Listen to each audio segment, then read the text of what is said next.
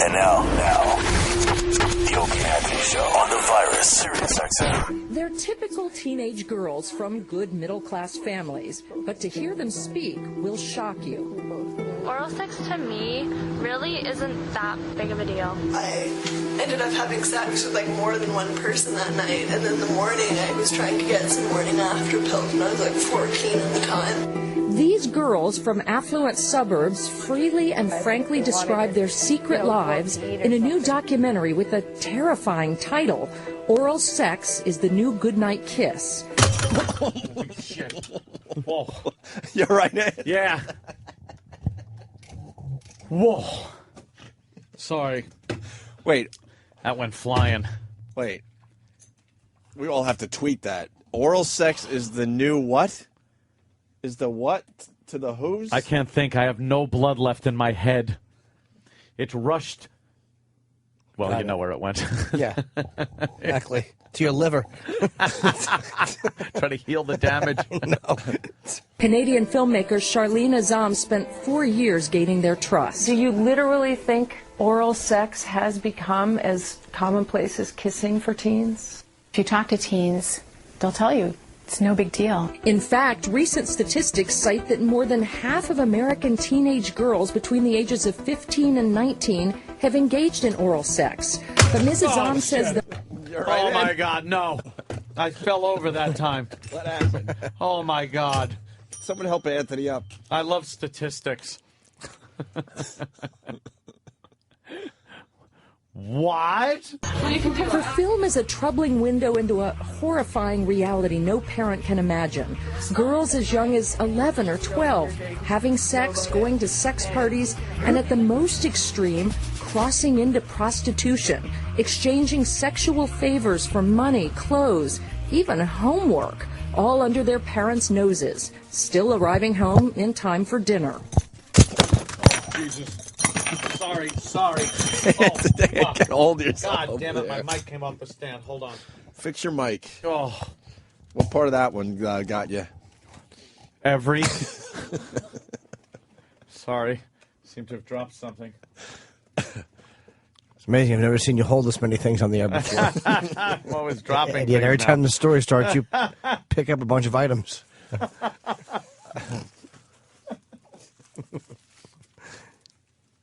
Oh, wow. I don't even know if I can play the next one. Oh, No.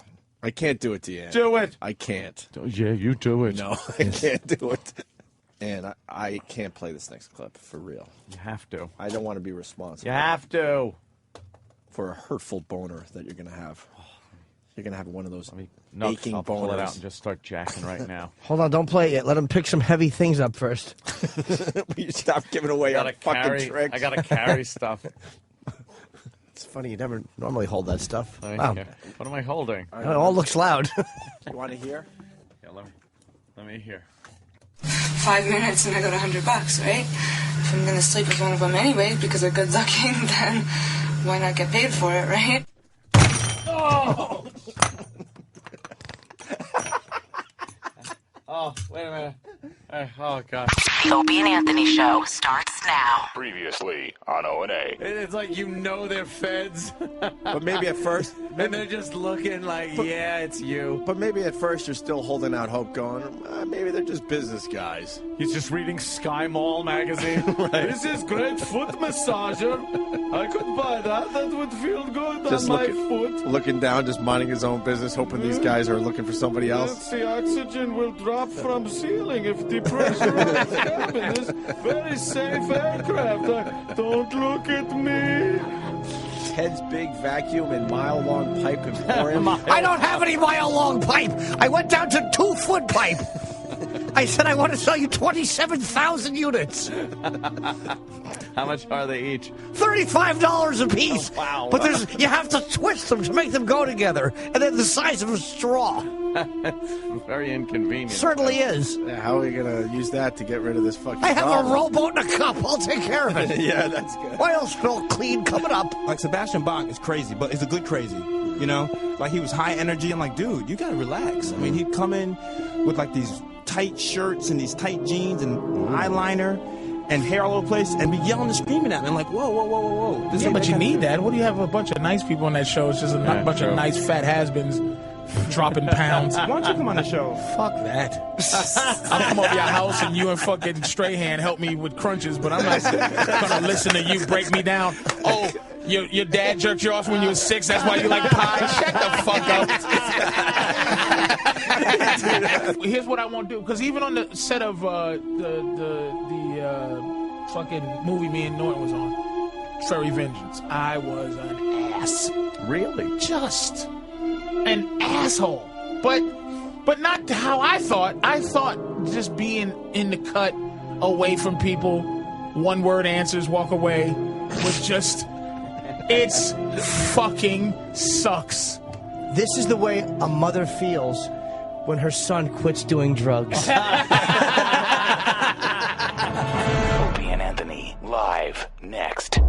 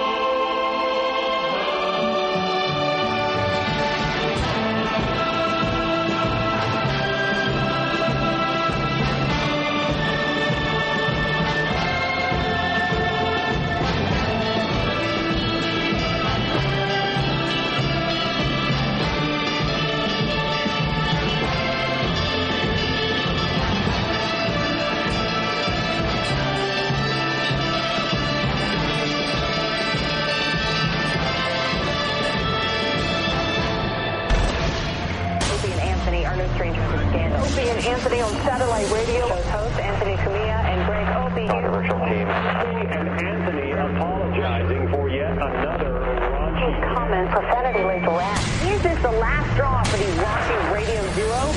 Come on. Come on, put the whole thing in your mouth. Swallow it.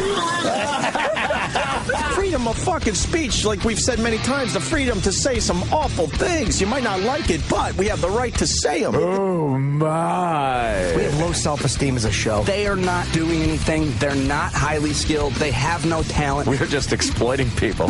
See, kids, smoke your pot, play your video games, and watch TV. You'll be better off when you get our age. There's no ratings here. No one cares. But enough of this palaver. Let's get the show on the road. Let's do it. Hi. Good morning, everybody. Guten Morgen. Opie and Anthony on your radio dial. On your radio dial. How's everyone doing? Just waiting for a baby to be born. How late? How late? We're up to a week. Gary said his kid was 10 days late to his first baby. Whose? Gary. I think his first baby was like 10 days really? late, a week late. Well, supposedly, like the rest of the world goes with a 42-week gestation period. Gestation. But here in America, we go, 40's good enough. So that's why most babies are late. Oh, okay. Especially the first one. So Because they say it's going to be early. What? Is that what it is? They're late because, like, the doctor says it's going to be a little early. They pick their early time, and then it's late, I think which is normal. I think what it is really is that we're all impatient in this country. And we just want to, push these babies out, and we want to get the new mothers out of the hospital as soon as possible. Get them out, get on with it, and move on. Start raising that kid. Yep. One of your old friends is on the line, Anthony. Really? Who? Well, Dominic Barbara. Oh, Dominic. Wow. Mr. Cumia, I need bail money. Come bail me out, Mr. Cumia. You need bail money, Dominic? When's your wedding anniversary, Mr. Cumia? I forgot. Now, let's see. Dominic Barbara was involved in your life for way too many years, Anthony. Yes, it was probably a little longer than 3 years of the worst years of my life. 3 solid years? 3 solid years of this guy being involved in my life. And to divvy up everything you had in your marriage, which was I think a used car and a rental property. Yeah. but it took 3 years to figure all that out. Yeah, a rented house. Not to break down businesses you might have had together and, and try to figure out what you're going to do with the kids and sell a house. And we didn't have the proverbial pot to piss in or the window to throw it out of. Yet I had to deal with 3 years of Dominic Barbara. Of Dominic Barbara and his legal wrangling. And now apparently Dominic going through what is being called a messy divorce. Oh, messy divorce. Oh, see, this boy. is karma, man. Karma's a bitch, man. It certainly is. It certainly is. When the fucking chickens come home to roost. Oh, I hate that one. I know, I do too. Because I don't really know what that means. It's when you throw out a bunch of chickens. Yeah. And then they come back and... Yeah, I understand. When you fleece a bunch of chickens. No, I understand they're coming back, but wouldn't that be a good thing? Chicken is delicious. I love chicken. So why would that be a bad thing that they're coming back to They've roost? come back to roost. I can now have some chicken. Or are they coming back to make all that obnoxious fucking sounds? You just, in a way, said what Malcolm X said. Like, when you throw something out there, when it comes back to you, right. It means you're kind of getting what you throw out there. Chickens are coming home to roost. They always come back. Right. And that's what Malcolm X said when JFK got shot. Yeah. He was told, shut up, don't say anything, by Elijah Muhammad. He said, I'm never sad when the chickens come home to roost. That makes me glad. Like you were just saying, it's normal. Am I just like Malcolm X?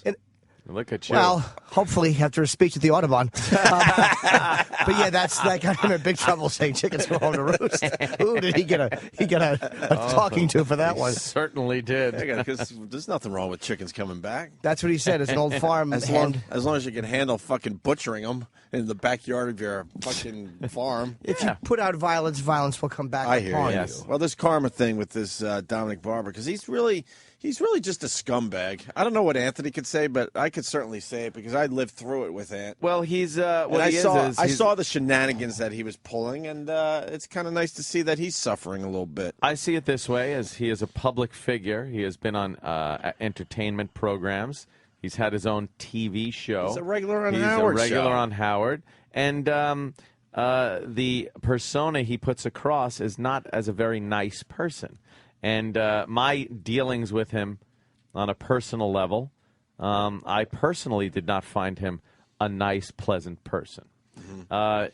And to see this happening to somebody that was involved in me going through years of misery. For nothing. I got to keep saying for nothing. You guys had nothing. You barely had a bank account. You didn't have a house together. You had no kids together. And you only had one car in the family. It really was kind of a hey, let's get as much as we can out of him, even though right now he really doesn't have much. And I didn't have anything because of the $40,000 that was, kind of taken. Right. When Dominic got involved with your divorce, from day one. He was, her lawyer, obviously. Yes. Anthony had zero in the bank. Nothing. Zero. Zilch. Zero, because someone advised, I guess whatever. But you had zero in the bank. Nothing left. Nothing left. And, and then you go through things where, of course, a lot of divorces, when the wife secures a lawyer, you are to pay his legal fees.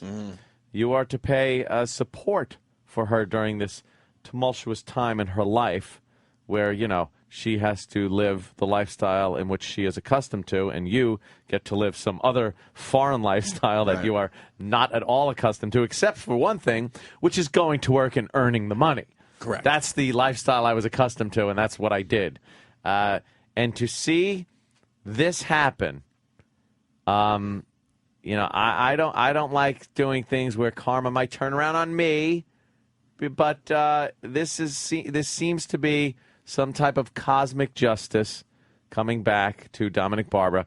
He is going through a messy divorce with one of his numerous wives. I don't know how many, but third, fourth, I have no idea. Who knows how many he's up to? The wife seems to have had a restraining order against Mr. Barbara, which he then allegedly violated by sitting down at a table in a bagel shop that she was sitting in and striking up a little conversation. Long Island divorce lawyer accused of violating an order of protection by approaching his ex-wife in a bagel shop. Nassau County Police said Dominic Barbara was charged with criminal contempt. His clients have included Joey Buttafuoco and Jessica Hahn. They say he sat down with his ex-wife Leslie on Sunday while she was having coffee with a friend. Leslie Barbara told Newsday that her ex-husband walked in with a police officer and demanded that she be arrested for stalking him. Dominic Barbara told the paper that she had indeed been stalking him. He was scheduled to appear for a hearing in Glen Cove Court on Wednesday. Oh, he's in one of those fucking divorces. I demand you arrest her. Arrest this. What are you doing to me? Why are the cuffs on me? Oh, God. Is there more to this, Danny? That is... That's a great paragraph right you there. Go in, arrest that woman. Hey, why me? He's in one of those situations. Yep, with the arrest her, arrest him, my God, restraining orders, oh, God. A few of us have been in those situations, huh? In that situation. See what you did? See what you did to yourself? Oh, my You God. son of a bitch. Look at you. So this cocky guy goes in with a police officer like, I'm going to watch what I do. And this, let me tell you something I have seen, my opinion on Dominic Barbara. He is the guy who is constantly smiling and laughing out in public. He's got the big smile on, like, it's all right, the pat on the back, the hey, how you doing? No matter how much hatred there is towards him by whoever he's approaching, it's always, hey, how you doing? The big smile. And behind that has to be just misery and loneliness and a messy divorce, which I don't care who you are. If you're involved in a messy divorce, you aren't that smiling guy. You're in hell. He's putting on this fake face of happiness when he's out. I'm sure he smiled when he walked in with the police officer. Arrest that woman. Ha ha. I got one. Chalk one up for Dominic. Hey, why are the cuffs on me? And there he went. There. Off to jail for violating an order of protection. How about if you want to do something like that, you call the cops, you tell them what happened, and have the police go to her. Right. And you don't get within the certain amount of restraining order. Thank God, knock wood, I've never had a restraining order against me. This has been going on for a while with him, and I guess you got to pay attention to it. It sounds like she's a bit of a nightmare, which is just perfect. Well, here's the problem. Which is just perfect. I know her, too. She worked for Dominic, and she was the one that was in the courtroom 90% of the time. For your case. For my case. And when I tell you, this is a no-nonsense broad. Really? Wowie kazowie. Oh, is she an attorney? Oh, yeah. He was married. I believe this is how it went. He was married to his wife at one point, and then he got mixed up with this Leslie girl that worked for him. And they hooked up, wound up getting married, and she is a divorce attorney, so she knows every trick in the book. I've seen it. I've had experience with this woman. She wasn't pleasant. And, it wasn't fun. When I saw her, it was almost like I didn't know who I wanted to see less, her or Dominic. Wow. That's how bad it got. With the hand trucks of fucking files they would bring in. Hand trucks. What the hell was she going to do with that? I don't know, but my lawyer would come in like I would go into history in high school with one sheet of paper and a pencil. Yeah. I'm like, hey. Did you feel like and I have to borrow it. Did you feel like you were fucked? Oh, really? Spread them, Anthony. Spread them. Your lawyer's coming in with one folder with two pieces of paper. It's pretty much what it was. And one paper is falling out, and now he has to awkwardly bend down and pick it up. He's citing cases from television. My lawyer, Jiminy Cricket. Perry Mason was his best friend. Oh, yeah. Horrid. And then, Dominic would come in and really, with hand trucks of those big brown lawyer boxes that hold all those big brown envelopes and pulling out, whack, wow, on the table, just wham, these piles of files. I'm looking at them going, what could that possibly be? I bet that's intimidation, half of that. They're It's probably like blank bullshit. sheets and Sure. shit like that. And you're a lawyer? one piece of paper would come folded and crumpled out of his pocket. With just handwritten notes on it. With a broken pencil. You got a sharpener, Your Honor? No. Did you have faith in his ability? No! Things he wants to accomplish that day in court. I just knew. I'm trying to think. Oh, my like, God. maybe I could save some money by not paying two really good lawyers. So I'll just pay her.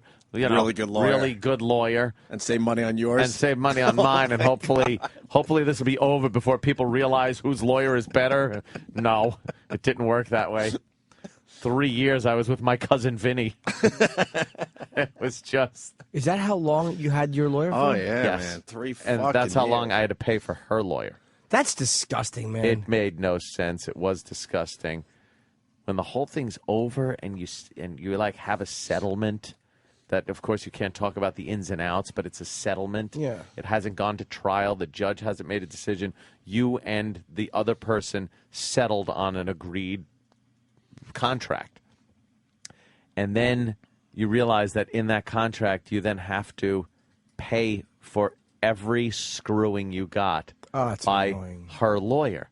Like, every time you walked in there and the wife's lawyer fucked you over... You paid for that. Mm-hmm. It's beyond me. And to write that check, you're biting your lip, you're biting everything, you're biting your hand, it's just too much to deal with. Why does the court system allow this to happen? It's lazy. I just don't understand it. I think it's lazy. I don't understand. It is laziness. But It's someone they should just want cases they want cases in and out. Get them in, get them the fuck out. But yours That's wasn't why they in don't and want- out. No, exactly. It wasn't in and out because I wanted to deal with it on a level of a court with a judge that listens to your side of the story, listens to their side, and bases her decision on what she hears, and not two lawyers and lawyers' accountants talking facts and figures that don't even exist yet. Which might be in the future, maybe, with this great dependable business we're in.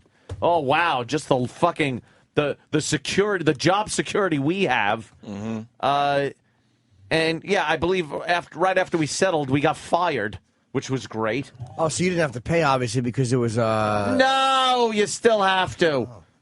Oh, no, Ann had to pay. It was just oh, boy, did he pay. A nightmare. And the fact that he is going through this, I know that no matter how he smiles and how he presents himself in front of the cameras and on Howie's show and everything, I just know that no human being can go through that situation and not be miserable and not be stressed out and just have it occupy your mind 100% of your day. And that gives me a little solace, as they say. I do like seeing karma come and bite someone in the ass every so often. If he's trying to get her arrested in a bagel shop, you know he's going through hell. It's evil. You know it's evil, right? And like I said, she's evil. This ain't her first time at the rodeo, boys. She's been around the block when it comes to illegal wranglings. She was pretty cold in that courtroom. Oh, my God. A bit frigid. Just sitting there. So you had to see the ex. Arm around the ex-wife when she'd get a little upset. Oh, yeah. Comforting her. And what'd you get on your side? I got the one sheet of paper, and Anthony, do you have a pencil? That was it. Hey, how you doing? Well, we're going to fucking... You were just watching your lawyer's hair fall out because of all the stress he was going through, not the stress you were going through. Oh, yeah. When did you realize that your lawyer was in way over his head? Day 3. Really? Yes. Just like... Day 3. When I realized their file pile was getting very thick and mine was remaining the same. You were hoping he would find some files to balance it out. Something. And he seemed to be a lot more concerned with the crown molding going up in his office. Oh, really? That I was, writing checks for, I gather. He liked discussing that? Yeah, look at that. The crown, and I'm just like... the crown molding. And meanwhile, you get charged by the 10 minutes with lawyers. If it's 11 minutes, then you're 20 minutes. Right. It's every 10 minutes you're getting charged. So they don't back it down to 10 minutes? They go up? No, there's no rounding down. They never round down. They always round up. Up. If they do a fucking 1-minute phone call, it's a 10-minute phone call. And believe me, it doesn't sound like much, but it adds up pretty quickly. Sure. And then you just you're sitting there as he's going, so how's the show going? And how's this and that? And I'm just go tick tock, cha-ching, cha-ching. I don't want to talk about the show. Right. I want to talk about the fact that I'm embroiled in a horrid divorce, and I need you working. It was terrible. Oh, gosh. Well, it's over, though, thank God. Oh, God, thank God it's been over for a while. This is a good question. Let's go to Rob in Garden City. Rob? Hey, guys, how you doing? All right, Rob. Yeah, Anthony, have you always hated Dominic Barbara, even before the divorce hearing? Because I'm just curious why you didn't try to get him for yourself instead of this guy, that, like you said. Well, I made a rookie mistake, is what I did, and went on the cheap, thinking that because there were really no assets at all, there were no children involved, I had a leased vehicle, and I was renting a house in Huntington. I assumed, silly me, that this would all be done very quickly. Lickety-split. Lickety-split. I have my job, and I understand there would be some type of support payment. But I didn't think it was going to be dragged on for 3 years, so with postponements, so that my contract would come up for renewal, and they could use that as leverage against me. I thought it was the second we split up, from that point forward, didn't mean anything. Sure. It was just from that point back. Well, during the marriage years, that's what you base your settlement on. But no, apparently it was based on my millions upon millions of dollars of potential future earnings. as I was being ushered out the door by Viacom. Right. And by the way, Dominic, we never lived up to that potential. Yeah, Dominic, thanks. Thanks for figuring. I like your accountant was real accurate. I think you said we were going to make $150 million each or something. You were going to make a little more, apparently. Oh, really? That was something that was figured in. Pushing these buttons is a very tough job. That I think it was. It was. Yeah, I'm sorry. No, didn't he try to also get like if she died, like her family get paid or something like that? Yeah, I can't go into the ins and outs of things, but there were certain things, and there are in many divorce settlements, there are certain things that each lawyer side will come up with that are ludicrous, just ridiculous. So I guess it's safe to say that you made like one of the worst assumptions in your life. I made an assumption that I could get a lawyer kind of on the cheap. And then when I heard that she had retained Dominic Barbara, I started shitting my pants a bit because from listening to Howard and listening to Dominic on Howard for many years, I understood then that I was going to be dealing with a problem, which it abso-fucking-lutely was. This guy likes the limelight. He wasn't going to back down. He is that smiling guy that'll pat you on the back. Hey, why don't you do that imitation of me? You do me. Your Honor. You got to hear him. Yeah. He actually said that in the court? Dude, he is looked at by other lawyers like this guy that comes in. He's the TV and radio guy and stuff. And I've seen lawyers shake their heads like, oh, my God. This guy, what is he doing? He wanted you. Your Honor, he does an impression of me. Go ahead, Anthony, do it. He wanted you to do that? Yes. Did you do it? No. You should have. Yeah. Might have knocked a few 100,000 off. I know. Maybe that was a mistake, too. I should have fucking put on some tap shoes and done fucking... I should have done river dance. Right out the door. Just out the door. You should have said, okay, do you have an apple pie? Just eat like a big fat fuck. Yeah, I'll imitate you. Yeah, give me a buffet. Judge. Anthony, I'm sorry. I find it hilarious that when you're in you ran into him in AC and he's trying to act like your buddy and stuff. So, Yeah, you're like looking at him with like total disgust. Like, how can you even approach him? Yeah, I was still paying off the ex, and he comes into a restaurant. Whoa! Why don't you back up before that though, and then you could tell that part of it. Right after the settlement, it finally goes down after 3 hell years for Anthony. The guy calls our show the next day. Mm-hmm. Trying to be like Aunt's pal. Anthony was a complete gentleman. Through this whole process. I must say, yeah, I was a gentleman, all right. Anyway, so he right off the bat called after the settlement. Yeah. And then he likes publicity. Then a few years later, you saw him in a casino. He just walked up to my table. Anthony, how you doing? Hey, you got any luck? Any luck here? Yeah, why? I'm trying to win your bill, motherfucker. You should have said, no, you're still standing, so I guess I'm still having bad luck. And then it just reminded me that no matter what blackjack winnings I was making that night, I wouldn't be able to really keep it. Jeez. Would you, if you heard that he went to jail for something and was brutally raped, would it sadden you? Let's see. If he went to jail and was brutally raped, I don't think I'd be upset. And let's say the details came out. One of the guards found it in action and said that apparently the man was fucking his bottom and then his mouth and then back to his bottom. Oh, ass to mouth? Yeah. Back to ass with some tearing of the rectal tissue. A lot of it. No, I don't think it would upset me. Almost like when the gentleman pulled out of the anus to go to the mouth, he pulled ass skin like loose toilet paper. Jesus. It looked like a kite. His asshole skin looked like a kite hanging off the man's dick. A kite tail. That's what it wanted it to look like. Just a big pink sock. Yeah, with that. I've been pink sock. Would that upset you? Oh, Jesus. No, I don't think that would upset me that much. No. Well, no. Let me go to Ed. You're not going to believe this one, Anthony. Ed, what do you got for Anthony? Hey, guys. Good morning. Hey, Ed. What up, Ed? Yeah, listen, I used Dominic as my lawyer in my divorce, and you want to talk about an ass fucking? Oh my God, Anthony's totally on the money with the boxes of paperwork. Yeah. And hand trucks and stuff like that. Yep, hand trucks. Oh my God, it's unbelievable. but that's not what I called for. You know, Anthony, some of your divorce was in some of the local papers, wasn't it? Yes, it was. Well, Dominic has those paper clippings framed, hanging in his office.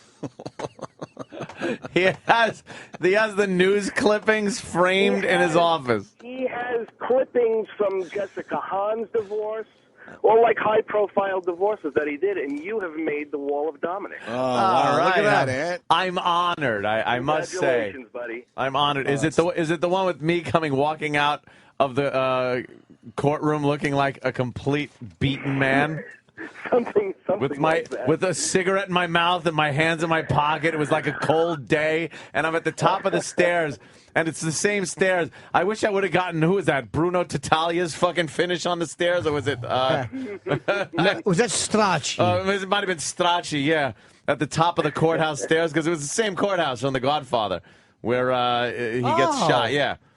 Coming out of the courthouse, and he gets shot on the stairs. Really? I didn't know that. Yeah. I was walking down those stairs, and I'm thinking, I just would have rather had the fucking hitman come out and just level the gun at me. That would have been better than what you went through. Yeah. All right, Ed. Thank you, sir. Have a great day, guys. Goodbye, Eddie. Oh, let's say hi to Jeremy in Kansas. Jeremy in Kansas. Jeremy, let's go. Yeah, Dominic married Leslie, then he divorced her, then he remarried her. Oh, is that the one he married twice? Yeah. Wow. This guy, that doesn't seem smart. Is she pretty? Would you ever... I couldn't see beauty in her. Do you have a picture of it in? couldn't see beauty in her. It's like saying a tiger is a wonderful animal, isn't it? But if it's ripping your throat out, you can't look at it and appreciate its beauty at that time. You're absolutely right. All you're thinking is, this tiger is ripping my throat out. Yeah. Yeah, it's hard to look at the nice coloring and the eyes and why would wonderful coat. Why would you go back and marry her a second time? Oh, dude, I don't get it. Would you ever marry your ex a second time? It looks like he's going to kill me. I couldn't speak for a second.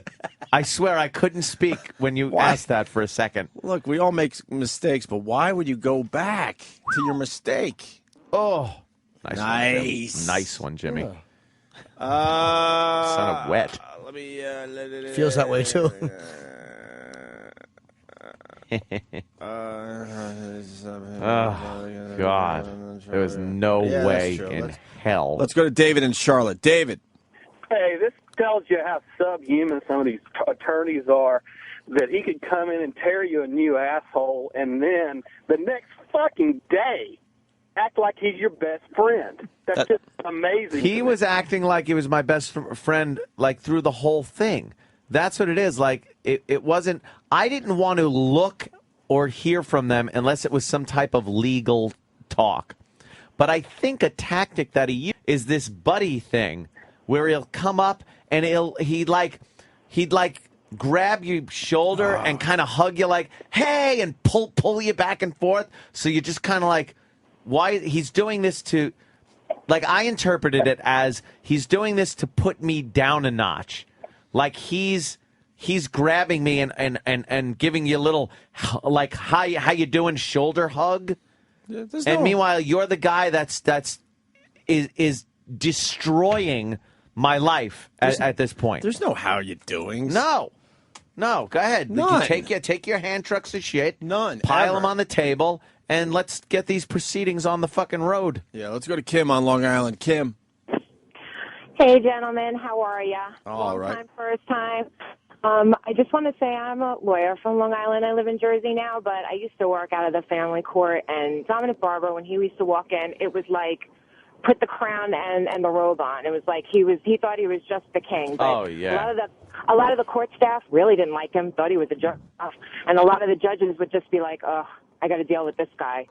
On top of it, I went to law school with his son, and he is a budding Dominic. If I could really? tell you, he strutted around the law school like his shit didn't stink. So Another it was really pretty funny. Another And I one have in the to tell you- pipe. Great. I'm sorry. Yeah, another one coming up and coming, his son. And I just have to say, I used to practice family law. I don't do it much now. But, Anthony, I really think what happened to you in your divorce is disgusting. I have worked with a lot of women who really, in this day and age, really should not be getting the kind of alimony that they get. And it's really uncalled for at this time when you have opportunities for education and employment to be leeching off your husband like that. So, ladies, get a job.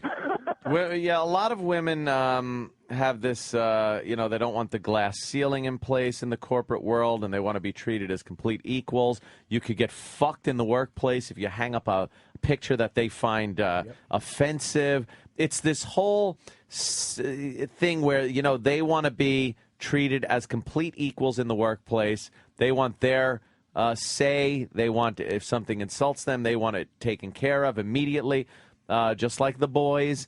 But when it comes to divorce, it's just this archaic system of the poor damsel in distress that can't do anything by herself, and please, the man has to help me. And in every other aspect of life in 2010, it would be an insult to treat a woman like that in the workplace, at home, anywhere. But in a divorce court, you turn the clock back. You turn the fucking clock back, and the man is obligated to take care of the poor little waif that can't do it for herself. And it's disgusting. Did your ex better herself in the last 10 years? I absolutely have no idea what she is doing. She had a great opportunity. I wonder if she bettered herself with the money she was making. You got to wonder because in the realm of things, I believe it was a lot of money. So hopefully, for her sake, she took care of things. Sorry. And, Thanks, guys. Bettered herself. Maybe got an education. Yeah, just things like that. Yeah.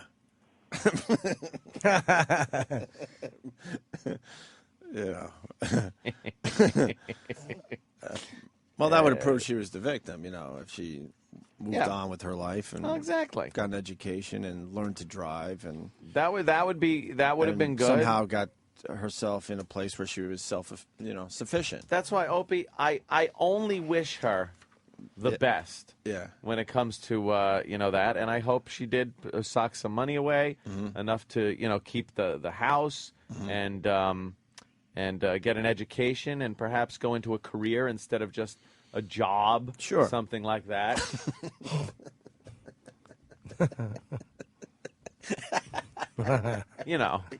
So I'm hoping. That's nice of you. I'm just hoping for the best. Yeah. That's really quite sweet, Anthony. Yeah. That's good. Wish her well. Yeah. I only no hard feelings. Sounds like you're over it, which is nice. Only have the best intentions.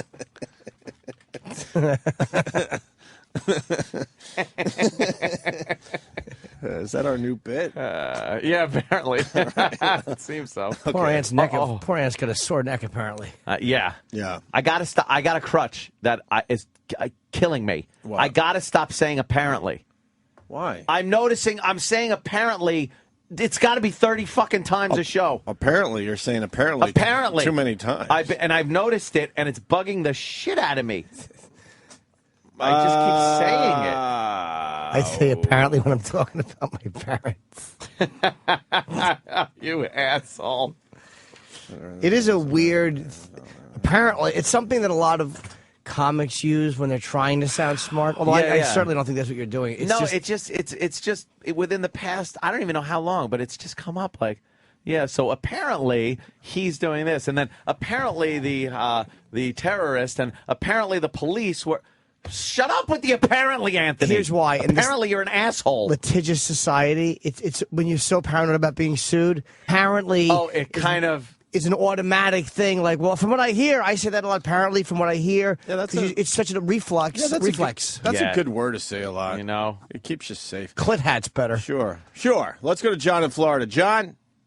Hey. Apparently, John's on the phone. What's up, John? That's right. I hear John's on the phone. Apparently. That guy in.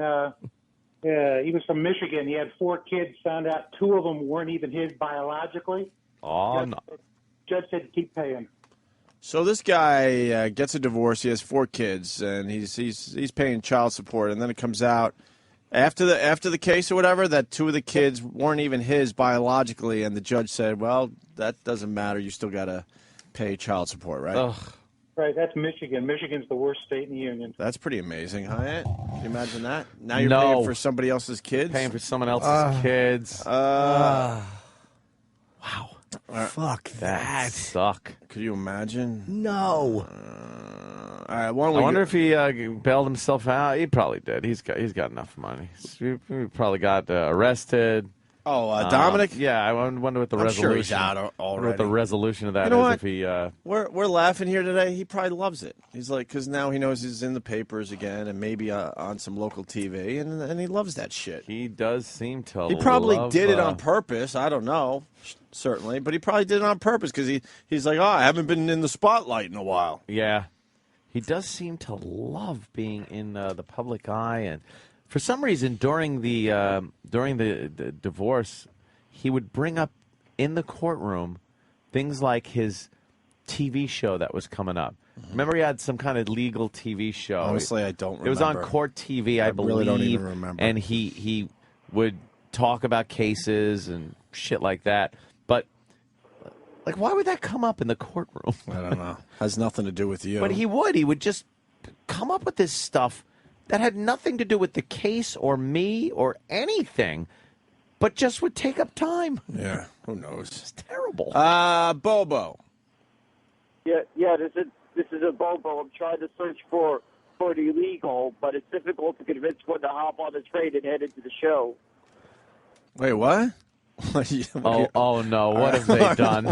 What if when Bobo just calls with something we don't have any clue as to what he's talking about? That means we look over at Danny, Trap Dog, and Danny, Danny, possibly Sam, and just go, "Oh no! What did you say, Bobo? Could you repeat that, please?" No, Travis asked me to stop by today, but they told me that if I want to stop by today, I got to bring in an illegal. All right, so are you having any success getting an illegal alien? No, nope, I don't have any success. I've been trying to convince many to head in the hop on a train and head into the studio. And I've been even trying to even convince them. They say, hey, you want to be on the radio?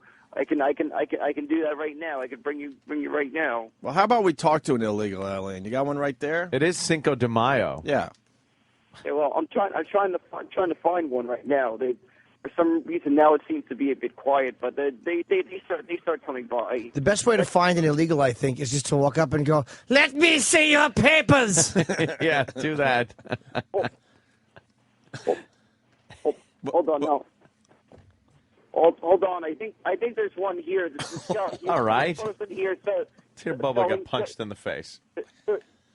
There's one, I think, selling newspapers. All right, wow, let's ask him. He's got to be. Make sure we can hear him on the phone. Interview him. Let's see if he's an Actually, illegal. I'll put this person on the phone, all right? Excuse me, ma'am. You want to be on the radio? No. Look, I'm on radio right now. Bobo, ask her if she's illegal. Ask her. No, she's too busy selling this. I don't know. Bobo, ask her if she's an illegal alien. Please. They want to know if she's illegal. They want to know. Just you ask. Yeah, I asked her. Right? She said yes. She's illegal? No, it's legal. Ask her. Don't say they want to know. Just say to her, walk up to her and go, "Can I see your papers?" Right. Can I see your papers? What are you doing? Bobo, go home and go to bed. Just go home and go to bed. Go home and go to bed. What are you doing? These fucking guys Go home, Bobo put through your hell. head back on your pillow, and fucking fall asleep with your glasses still on. What's the matter with you? Your party favorite nostril hairs. Bobo. Yeah? What are you doing?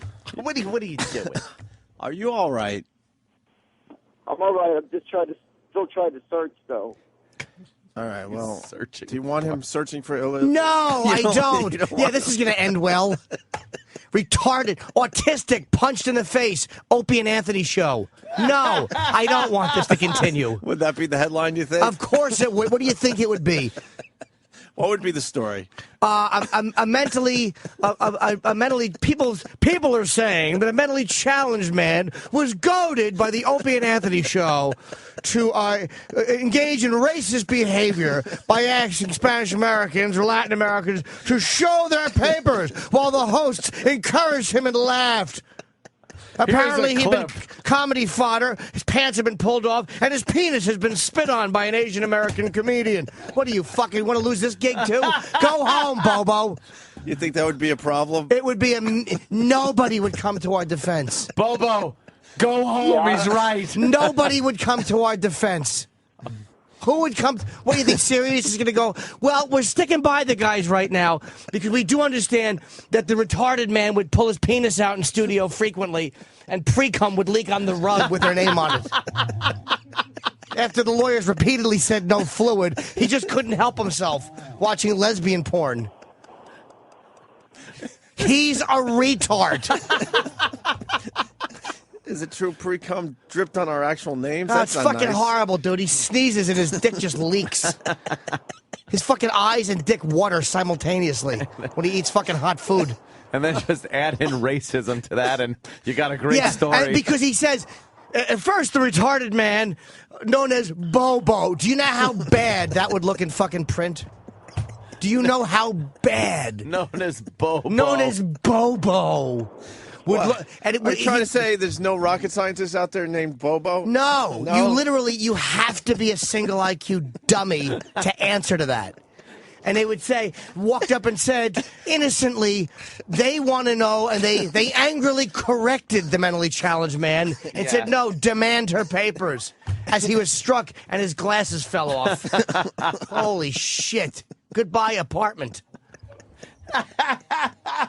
Oh, fuck. Bobo. Yeah? Go home. Speak to no one. Go home. Wait, let's think about this another minute. I think we did. Bobo, how close to home are you? No, I'm a bit of a distance, but I gotta take a bus to head back. Why are you? Where are you? I'm right by the train station. But how'd you get there?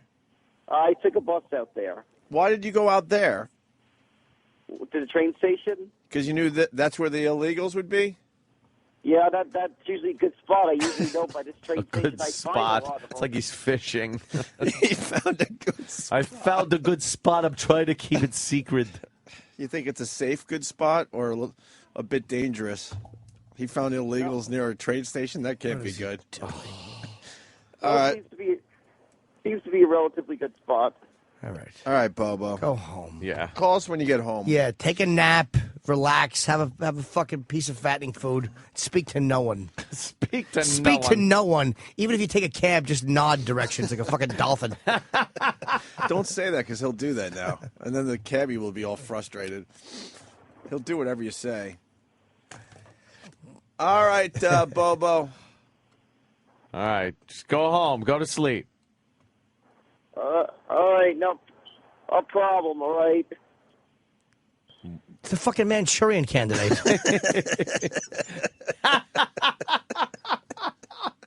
My gut hurts, Jimmy. So fucking hard. All right, El Stupido. Sorry I wasn't able to come. You did fine. Goodbye. No, Godspeed. It's perfect. Homeward bound you are. We are now relinquishing any responsibility we have for anything you do from this moment forward. But I must say, you did let down the show. No, I'm sorry about it. I'll try to do something else. Yeah, we'll have you come in. You can do whippets with spray paint cans. I'm sure that'll be our next contest idea. All right, Bobo, go home. We have nothing to do with this one, Bobo. Go home. Oh. There he goes. Okay. Oh, is that funny? You know, speaking of illegal aliens. Yeah. I know we played it once, but I want to play it again. Stupid Genesis had that song, Illegal Aliens. And it's Cinco de Mayo. You got the Arizona thing happening. And this song was out there. It was on the pop charts. It did really, really well. And it's a really It's pretty much a racist song. Racially insensitive these days. Don't you think? Yes. I mean, I don't care, but I'm just saying. He does a little, like, fake Mexican accent. Right. There's no way a pop group could put a song out like this today, and Without it would catching some shit. and it would be one of the hottest songs in America. Yep. People would be like, "What the fuck is wrong with this band?" Where are your papers? You want to listen to it for a few seconds? Yeah, let's see. You got it there, Trav Dog. Fucking Bobo. Oh. This is Phil Collins.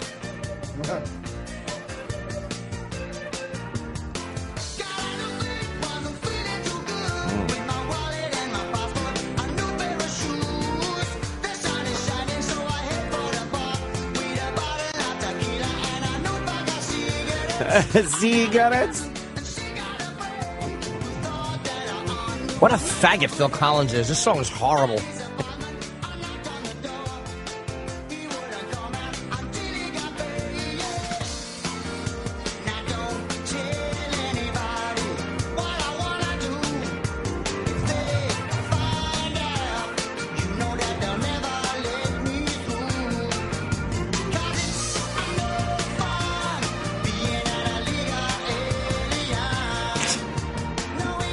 This would be, if you wrote this as a parody. Pause this for a second, yeah. If you wrote this as a parody as a radio guy, yeah, you would be fired. in trouble. Yeah, you'd be fired. Definitely in trouble, maybe fired. A racially insensitive parody song about illegal aliens was played on a radio show. And he's trying to sing like he has a little Mexican in him. Yeah. But then his Mexican accent goes into some kind of Jamaican thing for a little while.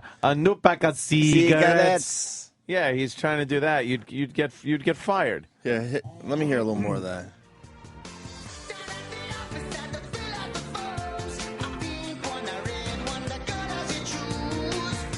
Shoes.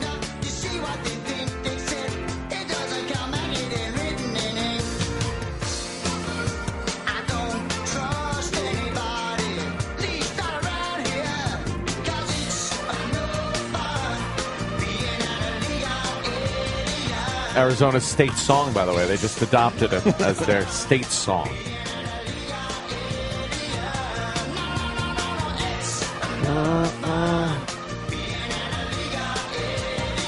I guess we're going to play the whole thing. Yeah. That's horrendous, that song. Isn't that The gist amazing? of it is...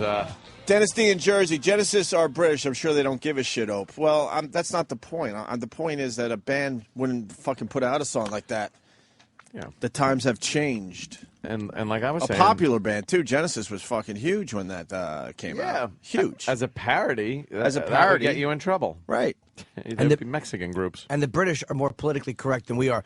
Yes. Don't think that the British are fucking hip. They're even worse than they are here. The Islamic coddling douches Yeah, they are over there. Worst. They're like fucking Gavin Newsom in San Francisco. I mean, they're all like that. Yeah. Who was the fucking mayor of London? Ken Livingston at one point.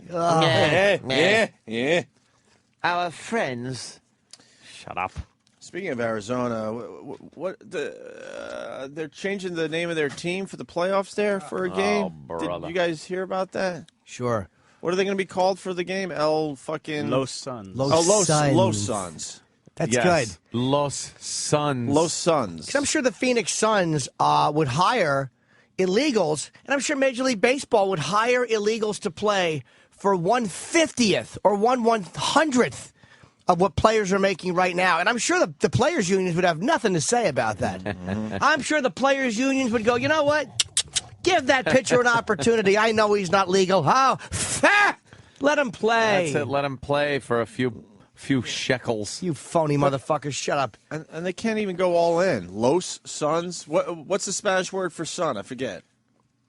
I took 6 years of Spanish. I should know. Soul? What? I guess it's soul, right? So Los... Sol. Soul? Los Sol. Or souls? Souls. You can't just put an S at the end of it. Los Soul? Sol.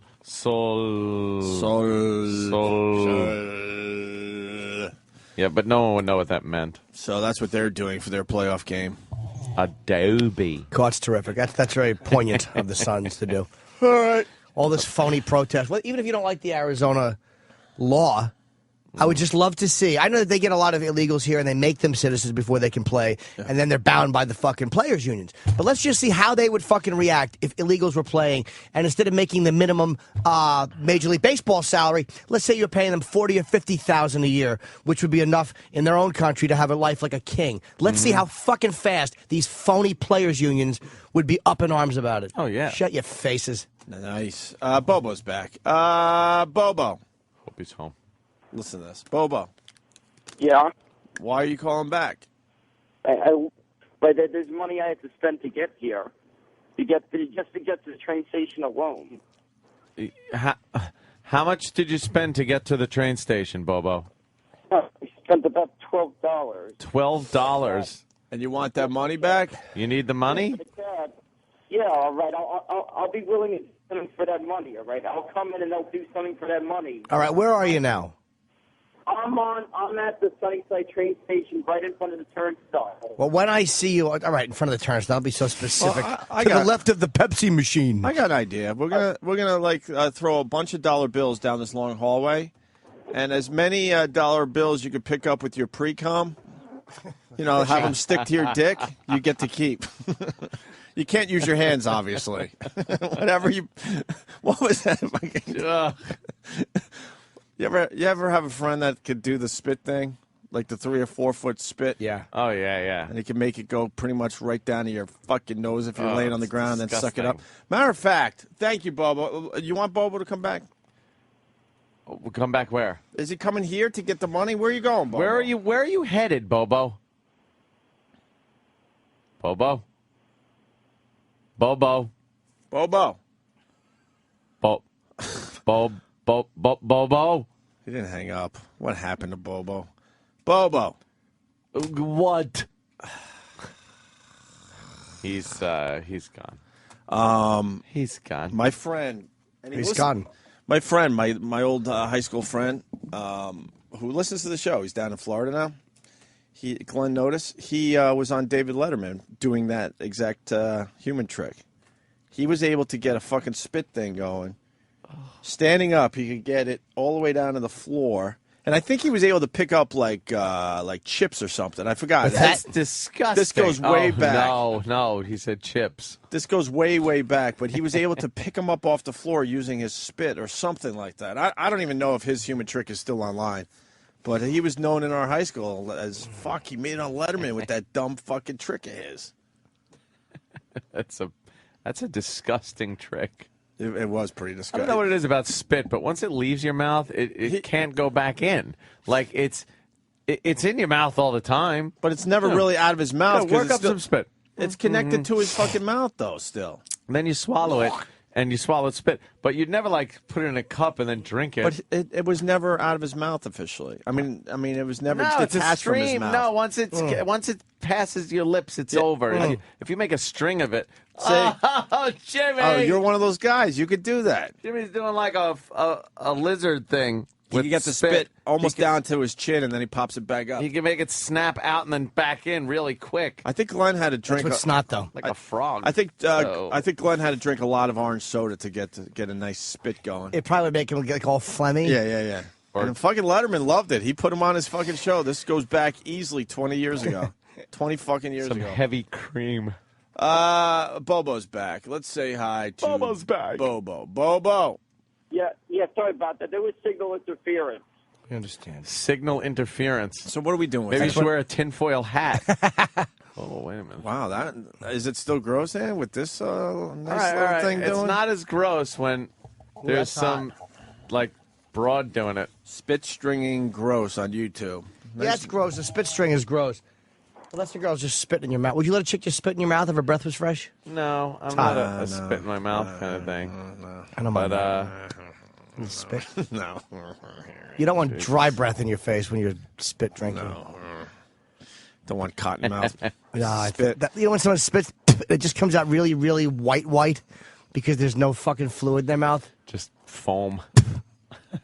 Little flecks of white smell. Mine comes out brown because I drink a lot of coffee. Oh, yeah. It's after coffee, forget it. I missed that one, Danny. What's she doing? She just touched her own clit with a spit string, I Did think, she? Anthony. She's yeah. cute. Yeah, she did it right at the beginning. She's lovely. Getting info, Ant. Yeah.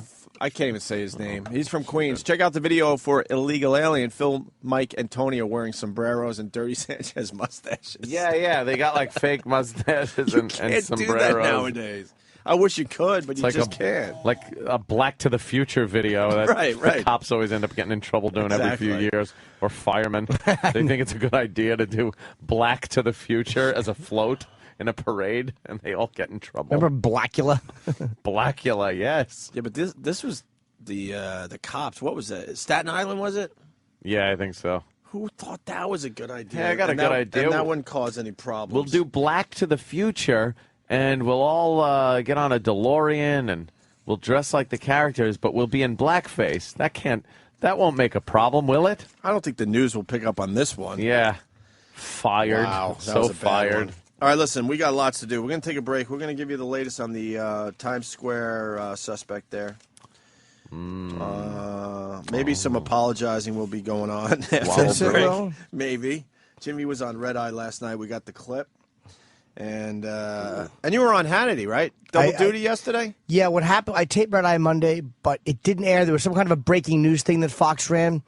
So I had to go in last night and we retaped the A block because since we first taped it, they had caught this guy. Yeah. So we just retaped the beginning. We joked about it and we just kind of redid the beginning of the show, the first half hour. And then you did Hannity. Went upstairs and did Hannity. How was Hannity? It was great. Yeah. It was great. Yeah, man. The people on the panel were nice and I love doing a show. Yeah, and Ant's on tonight. I'm on Hannity tonight at 9. Dude, he said that tonight for some reason, like in the intros, he said that for some reason you're going to plug that this Friday my Borgata tickets go on sale. Yeah, you don't need to do that, dude. I said I was going to say that Jimmy Norton's Borgata tickets go on sale this Friday. For July 2nd and 3rd. It's so far off, but who wants to plug it this Friday? I did. 10 a.m. fuckers, buy them! Bret Michaels released from the hospital, going to make a full recovery, the doctors are saying. That's unbelievable. I think we got one of Bret's guys calling our show a little later to talk about what Bret Michaels went through the last couple of weeks. But basically, 20% of the people that get what he had, or I guess has because he's still going through it, recover completely. 80% have something wrong. Something wrong after the fact. Something a little amiss. So Bret Michaels, a very, very lucky man today, and we'll talk to one of his guys in about an hour or so. So very good news because we really like Bret Michaels on this show, right? He's become a friend of the show. I think so. Comes on, he does good radio for us. He's a fun guy. Last time he was in with Sharon. Yeah. And we all laughed and laughed. I ran to the bathroom with 3 minutes left in our break. Yeah. Did you do a 3-minute? I just realized you need 3-minute mile. I realized you need a little more than 3 minutes to make sure everything is back together. Hunky dory. Right. Did you have to? Oh boy. Did you have to do the? You notice I'm sitting on my side a little bit. No, you're doing the one cheek sit. Oh no. Did you have to cut it off? You see I'm leaning a little bit right now? Wow, 3 minutes is not nearly enough time to do everything you need to do in there. No baby wipes? Wow. You know what? I'm bringing in baby wipes. Yeah, you have to. This fucking company of ours, love you. Can they splurge on some toilet paper that doesn't rip the shit out of your asshole? Danny, right? Yeah. It's like Danny, sandpaper. See, you don't take shits here, Anthony. I know that about you. Every once in a while, maybe you have to. I have once in a blue moon, as they say. I will go in there. I'm good for 2, maybe 3 every morning. Danny, probably about the same. Well, you know what? I try to not do anything here. Yeah, but I try you not can't to do help anything yourself. anywhere, but sometimes you just kind of have to. When nature comes a calling, you can't fucking hold it in. But they have it's definitely like the cheapest possible toilet paper. Could someone get me a roll of toilet paper from the bathroom? You probably haven't even noticed how bad this fucking stuff is. I've been in there after some nights out. I don't know how you could get it.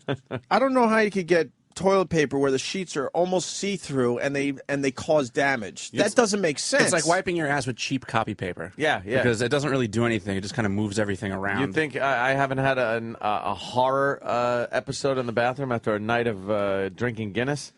Believe me, it comes out like it does out of the tap. Yeah. You look in the you look in the toilet, and it actually has the waterfall. Like a newly poured Guinness. It's drafting in the toilet. It's drafting in the toilet. There's a head on top of the toilet, and you try to make a shamrock on it. It's just wonderful.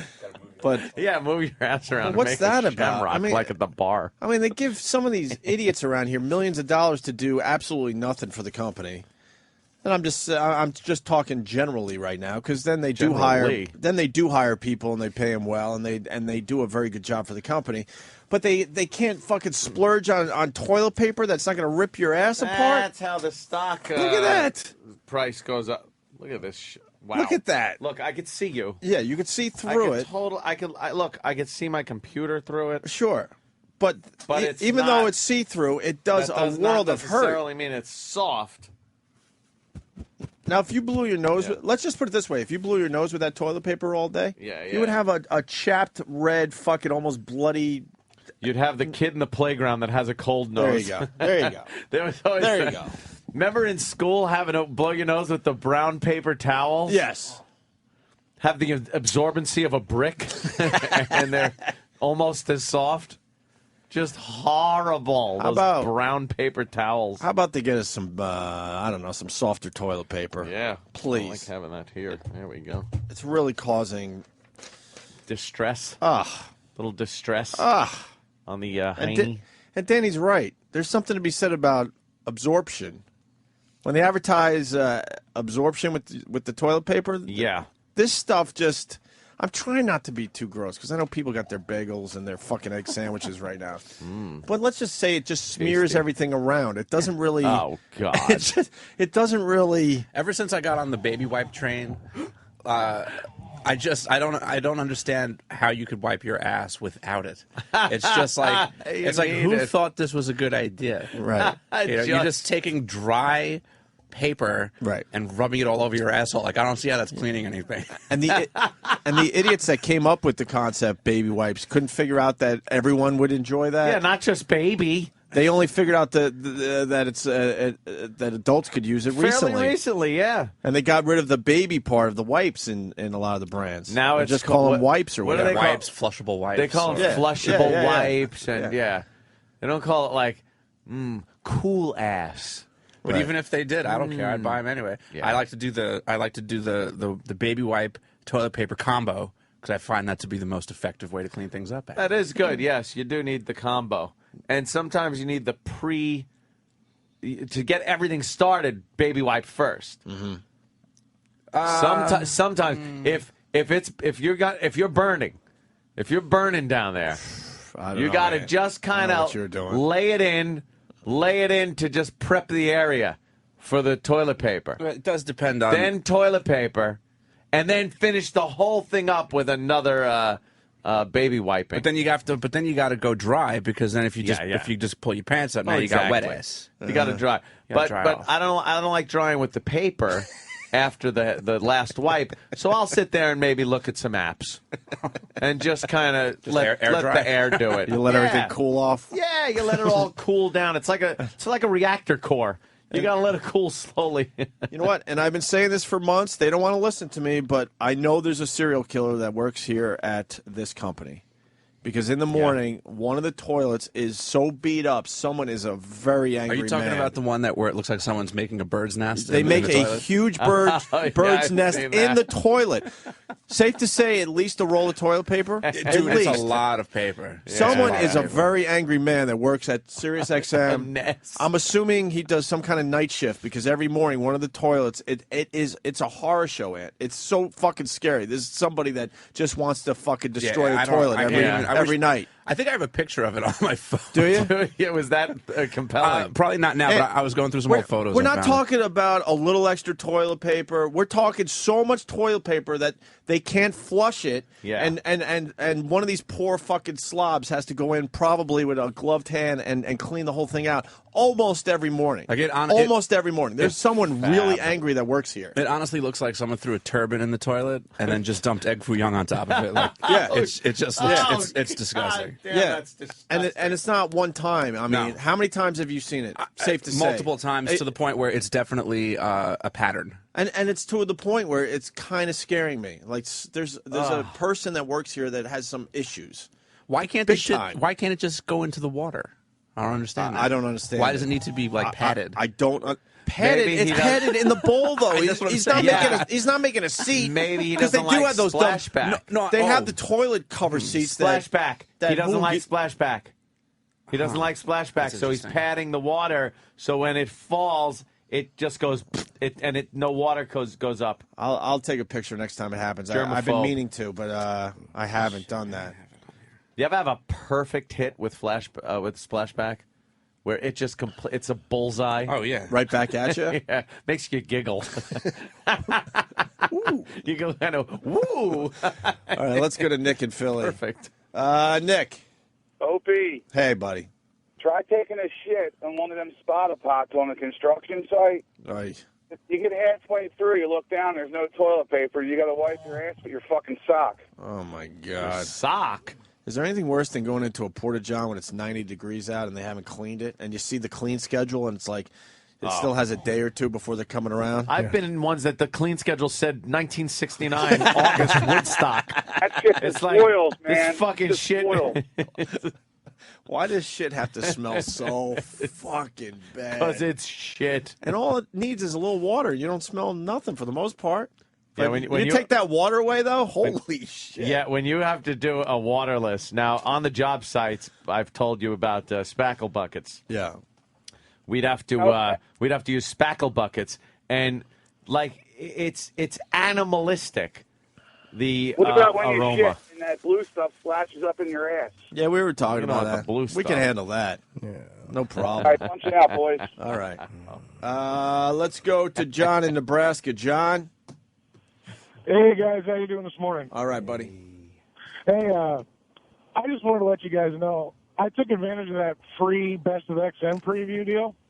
Yeah. And, yeah, you guys got me sold, man. You guys are fucking funny. Ooh, Josh from Nebraska. How long have you been listening, Josh? Just maybe 3 weeks or so. I got to ask you because I mean we never get to talk to the newer listeners. Like, what? I guess what's the funniest thing you've heard us do in the first 3 weeks of listening to the Opie and Anthony show? Just the way. He's a new listener. Consider that your initiation, sir. That's just your initiation. He's right now looking at his phone going, oh, nerds. Oh, they got me. Why does that continue to work years later? Because he's a new listener, I don't understand. Yeah, he's a new listener. All right, well, do you want to take shit stories? Or you want to talk about the Times Square bomber guy? Same thing. Yeah, no kidding. Love my shit. Let's go to Green Bay. I brought Clorox wipes. Yeah, I want to go. You can't use that, you asshole. I want to go to Dave. Stay on the line. We're going to go to you next, but first, Green Bay. What's up, Green Bay? Morning, boys. Man, I've been listening since the beginning, and I didn't see that fucking coming. Yeah, right on, bro. God, I love it every time. And I feel, you know what? Hold on, I got to say, I feel like it's a really hack bit. I don't want to do it anymore. It's funny. All right. I want you to do it until somebody goes, oh no. I think it's only happened maybe. No. Yeah. See, now us talking about it's going to fuck it up a little bit. But all right, what do you got, Green Bay? I worked at the toilet paper mill that caters to everyone's brown spider through the country, and that toilet paper right there is just recycled medical papers and newspapers and magazines, and they just boil the ink out, throw a little miracle softness in it, and boom, there you go. Yeah, this is definitely recycled. It's got like holes in it too. Yeah, that's like look at the holes in it, and there's wood pulp. I would love to know the name of the brand. Is there any way we can find out to give them a horrible plug? Because this could be the worst toilet paper being used in an office. Because no one would buy this for their own use. No one. Would you buy that for your own use, Dan, to save a few bucks when you had no money? No, I have fancy soft toilet paper. I prefer toilet paper like this to soft toilet paper. Soft toilet paper I don't like. You know what? You can't get the one that is too soft, like the triple ply fucking button tuck fucking. Well, I like how when you see commercials for toilet paper now, they sell you on the fact that they some toilet papers don't leave anything behind. Yeah. Which is basically just a commercial saying, "Hey, we won't put dingleberries in your ass hairs if you use this one." Yeah, so you do need something that's got a little fiber to it. Yeah, because the last batch I just went through, oh boy, was it a mess. I'd have to go take a shower after I wipe my ass with toilet paper because I would have like half a pound of toilet paper left in my like things hair. like Cottonelle and big, thick, puffy fucking Charmin. Like, that isn't good. It's 'cause terrible. That's going to leave a lot of stuff Dude, behind. honestly, I was in the shower and I was cleaning up, and I picked out a chunk of toilet paper where I was actually amazed. I was like, I can't believe this much was back there. I like the wipes occasionally, too. I'll use them. We're out of toilet paper right now. I don't use them every day. I probably should. Oh, those are great to just use. Greatest invention ever. My asshole feels slippery when I'm done. Oh, it's nice. No, then you go back to the toilet paper and soak everything back up. That's a whole thing. It's a process. You go toilet paper, baby wipe, back to toilet paper. You're good to go. No you swamp wet, you ass dry. the rest of the day. Your asshole doesn't know what to do. Speaking of baby wipes, when Jimmy turned me on to the whole baby wipe thing and I started my trucking adventure, I went and grabbed a pack of baby wipes. Well, this was at a truck stop, and it ended up being like a big pack of those wet naps. You know, like you clean your hands off from Oh, tips. God, yeah. Oh, yeah. That motherfucker burned my asshole. You got to watch what you put up there. And speaking of which, Walmart now. I got to let you go because speaking of that, here's Clorox guy. Dave in Connecticut. Dave. Hey, good morning, boys. Good morning. My wife bought some of the Clorox cleanup wipes. You know, you see them, the disinfecting ones. And they come in a real fancy package now with like butterflies and everything. Oh. Right on the top of the lid, it says in bold letters, not to be used as a personal wipe. Personal wipe, yes. Yeah, so that means somebody somewhere had to do that. The lawyers had to get involved and put that stupid message on top. Bleach their asshole. Yeah, who the hell would do that? Do you know how much that would hurt? Especially if your ass was chafed like a fucking vinegar or potato chip. Ow. You know who the hell would do that? Most people, because they look just like the regular baby wipes, and you reach for it and realize way too late. Yeah, but they smell like cum. They really do. This is... laying there with Clorox wipes on your face. Okay, I want to know how much this costs. The brand is called Torque. T-O-R-K. Torque? What a horrible name for toilet paper. Yeah. Torque. T-O-R-K. That's good. Universal. Yeah, that's just your basic industrial... Send it out in a giant box toilet paper. But if they spent like a couple cents more per roll, we'd all be a lot happier. This stuff really is not. The bottom line. You got to think of the bottom line. Oh, really? Opie. Bottom line, Yeah. how about you yank a few of these shows that you thought were a good idea? In And lieu trust of me- toilet paper? I could think of one and then I'd we love could get to see some. go. And then we could get some nice soft Yeah. toilet paper in this joint. You want to talk about shit? Yeah, boys, trade shit hey, for guys, toilet just to paper. let you know, Yeah. the phones still sound really bad. Well, the guys Thank down you. the hall told me they checked everything and there was a big improvement. So Maybe we have to Oh. tell somebody. yeah, yeah, it's great. we'll tell somebody without hurting their feelings. Maybe they could keep tweaking until we get it right. Thank you, Dave. All right, have a good day. And that's a real thing, by the way, because sometimes they get confused if we say something on the air, if it's real or not. That's real. Please Yeah. continue tweaking the phones and get them right. Remember the days- we do a talk show. Remember the days before the personal wipe, where if you had a really bad session on the bowl, It went where up- it was at, but you had to do the old crab walk to the sink. Like the toilet and the sink, if you had it right near it, you were okay. But if the toilet was a little away from the sink, you'd have to get up and do the old crab walk, wet the toilet paper, get back on the bowl, and then do the But that was even like an art form, because if you wet the toilet paper too much, then you go back to what Danny was saying. There's a shitload of little pieces of toilet paper. And in you your don't ass want crack. a wicking process to happen where it's using the water to wick the disgustingness toward your fingers. Right. So you need to be holding dry toilet paper, yet have wet toilet paper on the spot that's going to very complicated. Get your hiney. What do we know on the Torque toilet paper, Danny? Oh, it's put out by Peter Tork from the Monkees. It's 100% recycled. Well, that's good. Yeah, that's good. That's great. They only sell it in like obviously bulk. It's like you have to buy like cases and cases of this stuff. This one is Torque Universal, if that helps, because I see there's a lot of different brands. How many rolls do you get for $88.98? How many rolls? Well, that's the big roll. That's the big, That's ridiculous. a big 1,000-foot roll. You get 12,000 feet of toilet paper. 12,000 feet of toilet paper for $90. Jesus. Yeah. Torque Universal. All right, it's safe to say. See, this isn't even the right one either because that stuff is like one ply. There's not even a second ply on there. Yeah. This is a 1,001 ply sheets. Jesus. 1,001. One ply. You ever know anybody that just used one sheet? Yeah, fucking who started that campaign? You can't spare a square. Sorry.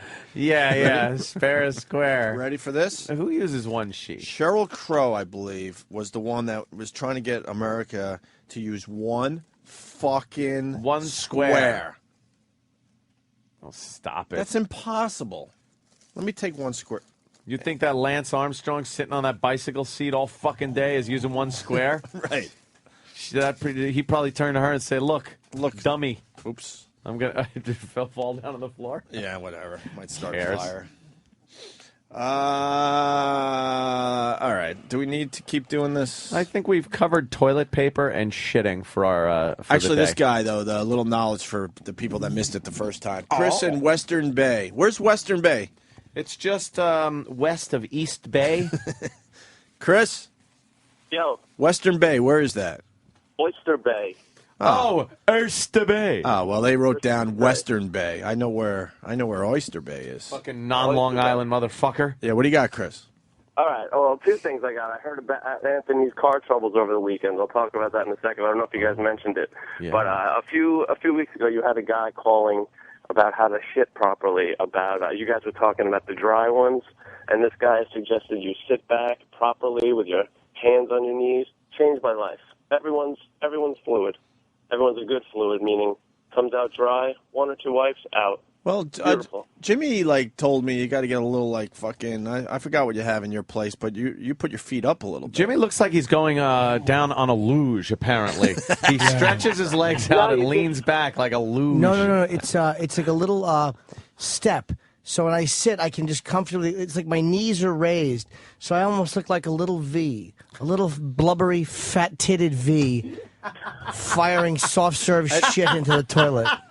And wait, are you saying he sits forward or back? No, when you sit up straight, picture sitting on the toilet. Are you supposed to sit up straight back? It doesn't matter. I mean, you can lean. I think as soon as you slouch, it kind of the plumbing starts slouching, and Yeah, that can't be good too. It's like I'd say it elevates your feet by about 6 inches or so, or 5 inches, so your knees are up. So it just helps my shit work its way through my plumbing and right out the door. As I sit there and play QWERTY on my iPhone. QWERTY. You play QWERTY on your iPhone? I love QWERTY on my iPhone. Yeah. I play shuffleboard bowling on my iPhone as I'm doing it. I try to time it, too, where the shuffleball puck thing, shuffleboard, hits the pins right when the shit hits the water. And then Your own sound effects? And then the people go, they applaud in the game. And I'm like, thank you. Thank you. You ever hold a shit and you're going to hold it, and then that whole, that weird euphoria watches over? We're like, I got to hold it.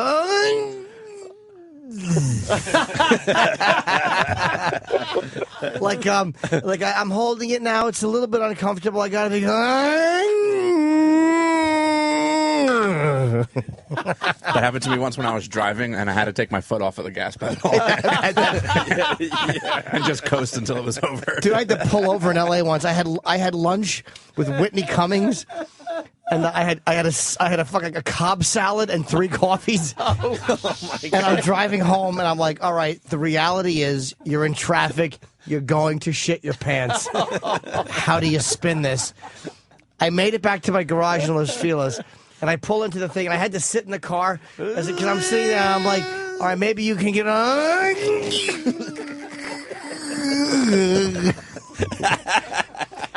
I had a pass. And I opened my car door, and I swung my feet out, and I literally couldn't. If I bent my stomach, I was just going to shit down the back of my legs. So I had to wait to get out of my car. It was the worst fucking pain I've ever felt in my stomach. Oh, is that funny? And we've talked about this before too. Your body just knows when the toilet is near, dude. Like you could drive an hour and just be going, God, I gotta really go. I gotta go. And the second you pull onto your street, it's like, I'm coming out now. It knows. I actually will convince myself. Do you know? I will convince myself. Like that day when I finally made it to my apartment.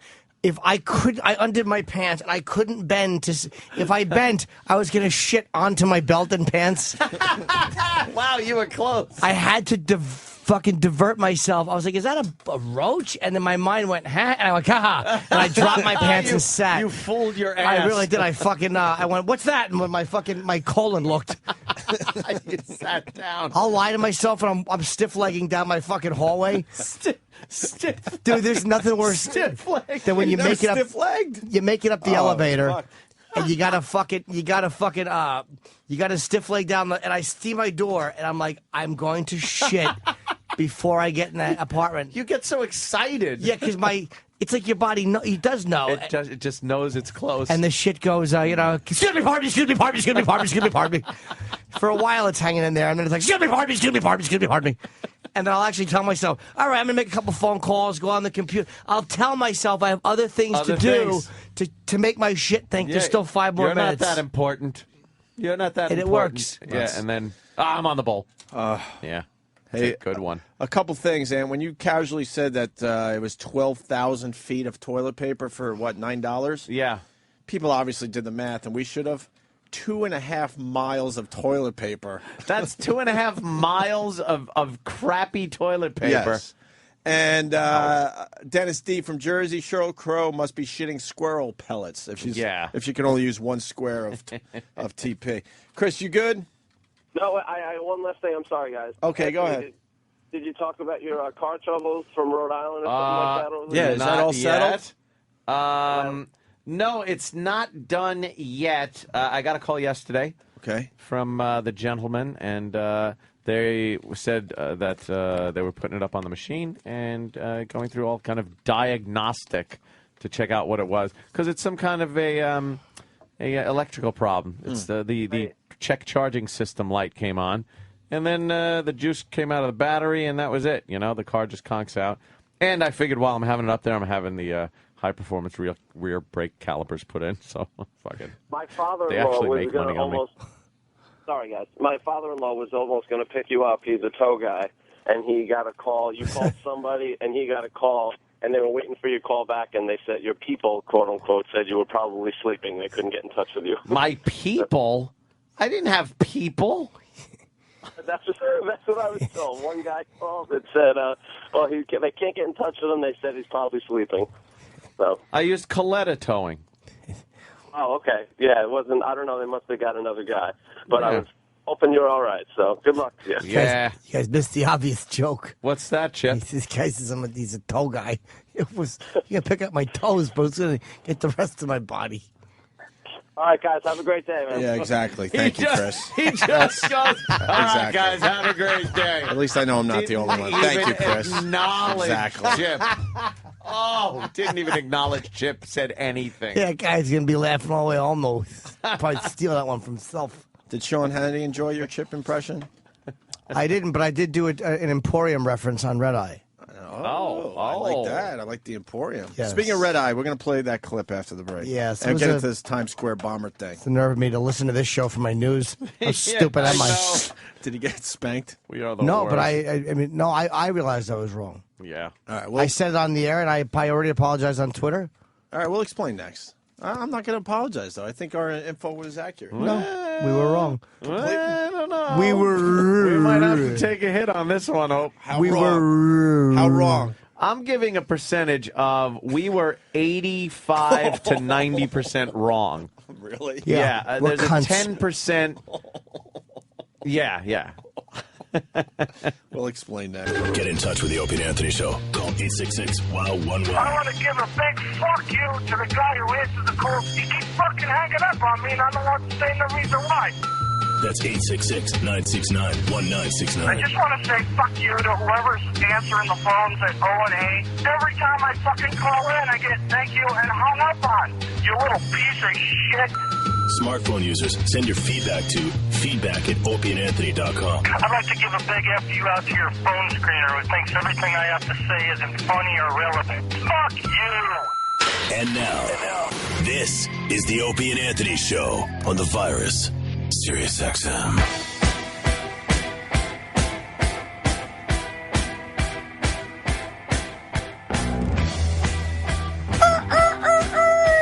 London calling. What do you think of that, Ant? Who is that? Well, I'm trying to keep Whip 'em Out Wednesday going, at least on the Twitter. Jesus. And that one just came in, huh? Turn the monitor is a little askew, so I'm not getting the full resolution of the picture. Go on the big screen. Yeah, Danny, you popped that up on the big screen. Yeah, you bitch. Opie Radio, Yeah. Opie Radio on Twitter. I'm trying to keep Whip 'em Out Wednesday going because it's tough to do it in the morning out there in Radio Land. So they're at least Holy mother of fuck. they're at least keeping it going on Twitter for all of us. And you could go to Opie Radio on Twitter to see the picture that Anthony is just fucking looking at. Is that nice? Her tits are too big, though. I like her legs are nice. She's great You know, legs. yeah, Why do you have to spoil it for everyone, Jimmy? Everything 'Cause they're looks too big. good. Well, let's just... They're not real. I am not the giant titty liking That's guy, why- but let me tell you something. But as far as giant titty goes, Yeah, that's pretty fucking fine. The rest of her body's really good, and she's got that innocent face where And the I don't tits know if almost don't that's fit. implants, man. That just might be youth on her side. No, they gotta be. Go back to that picture, Ant. Look at her tiny Youth? head. I know. Is it youth or is that a really good? Those are implants. Those got to be implants. But you can't tell. They're massive. What do you the think? thought of those being natural would prove that there is a God. Well, look at her butt. That's proof Her of a butt's- God. Her butt's proportionate to the big boobies. She does have a juicy fucking rump. I'd suck her tits, but I mean, they're just. Would you? Those are for But I don't titty like fucking. fake tits. I really don't. Of course you would suck them. You're not a Muslim. Fake tits, that's true. I might convert, though. Yeah. Fake tits bug me. Well, If you yeah. have breast cancer or something, like, I get it, why, you I'd know. throw rocks at her. No, for the most I'd be part. like a Muslim and throw rocks at her for turning me on. For the most part, fake boobs sucks. There was one girl. She was from where was she from, man? NEW days. I think she was from Oregon. She was a stripper that came to New York, and then remember she came in just to say goodbye to us. She was sad. She did a few things for us, and she had implants, but they were under the muscle, and you just couldn't tell. Yeah. It was probably one of the best ones we ever saw. Most of them were just horrible. As soon as they took off their sweaters and Girls shit. got to spend a lot of money on implants. They got to be put in properly. You can't go from an A to a D. You have to have pretty good tits to start out with. My favorite, the small girl that Yeah. does just that, goes A to maybe a full C, D. Yeah. But small frame, had nothing to begin with, and then they take their shirt off. We've seen it all at NEW especially. And it looks like two fucking tight softballs on her chest. Yeah. Just horrible. That doesn't work. Horrendous. You can't. You just What can't doctor do would that. say, yeah, this is going to look good for you? One that wants money. True. I hear E-Rock isn't talking to anyone today. Why? I know we E-Rock want to talk about the Times livid. Square bomber, and we might have an apology or two. And we do have some audio from Red Eye last night with Jim Norton, and Anthony's doing Sean Hannity tonight. Let's not forget. Yeah. But E-Rock's not talking to anyone. He's walking around here with his headphones on. He is fucking livid about what happened yesterday on the show. Yeah, he's a little. Now, Dr. Ian Smith perturbed. was talking to Shade 45 yesterday, and he goes, "Hey, I want to say hi to my old pals Opie and Anthony." And he came in here. He gave us a great segment, didn't he? Yeah. It was nice. Yeah. And then some old business came up where we reminded Ian. Have one of those, Kenny. That just smells too fucking good. The whole Jesus room Christ. smells like no, fucking no, I'll wait. Pop-Tart. I'll wait. Dude, take one I'll because wait. I can't eat these live. No, I'll wait. Take one. You eat No. one, I eat one, and then No. he I comes want 'em back both. with one more for each of us. I want two. I want my own. Here, share. No, I I don't want share. you to share. Share. Nobody share. touched it. It's a I don't sign of share. friendship I when don't you share. fucking share food. My food's my food. I haven't No, but touched he- it, oh, though. my food's my food. Opie's little thumb didn't touch it. Share. I don't care. Prove to everyone we're still friends. We We share are, food. but I don't share food with anybody. Share. I don't share food with anybody. Smell it. No, Smell it. it smells really good. No I one don't has- share. No one Opie has didn't touched. touch it. He didn't touch it with his toe thumb. You're gonna make me. It's so thumb. Hey. No, I don't. Wait, you noticed that too? I don't share From food. across the street. The second somebody's food is placed in front of them, I can't touch it. No one touched it, Doesn't though. No one matter. touched that. You're going to make me feel Doesn't bad. It's not Come you. on. You're going to make me I'd share sad. with you if I was Not eating that. about you. It's once somebody's food is placed down there. Smell that. Smell that. I will have mine coming in soon. I'd love a bite See, of we're that. not That, friends. that I knew smells it. good. No, it has nothing to knew do it. with friends. I wouldn't do it with I knew it. anybody. I I just wouldn't do knew. it with anybody. I just knew, see? I don't. See, this was a test that we set up ahead of time. I knew. It's not. I knew. God, that smells good. You It's share just food with delicious friends. smelling. No, I can't. If I want a if bite. food is put down in front of someone, I then cannot eat it. I'd love a bite It's of one of those. theirs, and it's been in their space. And that's with anybody. Jimmy, you want one of my Pop-Tarts? Not a whole tart, a little bite. Toe thumb. You really noticed this? What? Your toe thumb. How could you not? I thought you were doing a fucking... Yes, I was like, he must be doing a handstand. Oh, it's... No. You noticed my birth defect? I have the worst birth Yes. defect. Sometimes I want to call it the Megan Fox and Anthony show. I have, for the people that don't know, I have Megan Fox thumbs. They made a big deal about Megan Fox's thumbs, and I went, hey, that's my thumb. Yeah, there's a few of us in the family that have really? this. Yeah. Have you noticed I only eat wrapped things that come in here, too? No. Like, I do. I 'cause don't you're a eat weirdo. anything that...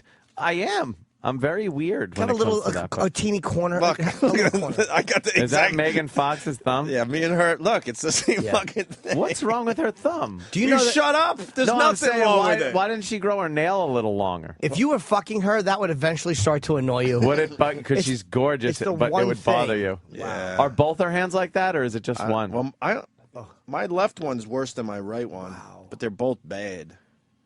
Yeah. You'd be like, oh, you'd start fucking her, and then she'd touch your face, and you'd look over at that old lady toe, and you'd want to just go, Old lady toe, get off man. my fucking face with that. I wonder what happened. People want me to tweet my thumbs. That nail is very small. It looks don't like a want big to. toe. It does. Her thumb It's horrible. is a big Actually, hers toe. is worse than mine. No, what's the worst part about my thumbs? I can't bowl. You can't bowl? Well, look, they don't even look that thick, but they are. I think they're thick this way. I'm pointing like... So you got like a giant thumb hole in the bowling ball? I can't find a fucking bowling ball that I could fit this. You're the guy stupid thumb walking in. around the bowling alley going, no. They're short. No. They're short, stubby, and they're thick from nail to back. If that makes sense. Like they're not Yeah. thick this way. Like a toe. They're like a toe. Okay, yeah. So I can't fucking bowl. I'm finally admitting that. When you bowl, it probably goes like this. And the ball just goes up straight. Yep, go ahead, right ahead, sir. You just chat. Hello? They're testing the phone. Hello? Oh, okay. At least say hi. It's Mars and Sam. What are you And doing? Sam. And Sam. I guess they're testing the phone. All right, well. It sounds And then if I It sounds good. then if I get a bowling ball that has a big enough hole to get this stupid thumb in, then it's too fucking heavy. Then it's a heavy one, yeah. Those are made for the big bruisers. Cannonball. Yeah. Anyway, where were we? Oh, you were going to break off a little piece of that corner. Oh, here. A teeny piece. Here. Jimmy wants some. Jimmy Oh, will. Jimmy. Jimmy will share food with me. Jimmy, You fucking yeah. weirdo. Well, Jimmy will. Well, just take a But piece. I'm not like that. No, I can't. I can't. Wow. I'm not like That that. fucking. That'd be funny if Opie threw it out. Because Jimmy touched it. And you don't need frosting on fucking brown sugar Pop-Tarts. I You just love don't need frosting. it. You don't need it, though. How good is that? I like extra frosting. When I was a boy, Mother would give me extra frosting. Mother. All right, Would look. you lick the beaters when she would bake something? For my father's fists.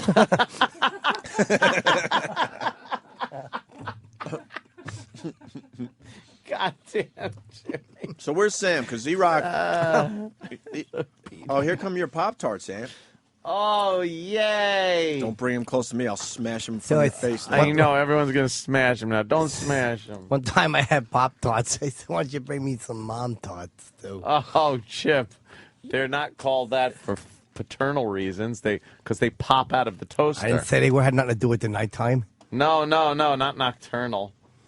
Thank you. No, there's too many pretzels, Kenny. Oh, Just all two. Thank you, thank you. Pretzels? Why would you go from Pop-Tarts to dry pretzels? Anything with a P. Here's my penis. Yum. Pretty good. Oh, Carolina man. Oh, same thing here. I've been palming 8-pound bowling balls for years. I never find one that works. I like bowling too. I just can't. You know how many times I fucking throw the ball and you hear it pop It as makes that sound. it pops as the thumb finally releases from the ball, And then it goes straight up in the air and just falls like 2 feet in front of you. Horrible. Horrible.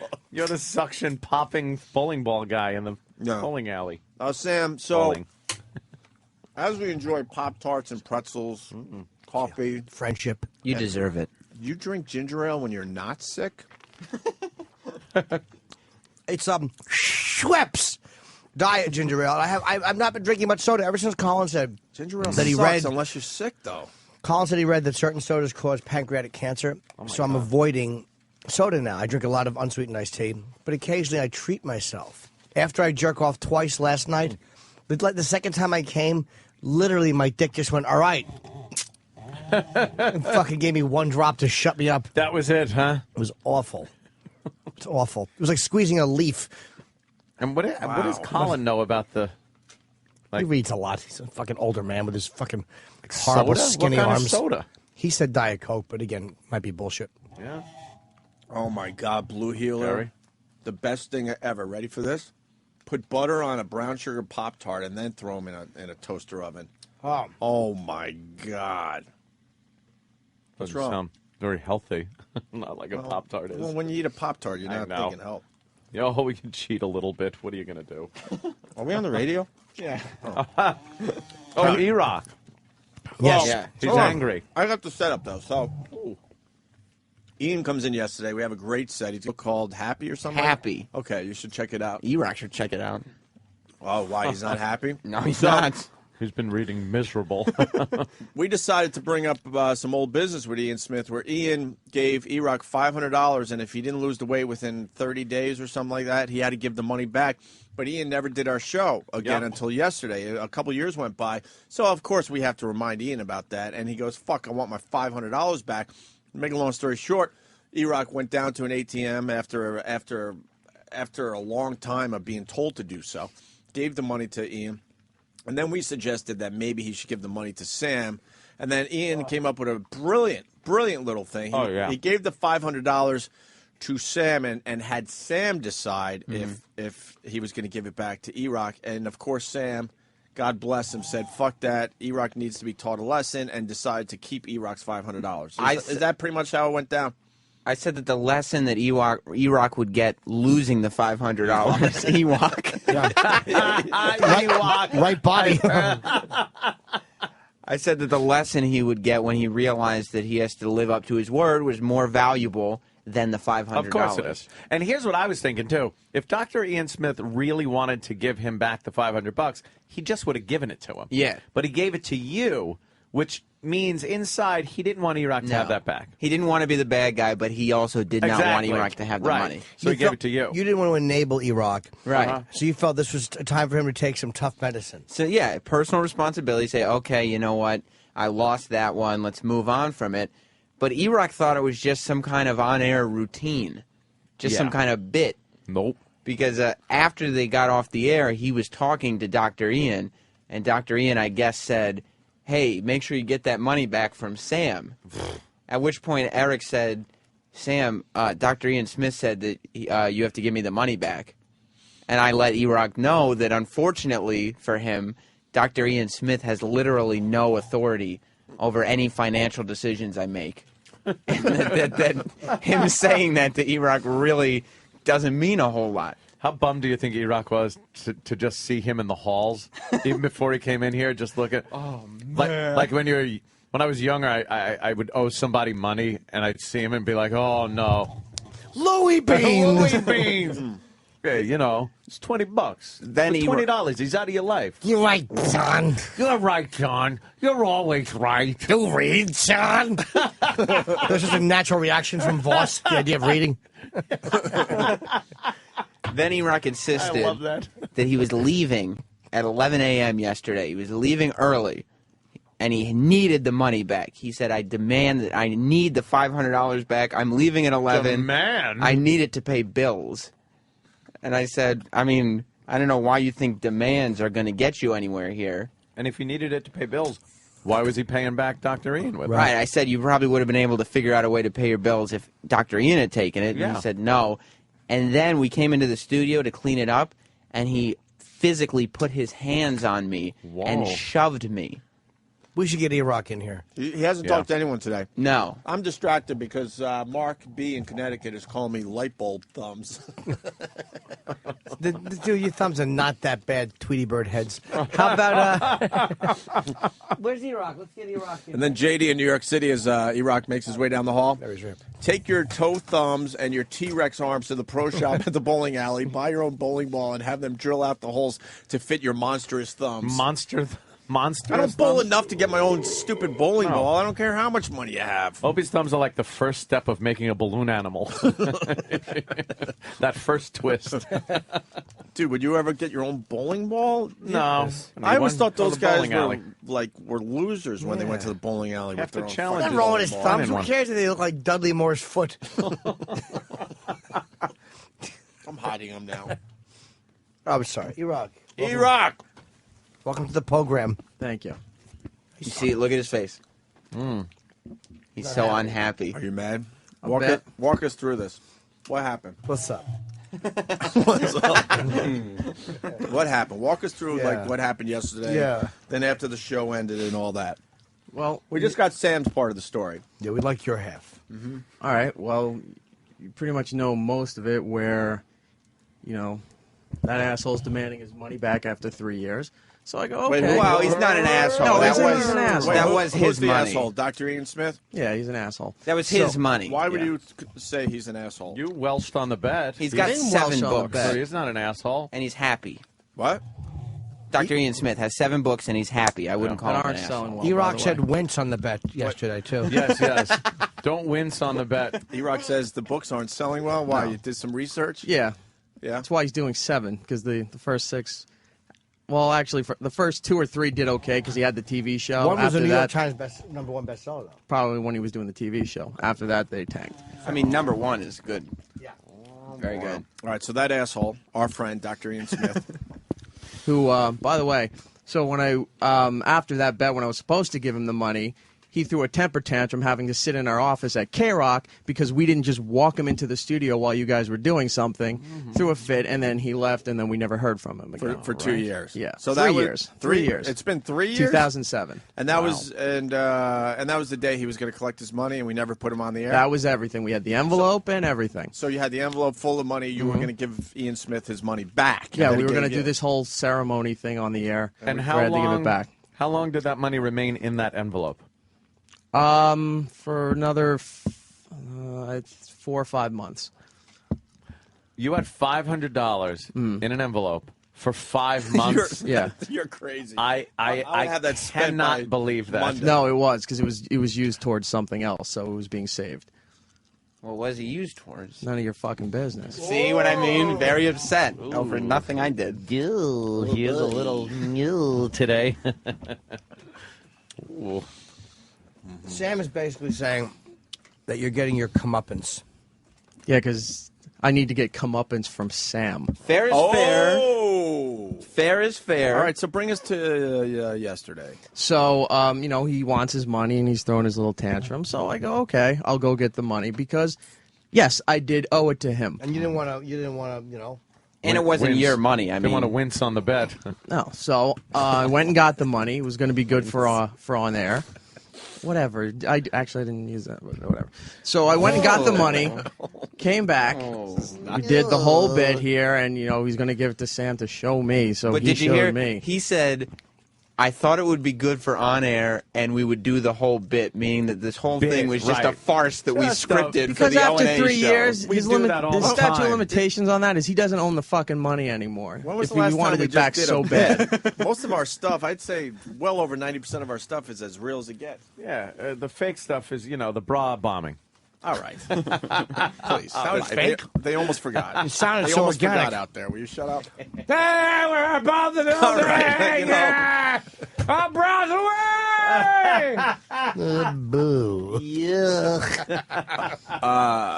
Well, this just came in. Maybe Opie's drain plug thumbs could be of use to stop the oil leak in the Gulf. James in Indiana. My thumbs are taking a beating. They sure are. All right, E-Rock, continue. Sorry. So I give him the money. He does what he does. He gives it to Sam. We go to break. I'm outside with Steve. Dr. Ian comes out.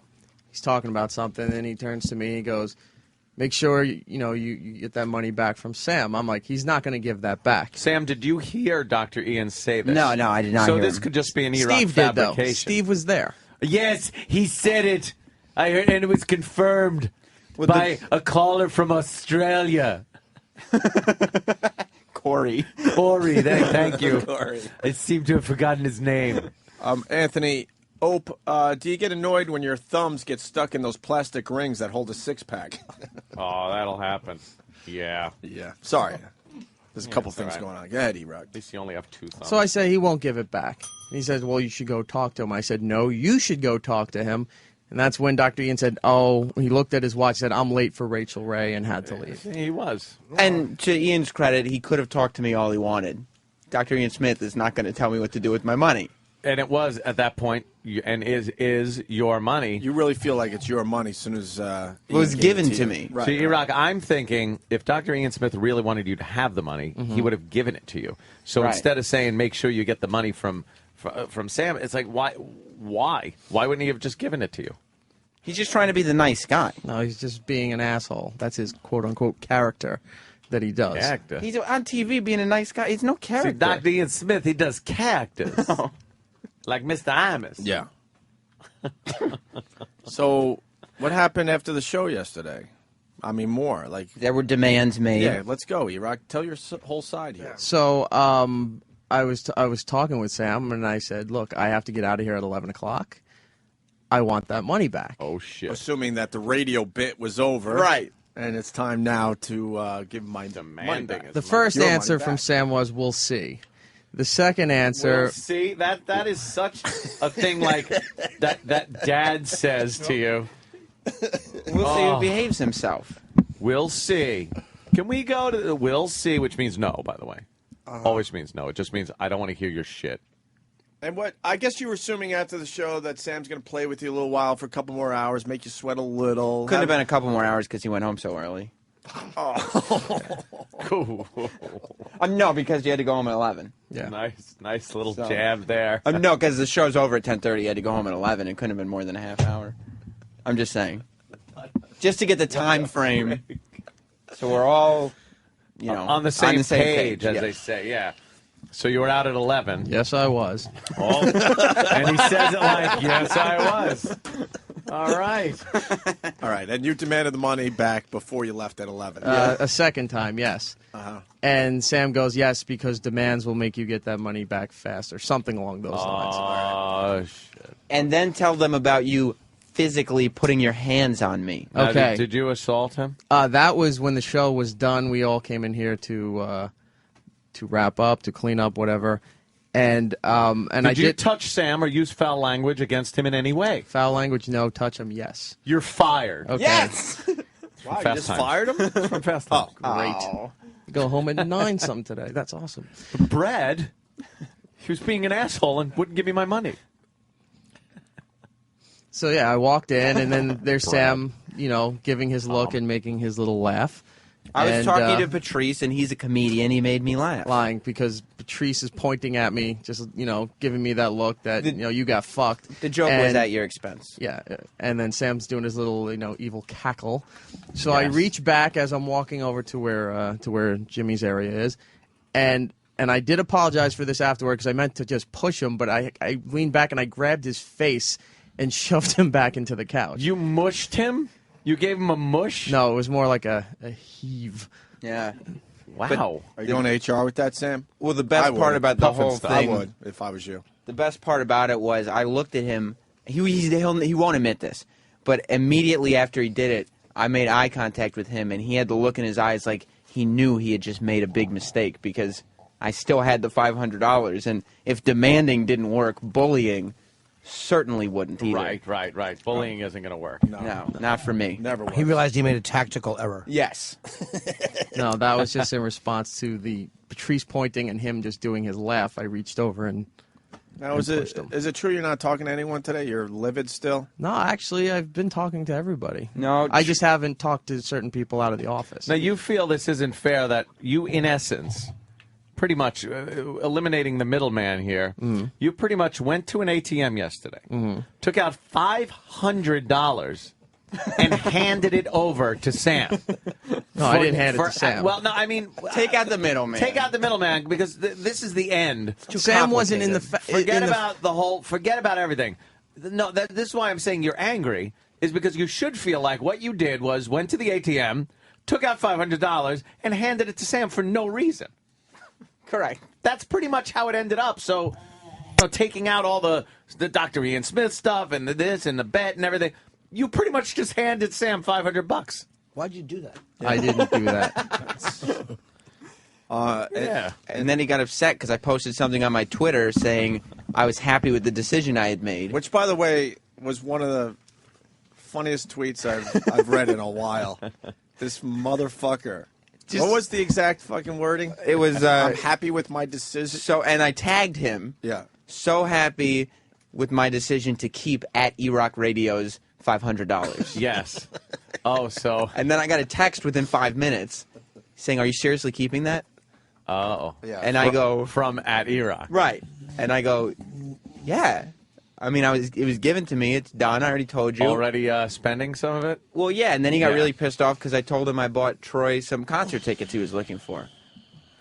Also, people do want to wish you a happy Cinco de Mayo.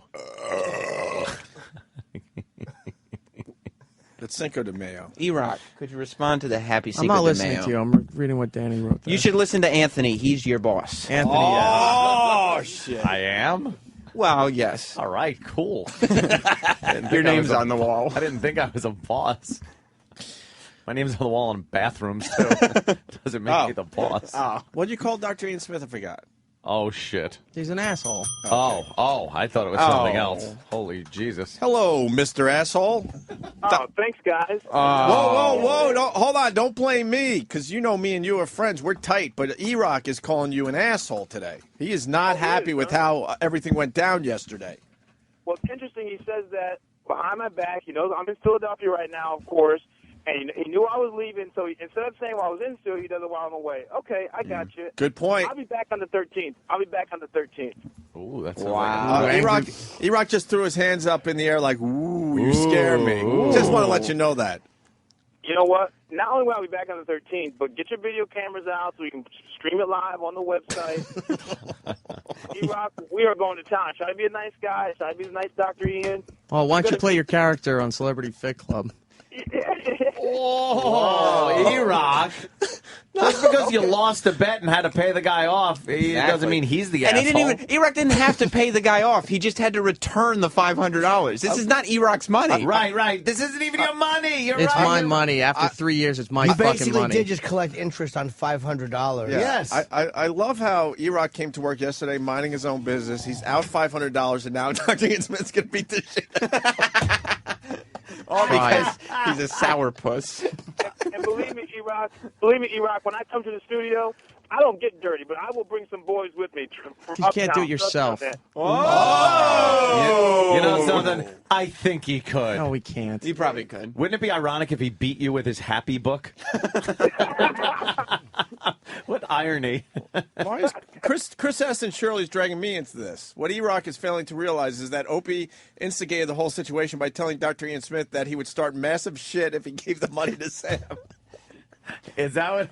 E-Rock can't be mad at one of his MySpace heroes. Of course. No, E-Rock didn't hear that because he was down at the ATM getting the money. Well, E-Rock, it's safe to say you know me. I would not do that to you. Right. So what we got here is E-Rock didn't even... It's not even E-Rock's money. It's not. It was Dr. Ian Smith's money. Was at one point. But you were holding it. Yeah, you gave it to him like it was still his money. That's where you're at fault. Because I'll honor my bet on that. He's but trying to after say 3 that years after to collect, 3 years that you didn't deserve the $500 back. But he just said he would honor his bet. Right. Why not honor the fact that Dr. Ian Smith decided to give a gift to somebody that is his new friend? And he can do anything he wants with his own money. It's his money. Yeah. So why are you mad at Sam at all?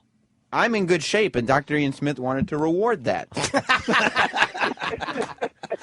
You got it. There you go. There you go. Hey, I tell you what, guys. Hey, I tell you what. E-Rock, here's the deal, baby. Here's the deal. Yeah.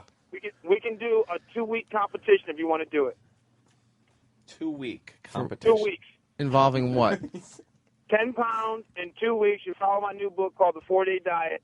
10 pounds in 2 weeks, you get the 500 back. Okay, bring it. Let's do it. We good with that? Now, guys, listen. Since you know I'm not there, you got to weigh him in. Be for real. But it's 10 pounds in 2 weeks, and I'll make sure you get the copy of the book today. All right, that sounds fair. This guy's going above and beyond the Call of Duty. He really here, is. Rock. Not the He same really 500. Dr. Ian Smith, that same 500 is gone. That's right. That same 500 is long gone. Because we're going to get to the fact that Sam has already started spending E-Rock's money. Spending like a madman. Wait, how is Ian Smith, who won a bet, going to be out 500? He's got to lose 10 pounds. He ain't going to be out shit. That's true. He really is. Only on your show, guys. Don't worry. I got another 500. E-Rock. E-Rock, this is for you and your girl, man. If you lose 10 pounds, because you look terrible, if you lose 10 pounds, if you lose 10 pounds and some of the man's boobs you got, then we'll... boobies. E-Rock, did you hear that? Your headphones weren't on. I heard it. Okay. It's not good, E-Rock. It wasn't No. good. We got the scale in front of us, Dr. Ian Smith. We could do the weigh-in while you're on the phone in Philly. Yeah, do the weigh right now. What does he got? Driver, pull the truck forward onto the scales. Driver, pull the front axle on the scales. Hold on. Morning dew forehead brought in the... Morning dew forehead. And when he's bending over like that, his whole ass is hanging out. Charlie's a disaster. Charlie. He's drowning in his own sweat. Tripping on the cord on the way out. On the cord for the scale. With his meaty calves. What a wreck. So are we weighing E-Rock? E-Rock, are you in on this bet or not? Sure, why not? Oh, all right. Not the enthusiasm he used to have $500 ago. So, E-Rock. All right. Pull up on the scale. All right. E-Rock's going See, on that the doesn't scale. help. That's not helping. That makes him sound fatter. What was the original weight of E-Rock? 214 when this whole thing went down? And you wanted him to lose from 214 3 years ago.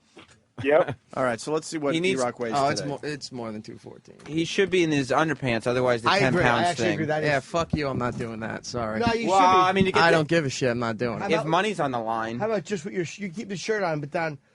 You actually should get an accurate weight, dude. The shirt, keep the T-shirt on, so when you weigh in next time, you can at least wear the T-shirt and socks and underwear. But you can't have on jeans and your sneakers. That's silly for a weigh-in. That's true. Stop flirting with me. All right. I'm not. Keep your shirt on. What's a proper weigh-in, Dr. Ian Smith? Well, he should be. I mean, I don't want to do this to you guys in the studio, but the guy should be in his underwear. But I really don't want to do that to you guys. You know what I mean? Yeah. So we'll take into account 2 pounds because of the clothes. We'll just give him a 2 pound credit for the clothes. Or we just re-weigh him with relatively the same clothes on. Yeah. All right, we can do that. I mean, shoes and pants. Shoes and pants have to come off. You doing shoes and pants, E-Rock? Who farted? That was Danny That Ross. was a real bad one. Danny, holy shit. Yeah. Wow. Wow. Oh, Danny's farts are fucking horrendous. Wow. Yeah. You might He want always had that when he was a boy. You might want to talk to Danny about his diet, Dr. Ian Smith. Yes. Wow. He eats farts. All right, E-Rock's. We had to close the fucking curtains because E-Rock's taking his jeans off. What's wrong with this place? E-Rock requested it. Oh, you did, I'm E-Rock? glad I'm not there. Yes, he did. All right, his shoes and his jeans are off. He's getting on the scale. Jesus.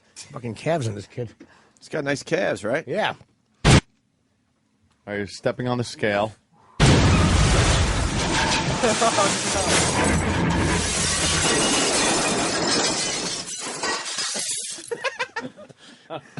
Broke the scale. Yeah, that's what we're getting at. Very good, Sam. What was the weight? 227. Oh, 227. Wait, 227. what? 3 years ago, when you thought he was fat or needed to lose weight at 214, now he's 227 there, Dr. Ian Smith. 227? Yeah. And he's had a trainer since, I think, Christmas. Yeah. Yes. That was 5 months ago. What the fuck is the trainer doing for you? I went to the Ringling 215. Brothers trainer. He's trying to get him to stand on a box. All right, yeah. I'm like an elephant.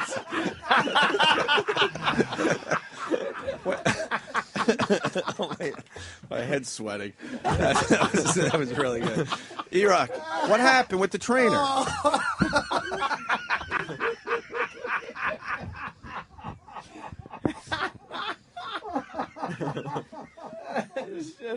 What happened with the trainer? No, wait, let him finish. When you were with the trainer, you weighed in at 215? No. When I was with the trainer, I was 220, dropped down to about 215, and with that diet and that protein stuff, I guess whatever, I'm up to 227. Protein so. stuff, that's a comer. Dr. Ian, you hear what he just said? Now, how does that happen? Hold on. I'm going to go to the expert. So he goes to the trainer at 220 around Christmas. It was after Christmas. A little after Christmas, he goes to the trainer to get back in shape, and to start eating right. So he went from 220 to 215, and now today he's 227, and you're still seeing the trainer, right? Yeah. What do you think of that? I'm on her diet and everything too, with the bars and the shakes and all. Yeah, it's obvious what you and your trainer are really doing. I mean, it ain't working out. Listen, E-Rock. It ain't working out. See, he's trying to say that he's gained muscle weight. Yeah, right. Oh, damn. E-Rock, here's the deal. You got 2 weeks from today to lose 10 pounds. I'm going to get Liza to send you a copy of the 4-day diet. You can follow the 4-day diet. You lose it, you get the dough. If not, you get the schmo, baby. What have you been eating that make you gain weight? Narrow it down. What haven't you been? During a diet, like... No, I mean, it's still regular food, but I don't even know if it's really the shakes, because Ope warned me about some of these protein things that you put in the shakes. I did try to help you. Yeah. And she was insisting, no, this was fine or whatever. Fine, Wait, hold on, Ope. What did he eat in the rest area? Cock through a hole in the wall. What did he eat in the rest area? I think it was his cheat day or something. It's Oh, yeah. Chicken. And chicken? It was more. It was a chicken sandwich, because you're at that fucking Roy Rogers combo everything there. So Jeez, you can't eat at fast food places. It's the only place we stopped at. So.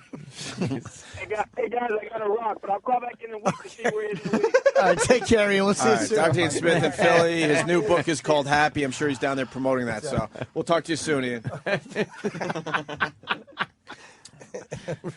Stephen S. from Bayshore. Is his trainer Tom Carvel? All right, so you got a new bet. That's good.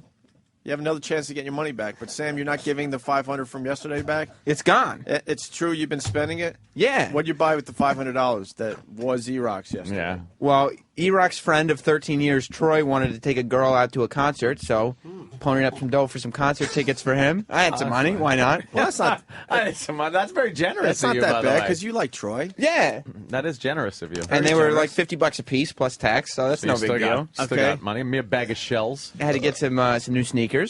I don't have them on kicks. today. Nice. I'll wear it tomorrow, maybe. Yeah, you should. You should We wear it might as tomorrow. well, and then make some purchases. Little extra pocket money. Yeah. Yeah. It's nice walking around with a little money in your pocket, right? Yeah, it's a little lighter. Pocket money. Stress-free. My pocket money is... E-Rock is used there. to enjoy his pocket money. Yeah. Oh, that was ATM money, though. Yeah, that wasn't even pocket money. That was a big chunk of change. That was 50s and 20s. Just peeling them off. I mean... terrible. And E-Rock was first texting with me, and then he stopped texting me. Then he started texting with Troy. And apparently, Troy was trying to convince him to cool down because I needed the money more than him anyway. You do understand you're not getting this back. Oh, yeah, I'm well aware that I'm not getting that back. And then Eric said he's done with everything.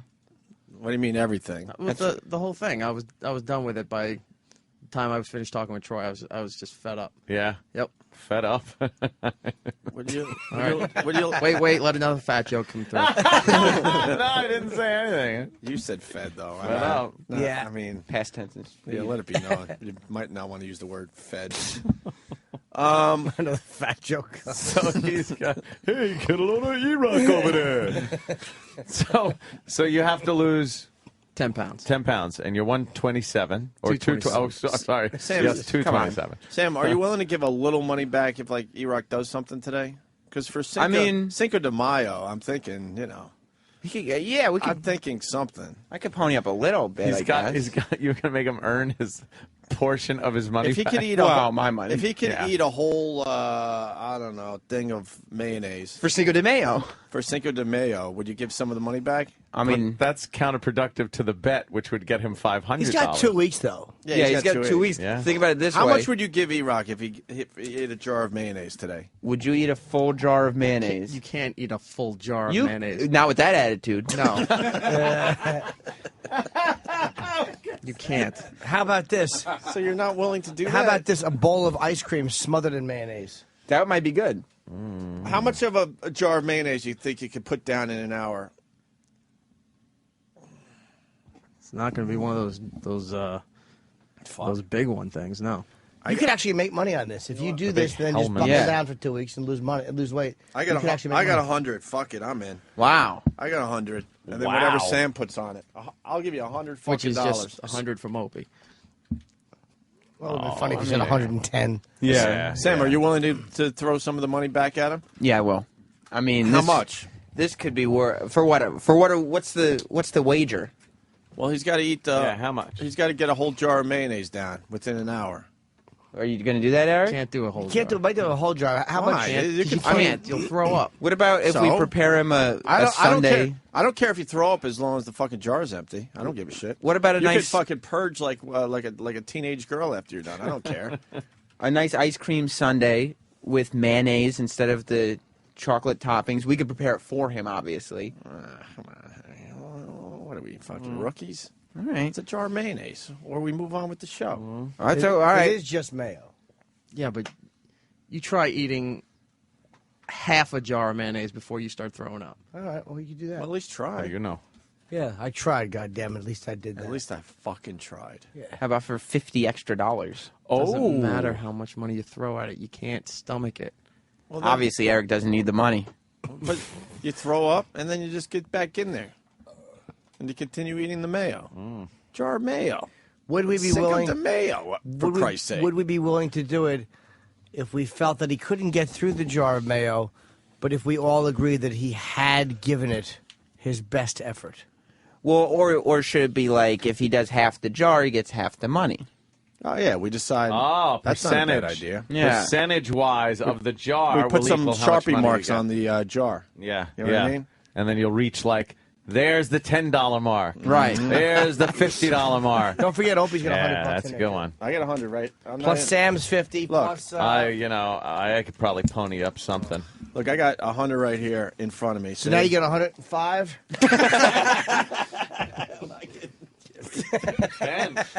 Come on, it's Cinco de Mayo. I'll put in 40. What do you think? Try 50. I'll put in 50 for young E-Rock. There you go. You got to give an old. I got 100. If you make it impressive, you get There the we money. go. Wow. There it is. And then you don't have to be mad anymore. Sam, where's your fucking money? You're putting something in this. I'll get it at $50. $50? All right, and Anth put in. What kind of mayo do you like, E-Rock? That'd be I thought you pocketed it and said, Anth put in 5. That was funny. I would have, but I didn't. I just held up the 100 like a cunt. Here you are, sir. God forbid I make a joke out of this. Stephen S. from Bayshore is asking Anthony, Ope, are you giving 2 half thumbs up to this bit? Yes, I am. Yes, I am. What mayo? It's got to be Hellman's. Hellman's? Yeah. Low Hellman's fat, or is- are you going all in? Oh, can't be all low fat. Well, low fat's pretty fucking brutal to get a whole jar down, too. Low so- fat's almost like a. Actually, I think it's almost low like fat would be cream. worse. How about Miracle Whip? Oh, that's a salad Ew. dressing. All right, That's horrible. All right, let's take a break. It's coming in too. They're like he's got to do it shirtless. No. Why? Well, What? It's not coming in. He has no information from anybody. It's coming in. That's how I process thoughts. Jimmy doesn't have a screen in front of him or anything. It's coming in that he absolutely has nothing that could prove that the info was coming in. So he's got to lick it off a cock. It's coming in. Yes. Yeah, okay. Finally, I can contribute. I love to eat a Nathan's hot dog through a hole. All right, good. This is perfect. It's Cinco de Mayo or mayo. My website is putitallbackon.com. Yeah. He doesn't like that. He smells like mint, by the way. Really? He hurt his back sleeping in the hospital 3 weeks ago, so every day he's doused in icy hot. Ben Gay. Yeah, he's stinks like Ben Gay. That's not how he hurt his back. I wear Steve Gay. That's good for my muscle. He bent his back, leaning over to pick up cum out of someone's balls. Pick up. His baby's very cute, though. They're a very cute baby. Yeah? Really, yes. We're happy for Steve pictures. and his lovely, lovely girl there. Yes. So, all right, listen, why don't we, how many ounce jar, by the way? Flames on the diapers. Yes. There's a tattoo with the fucking Foundry logo on it. Already. Mr. Carlisi, this is not Just got to do a regular size, don't Yeah, just standard. What's a regular size? I don't know. It's 12 ounce? I don't know what it is. It's like Yeah, this big. That's big, what you're showing. But that's a regular bottle. I think 16-ounce jar is the norm for. Yeah, I think you're Go to right. Sam's Club. Yeah, get one of those. Big tub. All right, they should be running out to the store. They don't I have hope to they're wait for already one there. of you guys to actually. And a giant spoon. I want to see him eat it with a Like a giant serving spoon? Yeah, a serving spoon. A gravy ladle. Yeah, exactly. Something really big. Something that makes like a ticka when you smack it in the jar. How much we got? I got 100. We got 150 over here. And you threw And I'm gonna 100? put a 300. 300. That's $300. Look who's smiling now that mayonnaise is all the talk. All right, Finally. We'll take a break. We'll get the jar of mayonnaise hopefully next, and we'll start that up for the last hour of the show. All right? Great. Yeah? That it? Okay.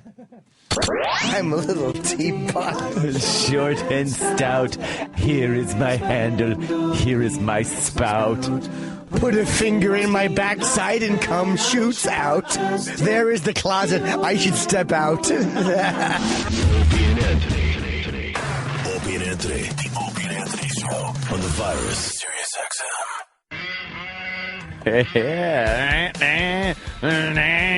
Hey, it's almost Mother's Day, and the pressure is on, everybody. What are you going to get, Mom? The same thing you've gotten her year after year after year. She just goes, oh, right.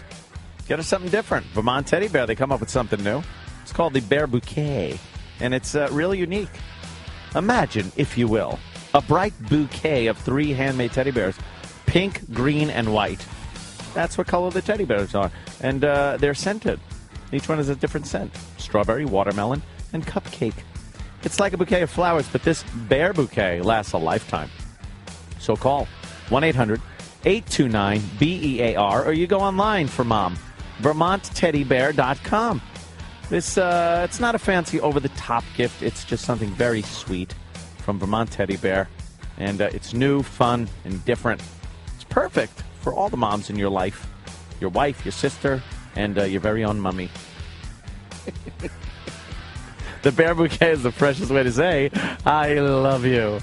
You can even personalize a bear just for her. Send a bear bouquet from Vermont Teddy Bear. And delivery before Mother's Day is guaranteed. So call them 1-800-829-BEAR or shop online at VermontTeddyBear.com. Ron and Fez. The Ron and Fez Show, your daily kick in the balls. Coming up on the next Ron and Fez Show, we dump a few more cases of Quaker steak into the Gulf of Mexico. Then what happens when hot coffee meets cops' faces? The Ron and Fez Show, you're already dead. The Ron and Fez Show. The Ron and Fez Show. Weekdays at 11 a.m. Eastern, 8 a.m. Pacific. Immediately following Opie and Anthony on the Virus. Sirius 197, XM 202. Sirius XM has all your motor racing needs covered. Here we come. NASCAR. Here comes Tony Stewart. Formula One. Get the cameras out for a photo finish. IRL. Danica Patrick. On to turn 4. American Le Mans. Fernandez has gone around. friend. David Donahue looking for grip on these slick tires.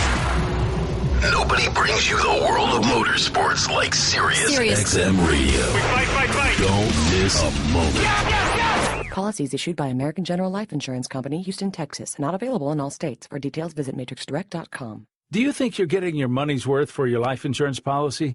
Because if you're 40 and married and are paying more than $14 a month, chances are you're paying too much. Hi, I'm Brent Langdon for Matrix Direct. We partnered with American General Life to find you their lowest rates on term life insurance products. And if you're 40 years old and married, we could find you a $250,000 policy for less than $14 a month, which means you could save hundreds of dollars a year. Call us now for a free no-obligation quote. Call 1-800-610-9457. Since 1995, we've helped over 1 million people save money on their term life insurance. Don't you want to know how much we could save you? It only takes 5 minutes and you could save up to 75%. And the call is absolutely free. Call 1-800-610-9457. That's 1-800-610-9457. 1-800-610-9457.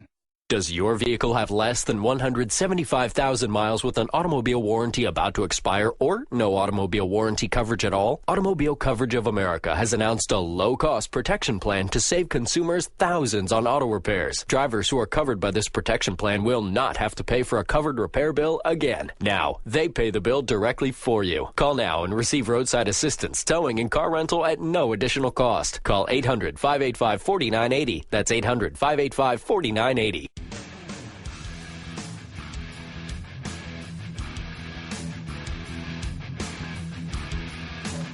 Hey, everybody. You know something? Mother's Day is coming up Sunday. And if you haven't gotten Mommy a gift, don't you worry about it. We can help you. You want a unique gift, don't you? Delivered in time? You want to save big? Yes, you do. This year, show Mom you really care by sending her delicious hand-dipped strawberries with free premium toppings from Sherry's Berries for only $19.99. Over 15 million of these berries have been sold. Perfect for all the moms in your life, grandma, sister, mother-in-law. Delicious free toppings like chocolate chips, coconut, and nuts. And it's the lowest price these enormous strawberries have ever been. I must interrupt for a second and just explain. Jimmy keeps showing me disgusting pictures from his iPhone as I'm trying to do this.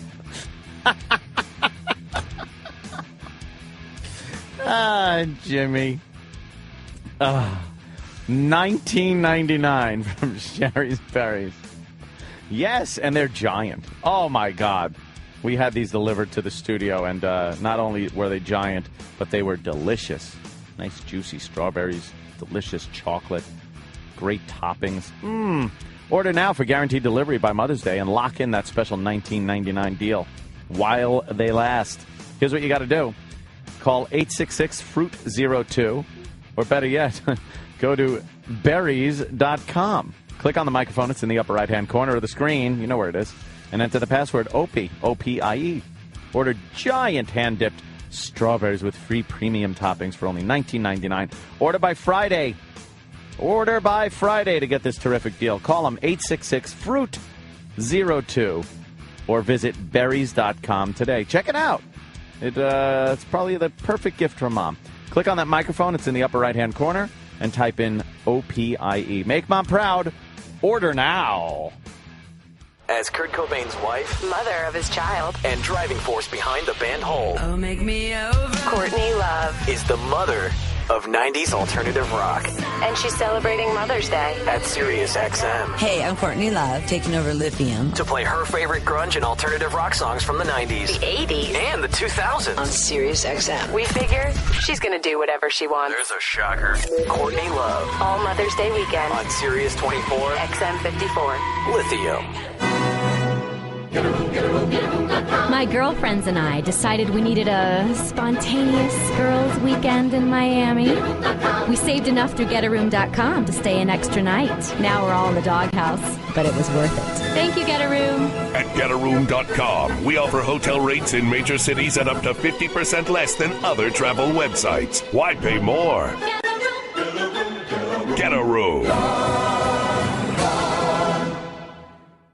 Welcome to Dish Network, DirecTV, and cable all claim to have the best customer satisfaction. Who will you believe? Cable guy. You said it'll be here between 12 and 4? Well, DirecTV? DirecTV's #1 in customer satisfaction, 4 years running. Dish Network. Satisfaction? You keep track of that? Now that you've got the truth, call 1-800-DIRECTV. Among the largest national TV providers, tied Dish Network in 2007, 2006, and 2009 ACSI. Dish Network is a trademark of Dish Network LLC. To tell the truth, Fremantle Media Ops, BV 2010. Did you know that in 1990, it cost $28,000 to live, and today it costs well over $48,000? That's a cost of living increase of over 72%. That's tens of thousands of dollars lost. At Direct Buy Club, we teach our clients how to save money, not how to spend it. Our members are a smart group of wise consumers who save up to half price or more on top home improvement and furniture brands for their home. We can show you how you can do this too. Call 1-800-594-3865 and get our free report titled, The Information Retailers Don't Want You to Know. Plus your free visitor's pass to a club near you. If you're even thinking about purchasing furniture, appliances, flooring, cabinetry, or anything for your home, you'll have to call us at 1-800-594-3865 and learn how you can keep more money in your pocket. Our report blows the lid off even the best sale prices. Read it and you'll know why. Call now, 1-800-594-3865, 1-800-594-3865. Geico brings you inspirational moments. Saving money requires endurance. Got a motorcycle and needed insurance. Then a Geico commercial that I thought was funny told me to call and start saving money. Geico covered my camper and trailer with ease, also my boat and PWCs. So fellow friends and power sports owners no longer feel like uninsured loners. Give Geico a call. It truly behooves you. Insurance for your car and the other stuff that moves you. Serious passion, serious savings. Geico Power Sports. Yeah. We're talking about Mother's Day. Hey, you know what? There's a lot of different things that you could do out there, but here's something great, original, different. It's called a pajamagram. Yeah, pajamagram. We've been talking about them for years. You got hundreds of great pajamas for Mother's Day. And this year, you get pajama jeans. You can get those for your mom. She's probably heard about them. The Today Show and Letterman talked about them. Call 1-800-GIVE-PJs or go online to pajamagram.com and order now. Pajama jeans. They're jeans, and they wear like pajamas. I don't know how they do it. Remember, Dad, it's your job to get the wife a gift from the little kiddies, and pajama jeans are probably the perfect gift for her. They feature fashion designer jeans with the comfort of pajamas. And every pajama jean comes with a brushed cotton tee to complete the outfit. They've been pretty hard to get, but Pajamagram has plenty in stock and is going to get them out to Mom in time for Mother's Day, and that is guaranteed. They also have over 100 styles of pajamas in sizes to fit every mom. Maybe Mom likes the mayo. Maybe she's a little chunky. Or maybe she's slender. They got all sizes for Mom, all made from the best fabrics, plus great bath, body, and spa products, too. All the stuff Mom loves. Send a pajama jean or any of their great pajama gifts from Pajamagram. And delivery before Mother's Day is guaranteed. Give them a call right now. 1-800-GIVE-PJs. That's PJS. 1-800-GIVE-PJs. Or shop online at pajamagram.com. The Opie and Anthony Show will return in just a moment. So go and feel free to drop a load in the toilet. So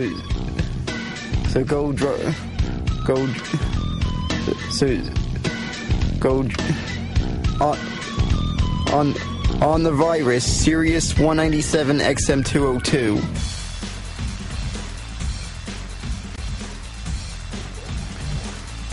I bet no one knows what Sunday is.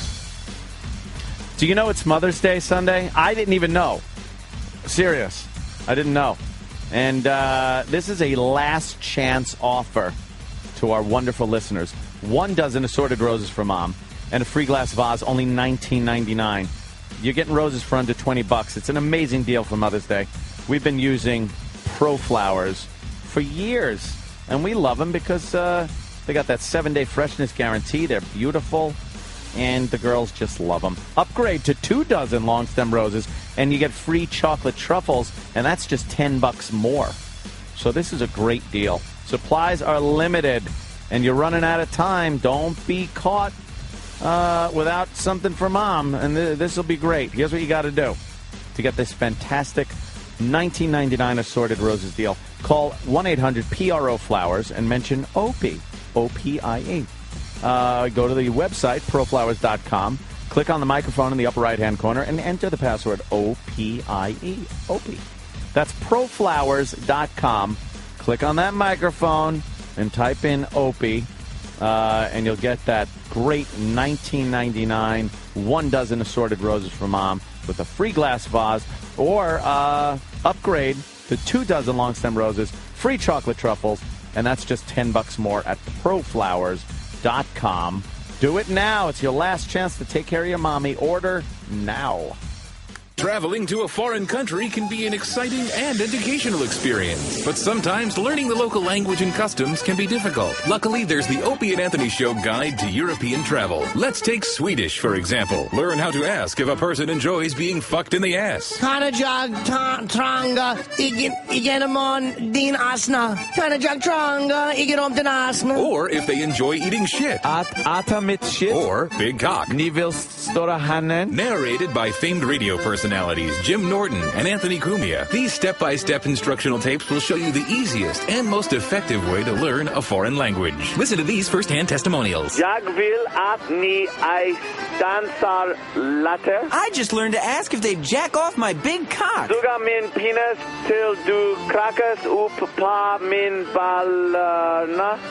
And if they would suck my penis until I came in their face. The Opie and Anthony Show Guide to European Travel makes learning a foreign language fun. And you'll be asking, do you like the taste of black cock better than mine? Gorsfart spana hanen pa smaksini olek. And I would like to fuck your face until you vomit on my cock. Jag villa till pakla pa du inne magsak. In no time. It's the Opie and Anthony Show Guide to European Travel. Narrated by Jim Norton.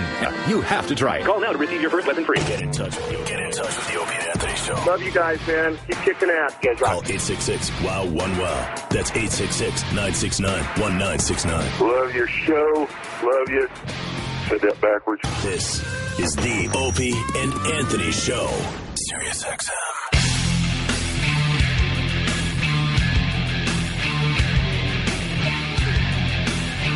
Oh, my God. Let me tell you. Opie, when was the last time you were so excited about shopping?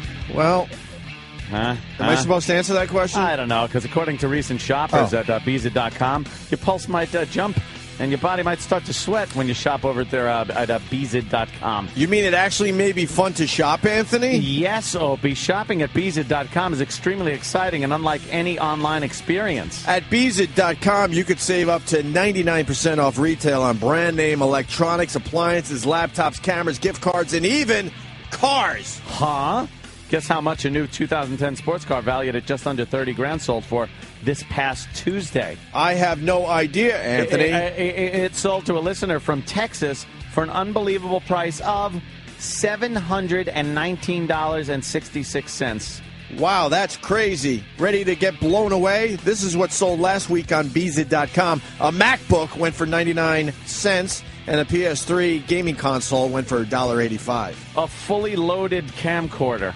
How about that for 66 cents? That's 66 cents. A MaxiPad sold for... No, it's an iPad. Oh, an iPad sold for $4.02, and a 37-inch LCD TV sold for $1.95. So what are you waiting for? Go out and win something for yourself or for your mom for Mother's Day this weekend. Yes, go to Beezid.com and use the offer code MOM, and they're going to double up on any bid pack you buy in the next 24 hours. Use offer code MOM. Buzz on to Beezid.com. That's BEEZID.com.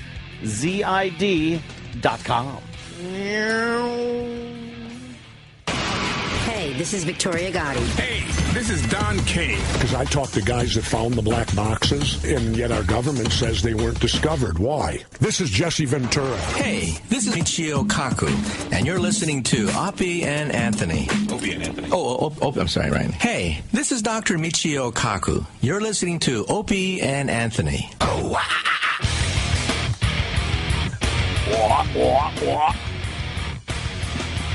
All right, well, we're going to do the mayo thing for Cinco de Mayo. Cinco de Mayo, get it? Get it, because everyone else is... All right. And let's not forget, we're also going to be doing cherry darts. Trying to do the math. A week from Friday, it looks like, yeah.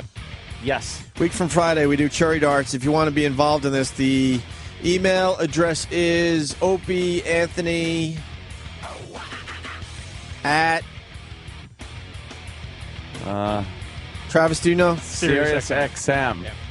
.com. OpieAnthony at SiriusXM.com. Okay. OpieAnthony at SiriusXM.com, just like that. If you want to be part of Cherry Darts, we got some great prizes and stuff that we'll explain as we get closer to the contest. But at least if you're interested, get a hold of Danny through OpieAnthony at SiriusXM.com, okay? Yes. And let's not forget, Anthony will be on Hannity tonight, so make sure you take a peek at that, okay? Certainly will. Before we do Cinco de Mayo, we should talk about the Times Square bomber. We got all the latest info here. The latest, all the latest. Do we have we got the latest thing. accurate info like we had yesterday? I think we were pretty accurate, no? Are you saying we were a little off yesterday?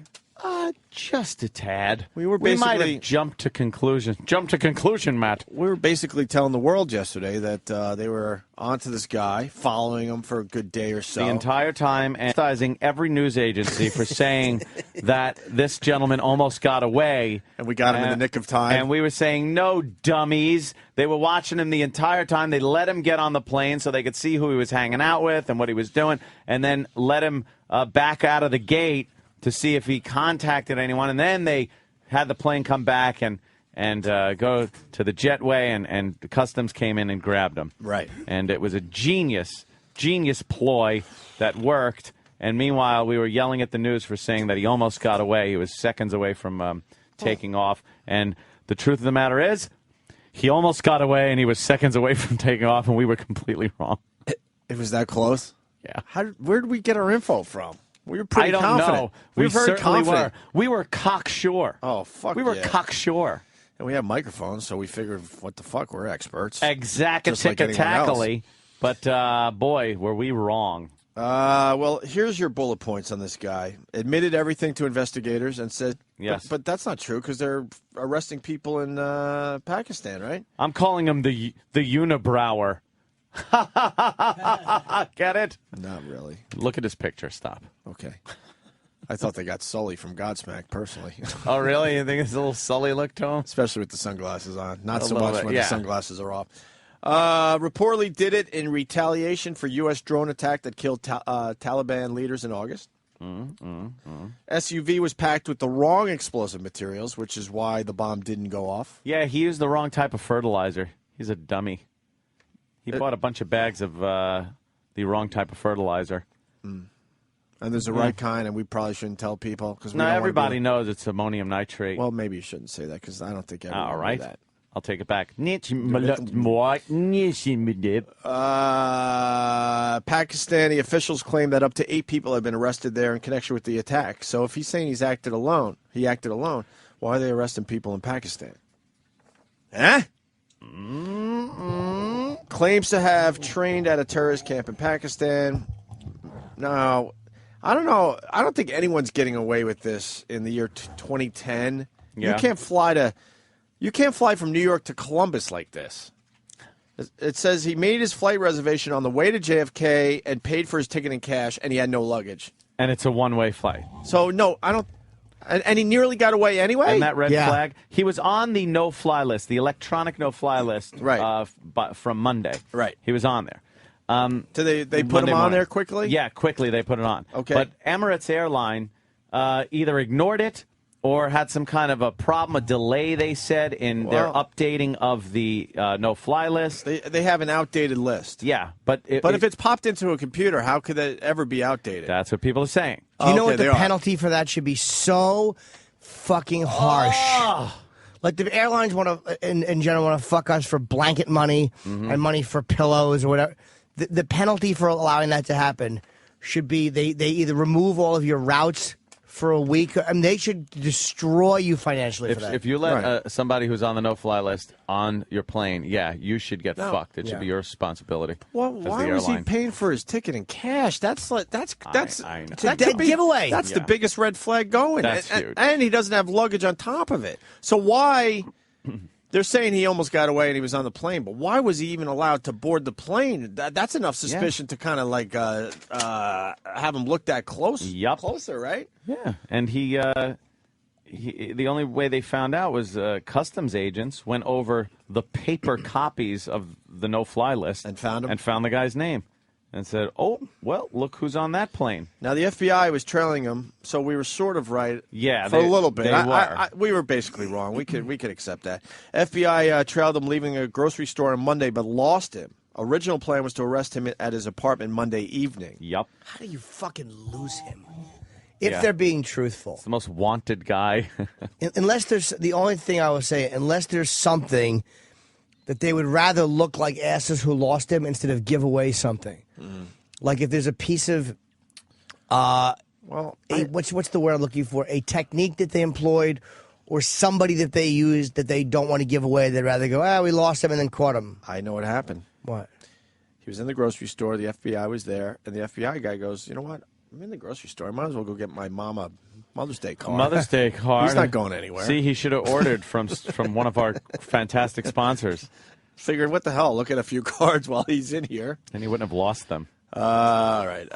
You did the out-of-date list. Let's see. A series of phone calls was placed from Pakistan to a prepaid phone that was activated on April 16th and deactivated on April 28th. Why do they give us all this info? I was talking to Anthony about this. I don't understand why they need to give the public all this info right away. On how they do things? Right. I don't get it. You know, eventually I'd like to know some of this info, but not less than 24 hours after it all goes down. Yeah, this all happened very quickly. And he worked as a financial analyst in Connecticut, so kind of did. lived like a regular Joe for a while. Regular guy, except he built a half-ass bomb. And he wasn't on the electronic no-fly list, so the customs guy grabbed him, and the plane was taxiing. It was taxiing to the runway to take off, and air traffic controlled him back.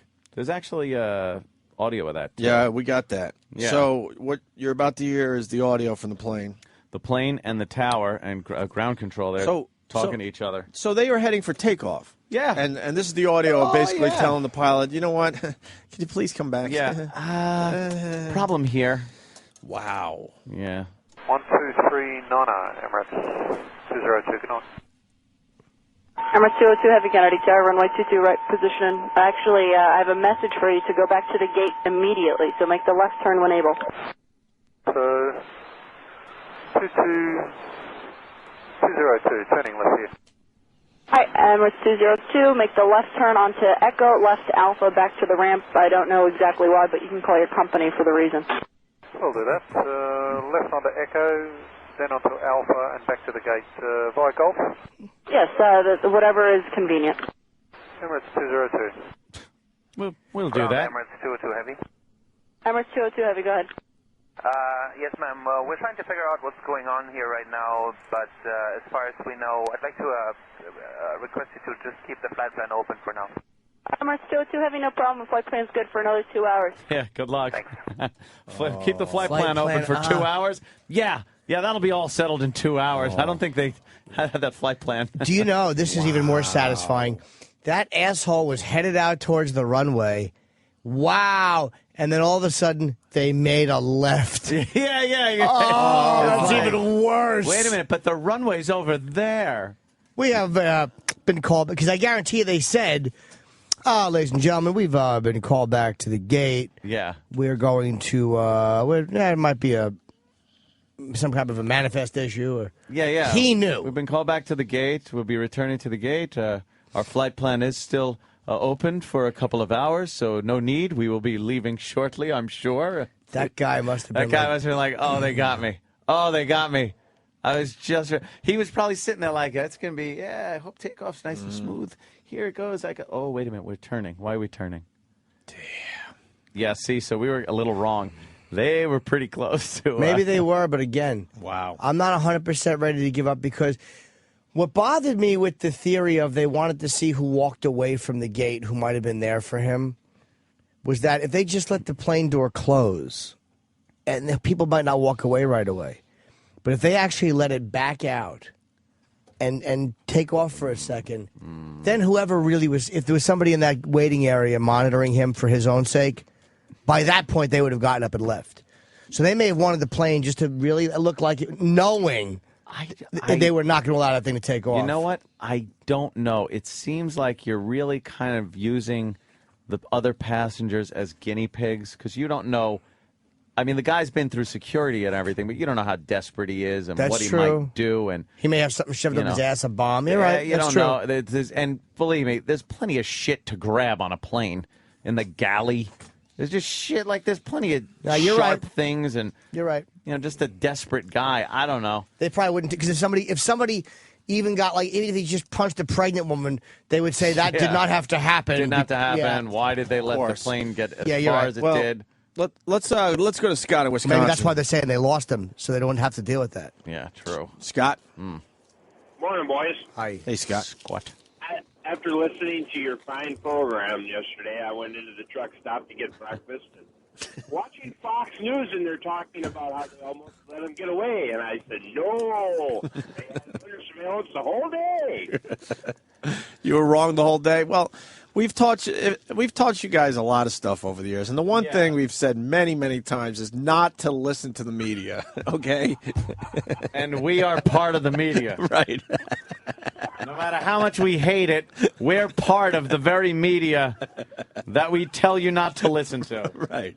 Can somebody send Love Buzz in here? What did Love Buzz do? We're in He's the middle as of talking. dumb as they fucking come. What was your first clue? All right, thank you, Scott. All right. Sorry about that. What happened to Love Buzz? What did Love Buzz do? Oh no, I see already what he did. Oh, here comes cartoon voice. Hey, Love Buzz. Love Buzz. Jimmy wants to talk to you. Jimmy's got a problem. Hi, Jimmy. Hi, Love Buzz. You kind of look like the bomber guy. I do? Yes. Yeah, you kind of do, Yeah, actually. you kind of do. You got the big eyes. You got the and you're as the beard competent. mustache thing. What did you order? Latte with non-fat milk. Oh, is that what this is? Yeah. Really? Because it says grande iced coffee. I did ask them. It's the Is farthest. this a medium? It's the furthest thing away from a latte. I did ask them. It's a medium. I really did. Could be medium shit, which is what it is. Okay, here's what we can do. He's throwing the straw away and. Thank you very much, young. Wait. Are you saying the order's wrong? Yeah, the order's Love wrong. Buzz, I think we should be allowed to pour the entire fucking beverage down the front of your pants. I don't know if that's a good idea. Well, I think it is a good idea, just to teach you a lesson. I was going to have him bring it back. Oh, really? Yes. Why? You want to save the $2? I would like my beverage. He'll go out and get another beverage with wet In my pants. defense, I do ask them a lot. Like, I asked them, medium iced coffee with non-fat milk. There you go. You just said it. I told them that, though. Yeah, that's wrong. Medium iced coffee. You just said it. He just did say it, yeah. See, a latte is very different than What are you an iced supposed to coffee. say? I'm sorry, Jimmy. You just said it. I'm only mad because I said to him when he walked in, "Would you order me with medium iced latte?" Right. He said it right. And then there you must have said medium iced Of coffee, course, didn't he you? just said it to 2 countries. Didn't you? Yeah. Well, I have it in my phone, medium iced latte. Well, I got but kind of it came out of your mouth. But Love Buzz, when they hand you the beverage, it's very obvious that it's not what you told him. I've never dealt with this before. Should we pour it down his pants? I don't know if I want to drink it or not. All right. Love Buzz stinks. I love Angry Jimmy. Get over it, princess. I don't want to be angry, Jimmy. I just wanted something because I'm tired. I get no sleep. Love Buzz versus Bobo. Who's the bigger retard? Bobo lost weight, by the way. All right, love us. Thank you. Jim Norton, Sorry, latte Jimmy. diva. Oh, he's walking out all sad now. He should. Throw it in his face. He should. He's all sad now. Do you understand? He said latte right. And then he went and said, You tripped him up like one of those dummies on the dumb witness reflex. stand. He just what? You should have saw what just happened outside the studio. Well, I'm the one who handed him the what? Love Buzz walks up to Kenny, and Kenny gave him the look of such disapproval. Only should have. Like Love is his own son. He made a mistake. And then Love Buzz shrugged off like, I'd let everyone down. He did. All right. Oh. Here is Jim Norton on Red Eye last night about the Times Square bomber. When we should be focusing on the Keystone Cops that were, apparently they had the guy, they were sitting watching him at the house, and then he disappears. That's according to officials today. I don't know. During a news conference. I think they might have I think they were following him. Following him the whole time. Well, I think they were following him the whole time. The report that they were following them the whole time. Yes, and then I think they allowed they probably allowed the plane to back out because then you see who gets up and leaves the gate area. They wanted to make sure they got everybody. Earlier, but now everybody's saying, now you did, many officials that you talk to, a lot of these investigators just say we would never do something like that. And when she said that's what they were saying earlier, then basically she was quoting us. It's like, that's a they. By the way, they was us. Yeah, we were the only ones saying that. Jimmy took that knowledge to Red Eye. I didn't know what I was talking about. You took the knowledge from this dicky show to Fox News. I couldn't have had a shittier source than this room. Yeah. In I fairness, don't even know I can't remember where it even came from. Gutfeld kind of was agreeing with me. Yeah. No, man, there was. But Juliet Huddy, there was something that was out first today morning saying that. Really? Yes, if Gutfeld was saying it too, he wasn't listening to our show. Who came up with they were following him, they let the plane back out? Was that just us speculating? I don't remember hearing it or reading it anywhere. Here's how I remember it. One of you looking at the TV and then saying it, and I'm like, well, that must be a fact. I'm a dumb asshole. We're as dumb as they come. Oh, we suck. Oh, well. Oops. Did you see the other day I said it with, like I was just thinking of it? Like, no, I heard. No. That's cute, what you just said. But here's what the real deal is. And Juliet and Ann Coulter and Bill Schultz and Greg were all listening intently to someone who sounded like he might know what he was talking about. I got the inside poop on this one. I got the skinny, folks. Simmer down. Here it comes.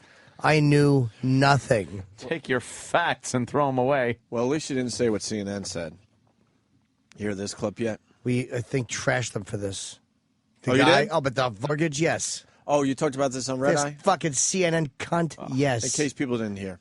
And if it can be confirmed that his house was foreclosed on in recent years, I mean, one would have to imagine that brought a lot of pressure and a lot of heartache on that family. See, it's all bullshit. We got it wrong. CNN gets it wrong. Why do we have to fucking beat ourselves up every time something like this happens? It's somehow the country's fault. Yeah, it's all this root cause garbage argument, and somehow the root cause always means the U.S. wrong. Yeah. We deserve it. We deserve it. Friggin' savage decides he wants to kill Americans, and we got to figure out how to spin it around and blame it on our little selves. And it's like the pussy mayor in this city, fucking Bloomberg. First thing he says is about backlash against Pakistanis. Well, shut your fucking mouth. There was only a couple of incidents. No one's going to go out and just beat up Muslims. Shut your... When New Yorkers were almost killed or Americans were almost murdered by some fucking dirtbag, I'm not concerned with backlash. That's not my first thought. Sorry, fucking asshole mayor. I do not feel safe with Bloomberg at all. Bloomberg was the one that was saying before they got this guy that... he said it's probably somebody that's upset with the government or taxes, or then he mentioned somebody who doesn't agree with the health care bill. Some lone nut. What a jerk off. And then he turns around when they find out it's an Islamic extremist. Instead of saying that, he's like, hey, now, we don't want any backlash. Let's be nice to everybody.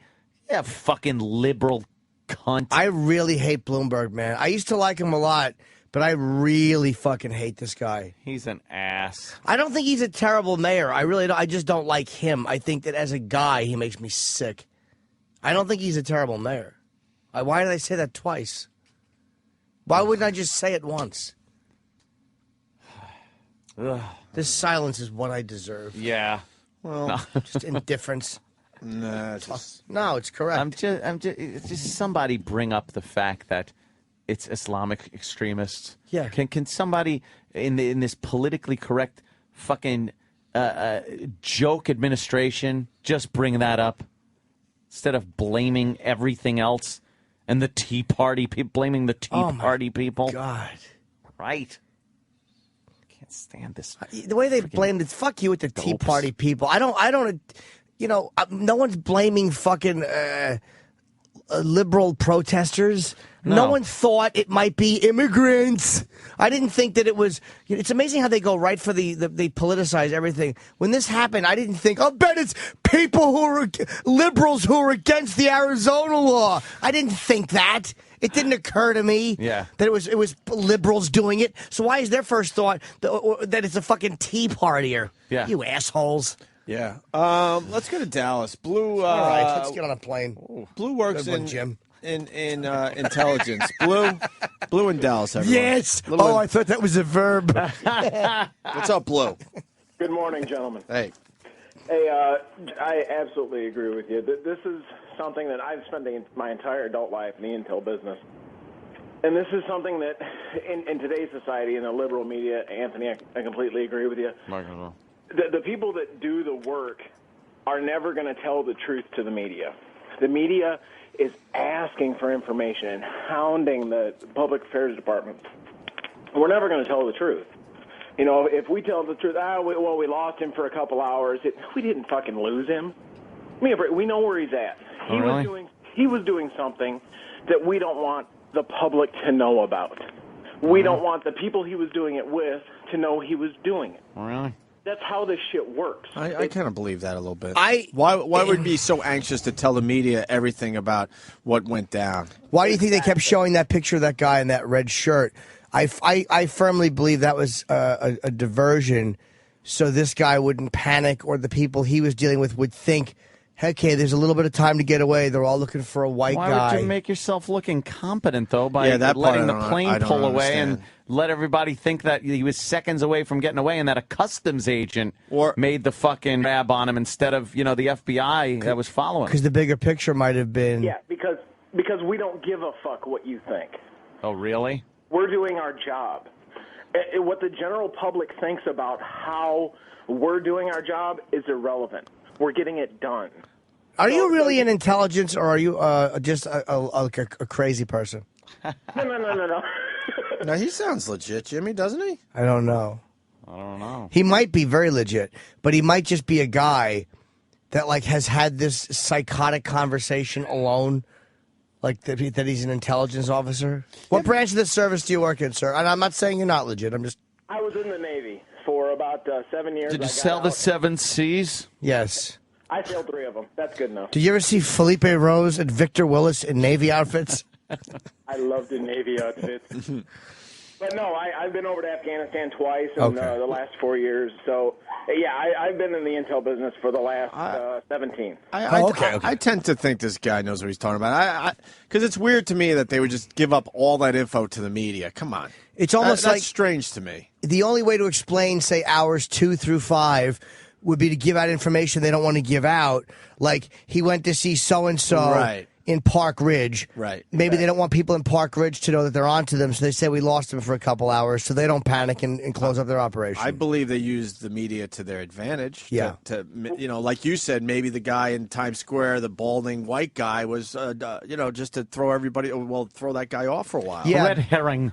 Yeah, and this a red way, herring, exactly. Yes, the red Because we start calling out that, what he exactly looks like and all this, we're going to get a ton of leads that are going to get us nowhere because everybody wants to be the fucking hero. And he's going to change his appearance. He's going to put on a hat or maybe nail a propeller to his head. I don't know what people do to disguise themselves. They're going to get a hat, Jimmy, from Ted's Emporium. You know that. Come on. Yes, I do. Yeah, I would like to know what the real deal is. Because it's hard to believe the FBI actually lost him. But then it goes back to Anthony's point. Why would the FBI, want to throw that info out that makes them look incompetent? Yeah, because this guy says they don't care. Right. There's pride in the agencies. That's what I'm There's definitely thinking. agency pride right? where they like to, have made the collar, bring the guy in. I don't think they like being overshadowed by customs walking in that plane and hauling this guy off of the fucking plane. Although, to allow this guy to get on the plane, and to allow it to pull away for whatever reason. Tell your wife to shut the fuck up. Dog smells peanut butter.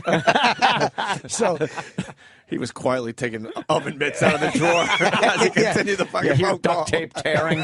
It's like, no, not today. You hear the drip, drip, drip of her vaginal juices on the linoleum. Within 2 seconds, he goes from intelligence agent to his wife is having her pussy licked by a dog. By a German Shepherd. We suck. Or a Mastiff. A dog like Hooch that just drips spit on her back while it fucks her. There might be something to it because he just hung up. Of course he did. That's it. I bet you the only Navy connection he has is he wipes the dog's cum off her back with a Navy hat. And he wears it. Makes his fucking I'm an intelligence officer speech into a mirror. I'm sorry, so you probably are legit. I'm kidding.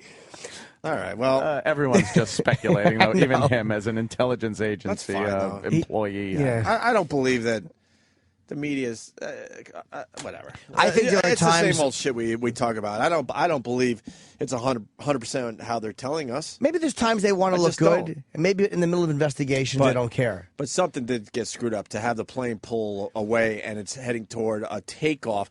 That's assuming a lot that the pilot's going to get that call in a nick of time. Not only that, the pilot doesn't know anything. That's his fucking ship. Right. And that pilot would be fucking pissed if they knew all this that was going on and he wasn't told. Right. And he wasn't fucking told what was So going on. maybe that's why they say there was a customs error, because they understand the backlash, but the reality is they had to watch that waiting area. Why not tell that fucking pilot, though, hey, here's a guy on your fucking plane. Maybe they did.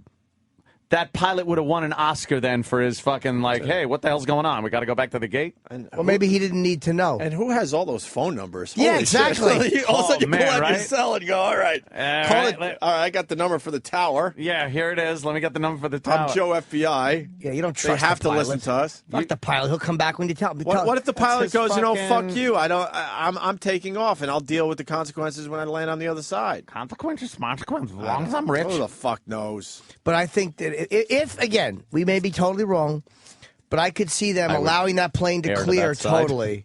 Yeah. Just to see who walked away from that gate area, or to see if there was anything.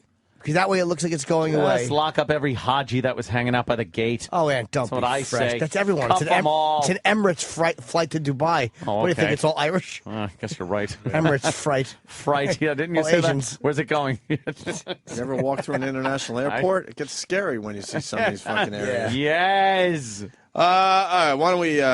Let's get Sweetie in here. Yeah, let's get the mayo thing going. It's Cinco de Mayo. Mayo. See how clever we are? E-Rock has $350 in front of him here. If he could get a whole jar of mayo down in the next hour. $350. I had a $300 count. Sam's throwing 50 in. Yeah, I know. I counted that. Opie's 100, Anthony's 100. Yeah. And my 50. Okay, 300. Sam's 50. 300. Oh, the Mexican hat dance. I like the African American hat dance that we saw in the elevator. It's a good one. Down she goes. You know how creeped out a girl gets if you're in a nightclub and you're holding a drink and you just stand in front of her and do that? Just stare at her. Yeah, and make the Mexican hat dance noise without smiling or blinking. Like almost accusing her of being a whore. I don't think you're going home with her that evening. Not really. No, not voluntarily anyway. Yeah. On her part. Funny joke. How about this? If you're a cat, you're going to do a Mexican cat dance. Somewhere Colin's doubled over. Yeah, he's loving it. Oh, yeah, I told you. Wait, Patrice was enjoying a little chip yesterday. He was getting the vibe of chip. He was. Where's E-Rock? Let's get this going, man. Yeah, where is he? E-Rock. Come on, sweetie pie. Oh, you get the mayo? Hi, my love. Where's Sam? He's going to watch this. That is a lot of mayo. How many ounces? That's standard. Yeah. Get to the table, E-Rock. We got a mic up here. Over here. Sorry. Right on the table. That's all I'm thinking now. This is 30 ounces. Yeah. And let's check the nutrition. Oh, it's Hellman's real mayonnaise. 1 tablespoon. Is that a serving? Is 90 calories. Oh, shit. How many tablespoons? In Calories the whole from fat, 90. Okay. Total fat, 10 grams. Oh, shit. Sodium, 90 milligrams. And that's in 1 tablespoon? And 5 milligrams of cholesterol. Oh, shit. So- And how many tablespoons are in that? How many servings per? 60. 60 servings is 5. Do some math. That's 5,400 calories. No. Wait a minute. 60 times 90. Yes, you're right, Ope. Why are we so bad at this part? The math Math part. is hard. Math is hard. I got it right. It's all numbers. 5,400 calories. All right, 5,400 calories. You're going to attempt to How eat much 5,400 cholesterol? calories. 5 milligrams a 5 tablespoon. milligrams. Times 90, That's 300. 450. No, times 60. 300. 300 milligrams. 300 milligrams. And what's the daily allowance of cholesterol?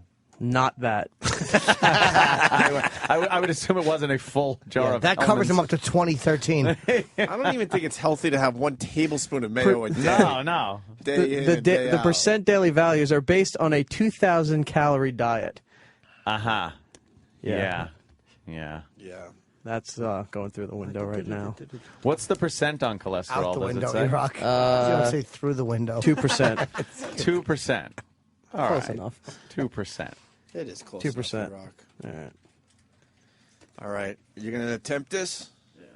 So we got $300 on the line. E-Rock is going to attempt to eat a whole jar of mayonnaise with a really big, oversized spoon. Look With at a this happy spoon. face in it. Oh, wow. It does have a happy face in Now, it. E-Rock, how many spoons you could eat before it starts getting ugly? Jesus, it's getting ugly. I'd say about 5, and it's going to really start to get ugly. Before you eat 5, you ain't not going to get 5 giant Of those big spoonfuls. spoonfuls? What guarantees him $100? Because he's not eating that whole thing. I think that we all have to think, to make an informed judgment on that side, please. Thank you. We have to make an informed judgment that E-Rock has honestly done the best he could. Yeah. And gotten as much out, and that he's not Of being, course. excuse my language, a big faker. Yeah. Is that spoon going to fit in the jar? It doesn't fit? No. I looked at it and was like, that doesn't... All right, well, then you have to use your fingers. Oh. Do we You have use your hands. Get Just wipe it another off. It's spoon. mayo. It's not like it's fucking... No, I can't fit my hand in there. It's not rubber bands. Hold on. Get a spoon. Mayo in the jarro. All right, here's... We got, Now it's a little spoon, but it's a soup spoon. It's the plastic soupy spoon. all right, E-Rock, you got an hour. Okay. So I'll just go sit back over there. Oh, no, and we enjoy wanna- some we mayo. wanna start First over few, here. You got to start over here, you know. Yeah, we All right. wanna- It's we like wanna the get a- finish line We want to get a general feel or the for it. starting line. Duh. I like mayo with a little tuna fish and some celery in there. Isn't that good? yeah, you get yourself an English muffin with mayo and some tuna fish. I like the tuner fish. That's good. When you put some mayo on your tuner fish, that tastes good. And then you get it all up there nice and creamy, and you eat it on some saltines. It's just a great snack to have around the house. Your mayo. Wow, I thought that was a glass jar. It's plastic, so you can actually squeeze it out into your mouth. It's pink socking out of the top of the... Should I just bite into a chunk of mayo? Yes, you should. All right, E-Rock, let's go. Bite into a chunk of mayo. He's just going to squeeze it Why out not? and bite into it. Like a big Good. ice cream cone. $300 up for grabs. He's if actually he can doing do that the with glass. whole That's how jar hungry he of is. mayo in an hour. All right. And Here it is, his first big is about to begin. heaping helping a mayonnaise. For Cinco de Mayo. Oh, there he goes. Oh, my God. What do you think? God. E-Rock?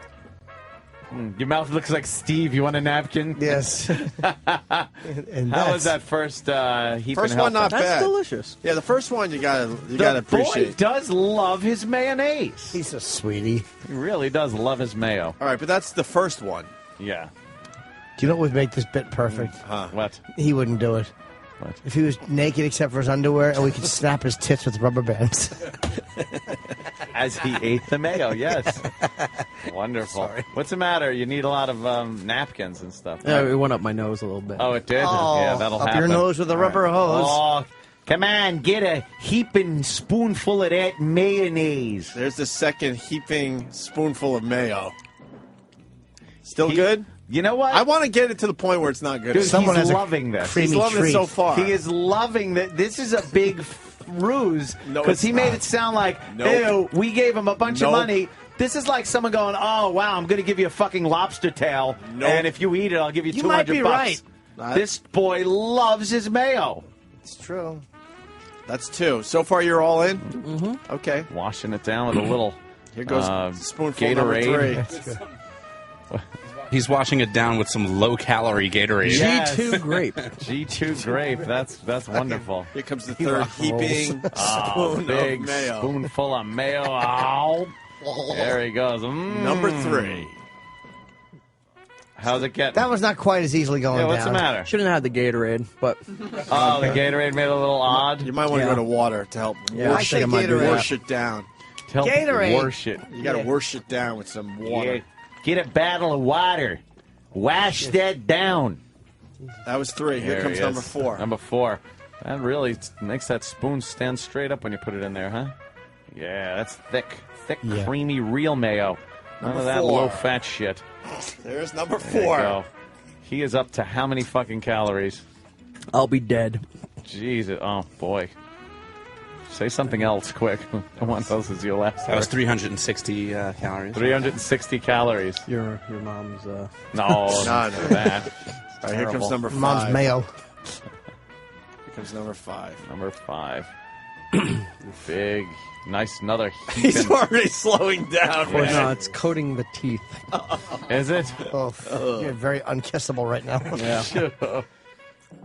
It's coating the teeth. Number 5. Was that 5? All right. That's great. And Number here it 6. comes. Number 6. Do you know what your shit is going to be like, dude? That is going to lube everything up. It's Yeah. going to slide out of you like a water slide. If you blink your eyes too hard, shit's gonna fall out. I think your kidney's going to slide out. This is Your- number 6. Yeah, Your this is- logs are going through your digestive tract like Splash Mountain right now. Number 6 is down. Uh-oh. That's not quite as delish. No. Nah, it's starting to get to you a little bit. Yeah. We're up Can he to... stop trying to be sexy leaning against the window? He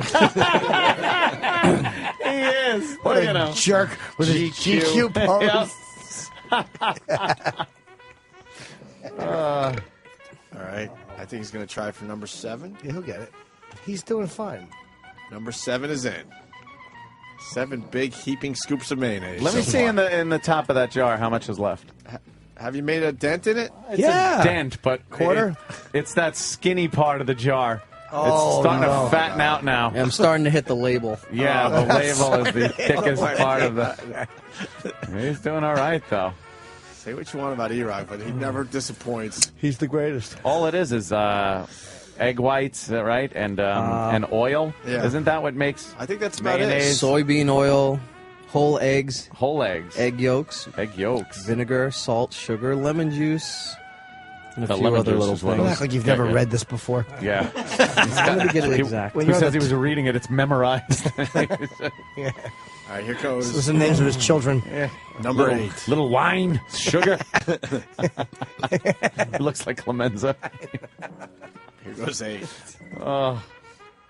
Uh-oh. All right, 8 He just wasn't shuddered. good. 8 wasn't good. E-Rock just shuddered at the 720 calorie mark. Have a sip of Gatorade. Now, what was It's better for you. It'll actually replenish what you. was the shudder about? That little haul that you did. I don't know. That was his heart. something It was his was heart.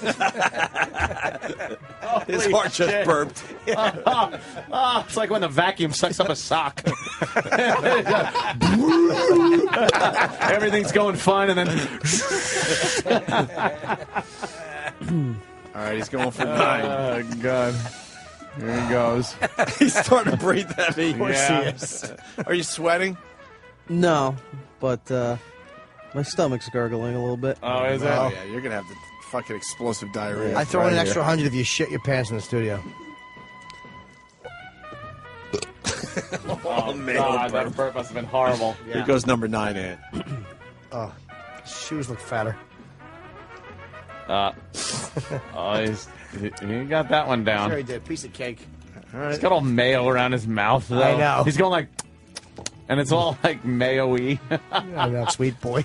810 calories at the number 9 mark. This will make it even 900 if he gets spoonful number 10 Yep. down. These are not just tablespoons. These are fucking massive tablespoons. Yeah, he's way above that because there's only 60 tablespoons in this. How long walking to work off 900 calories? Dude, that's... How long of a walk is that, would you say? That's 900 calories. That's a couple hours. That's a like brisk 3 walk. hours easy. Is it a 3-hour walk? Easy. How come it's so much easier to put them on than to take them off? I just don't get it. Yep. Iraq?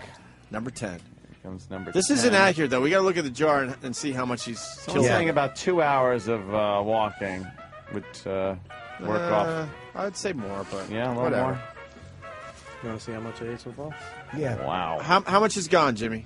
I would say We're about down 30%. we're down to here now. It's making me nauseous just looking at it. Yeah. 30%, Iraq? Yeah. Isn't it amazing how, like, mayo's great in a small dose? Yeah. Some stuff is really good in little small dose, but then big heaping helpings Yeah. like that, disgusting. Like Cool Whip. Yeah, I love Cool Whip is good in big, giant doses, though. Do you like Cool Whip? I do, You but could I can't eat that much of it. No, you could take like a spoonful. You can't eat. You're eating mayonnaise and you can't eat Cool Whip? Oh, I couldn't eat like a container of Cool Whip. I could. I used to just take fucking... Figgy boy takes a Friggy ride.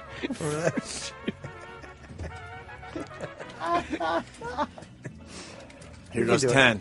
Big boy.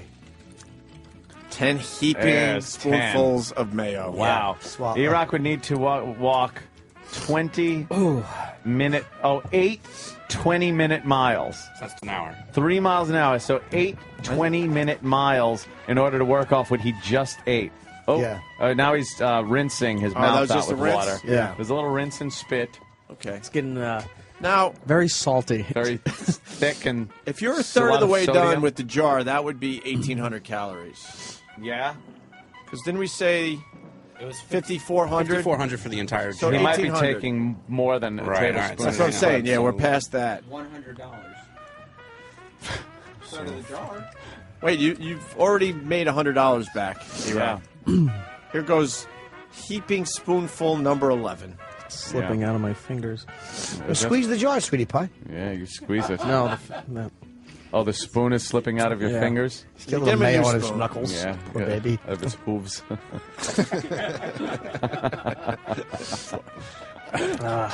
Here's number 11. Here it is. You can't do this?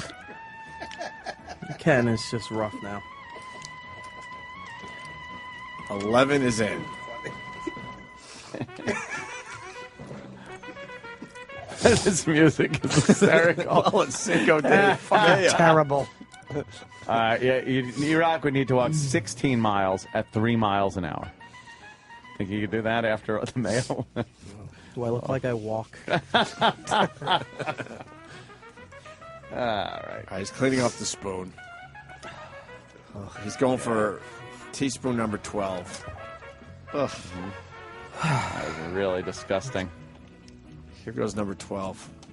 Here it is. Ugh. Big number 12. Wow, that is a heaping helping right there. Just up to the tippity top of that spoon, all heaped over it in a big mountain of mayo. Yeah. You should eat it, and as you're swallowing it, spin in a circle a few times. Get the dizzies going. Oh, God. Churn it. Come on, suck it down. You got a it. wad of dog There it cum. is. There it is. Salty and Ooh, sweet. number 12. You don't want to sweet. He almost gagged. Are you getting a gagging sensation? Starting to. Yeah? Oh, that's a bigger spoon. Look who it is. Good idea. Man of the Year outfit. Brings in sexually leaning against the I window. know. Hi, boys. From Giant Queer magazine.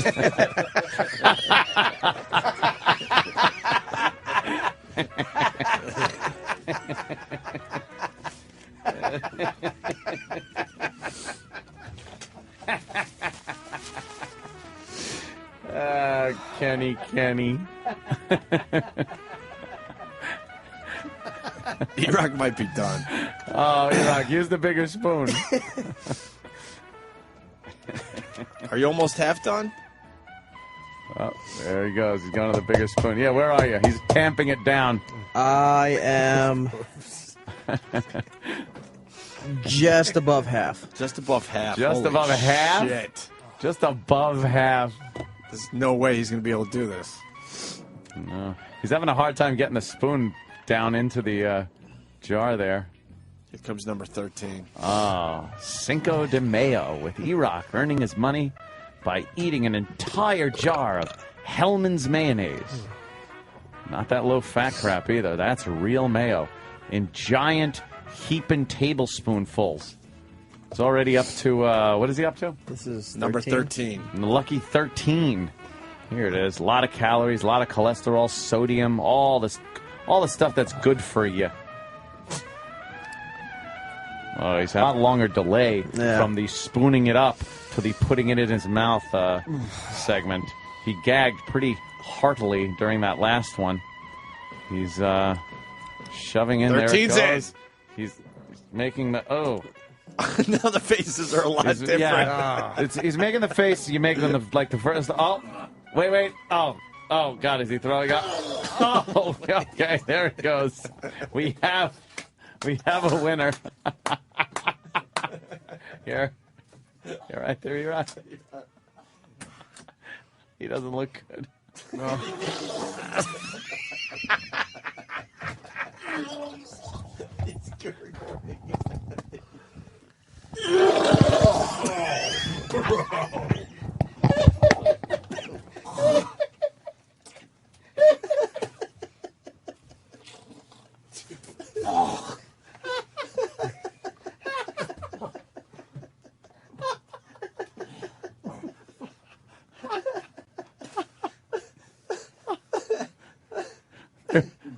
There goes the flights over Europe again.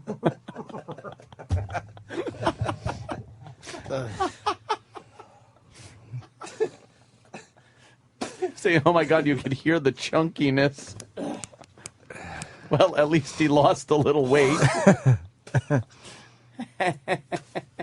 One more. I see a little more. Oh, wow, the tip of his nose is wet. It came out his nose a little bit, right? And eyes. Mayo came out of his eyes. Wow, did you? E-Rock. You know something? That is fantastic. I've got to hear that one puke sound again. You want it? I have it. Oh, yeah, of course you do. I do. Hang on. All right, let's hear that great sound. All right. He doesn't look good. No.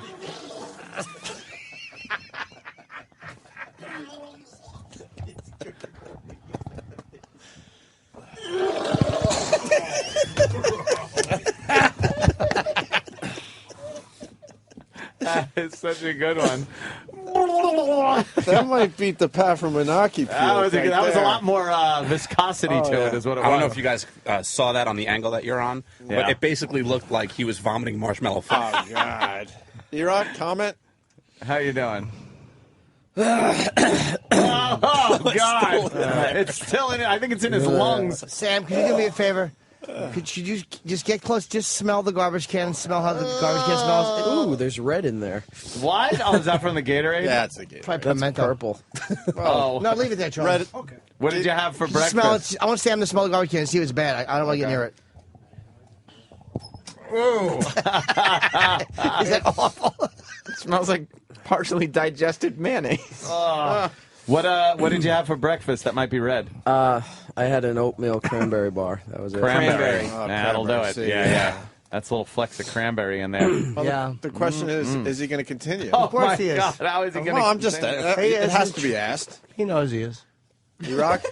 He just cleared out his system. He's got fucking another half a thing up. Game on. Game on. Game on! E-Rock is a trooper, man. What are the rules that he can is the continue? best. Oh, there we go. The Music's music's, back. the music's gone. This guy is a trooper.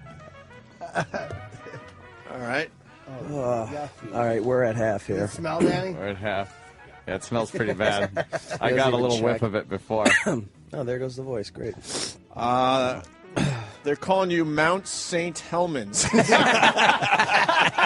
Trucker Rob with probably the line of the day right there. That's good. Oh, boy. This is number 14. 14. Yeah, go ahead. All right. Suck it down. Oh, yeah. Yeah. Cinco de Mayo. Yeah, come on. There it is. Well, you can do it like a giant rotted oyster. Oh, it's in his mouth. Of course He's swallowing. Like, it's like a big chunk of snot. It's one big piece. He just hit Jimmy with the giant happy face spoon. I didn't think there was mayo on that. No. Hold on. Oh, sorry. That's right. A little water to wash it down. And make sure that mic is in the proper position if anything happens to happen. Here he goes. What are we up to? 15. Number 15? 15. You are a true champion. We are below half here now. Yeah, below half. Here's our champion. Oh, it's awful. Oh, the bile. Yeah. Here goes number 15. Oh, wow. There it is. Come on. Nice clam. Looks like he's sucking down a cyst. Oh, that was tough. 15 was rough, huh? 15 was pretty tough. All right. Ooh. Oof. It's burning now. Yeah. All right. All right. What number? This will be number 16 coming up. 16. Something really stinks. Is that the puke? Yes. Yeah. Yes. I think this is mayonnaise. Come on, get a nice heaping helping on there. Get a big spoon. Yeah. Here comes number that's good. 16. That's a big one. That looks like a lanced infection. Like Lance! you ever see those zit squeezing videos on YouTube? They're pretty Like disgusting. cysts. Yes, cysts. Where the pus just like they squeeze, and it all just bursts out. Bursts out like that. There you go. Of a spoiled milk texture. Yeah. All right. Go get it. Cinco de Mayo. Number 16. Number 16. You got this, E-Rock. Here he goes. Yeah. You got it. And Go ahead. You got it. here he goes. Number 16. You can do it. Yeah, you can do it.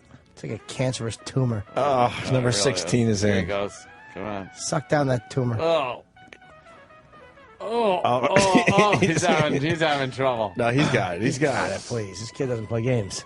Oh, he just made like a dry heave, kind of a woo. All right. A little more water. A little more water? Wash it down. Anybody have any AAAs? My fucking camera's going. Really? Get a new one. Those things No are the worst. shit. AAAs? No, Anywhere in the building? Is Sam filming in here? Yeah, we're right filming. there. Okay. All right, we're going for number 17. 17. 17. Yeah. Go for a quick one here. Nice and quick. Yeah. Go ahead. Right in. Go ahead. Don't Right even in. line up for Exactly. it. Just go. Yeah, it stinks in here, right? Mars? Thank you. Mars just walked in and was like, ugh. Yeah. All right. Go ahead, Number real 17. quick. Here you go. Yeah. What's the matter? You can do it. Oh, you just burped. I feel it moving. Oh shit. Boy. One more. Yeah, it's okay. Never in the right direction. Never. Here he goes. It's like you licked the floor of an adult bookstore. Fucking Jimmy. Number 17 is in. That's right. Suck down that splooge. He's wiping his mouth. He's got to clean up a little bit. There you go. Mm-hmm. Put a little something on the dresser for you, honey. Is it 20? Scram. Going for 18? Yeah. Kid is amazing. All right. Number 18. Oh, shit. I'm going to wait. Hold These on a minute. fucking flip cams are These terrible. fucking suck. Hold That's on. the 2-hour one, dude. The battery problems with those Hold on a things are minute. garbage. They're a bunch of garbage. Hold on. Oh, I didn't know you could use They're regular. double A's. Uh-huh. Oh, Mars. Oh, Mars. Mars, you got double A's? Oh, fuck.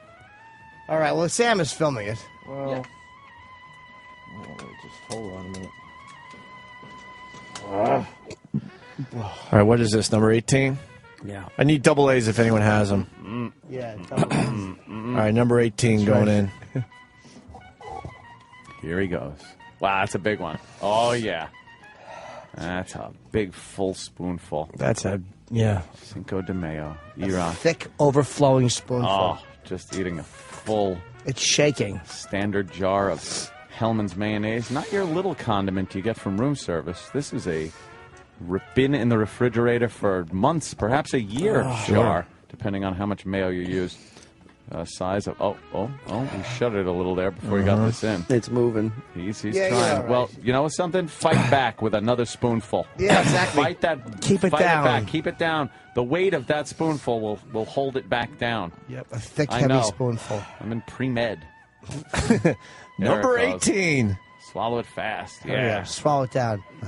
There he goes. That's easy. You got this. Yeah, you can do he's it. shuddering a little. Uh-oh. He was rocking back and forth. Look at the crowd outside the fucking studio. They're all watching. Pulling for you. He went for garbage. Make sure if anything happens, that microphone gets put right there. No problem. All right, hold on. A little rinse. I got double A's now. Hold on. Taking a little rinse. Don't fucking puke yet. Oh, he's not gonna. He's not gonna puke. He's fine. He's fine. Yeah, I should be good to go now. This kid's got an iron stomach. Yeah, he's perfect. I wouldn't worry about it. All right. Should it be hard to breathe? No. Nah, don't worry Unless you're about allergic to eggs. Oh, that would suck. Are you? Like, are you kidding me? We did it dead years ago. Why is it hard to breathe? You're probably feeling stuffed. We're going for 19 right now? Yeah. You should. Are we getting close to the end of the jar? Hold on. He's got to get that spoon in there pretty good to get another big heaping, topping. We're just below. Wow. You have eaten a lot of mayonnaise. What a sweet boy. Wow, E-Rock. He's a good boy. Number 19 coming up? Yeah. All right.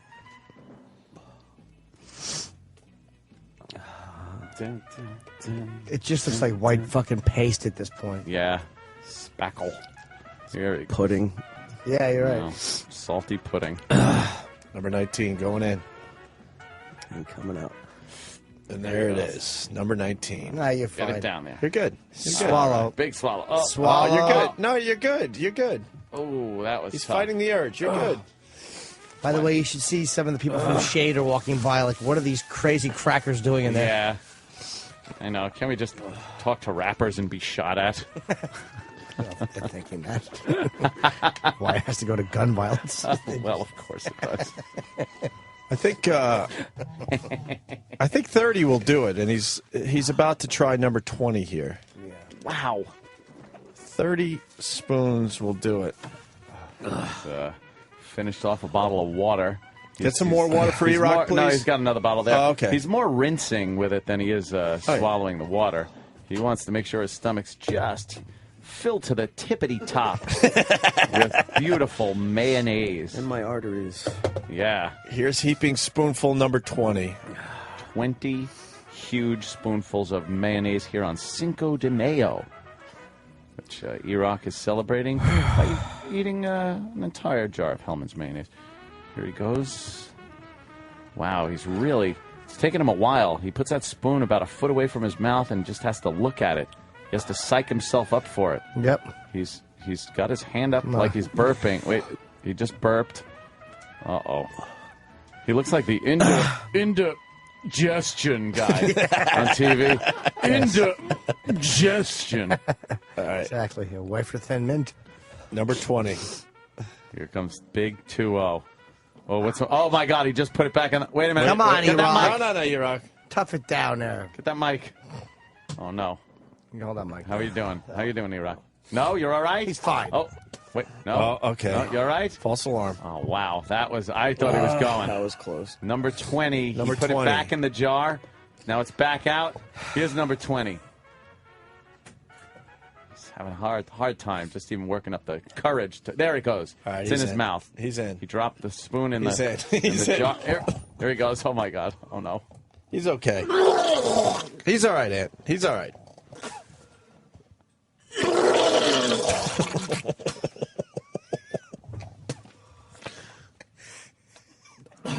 You all right?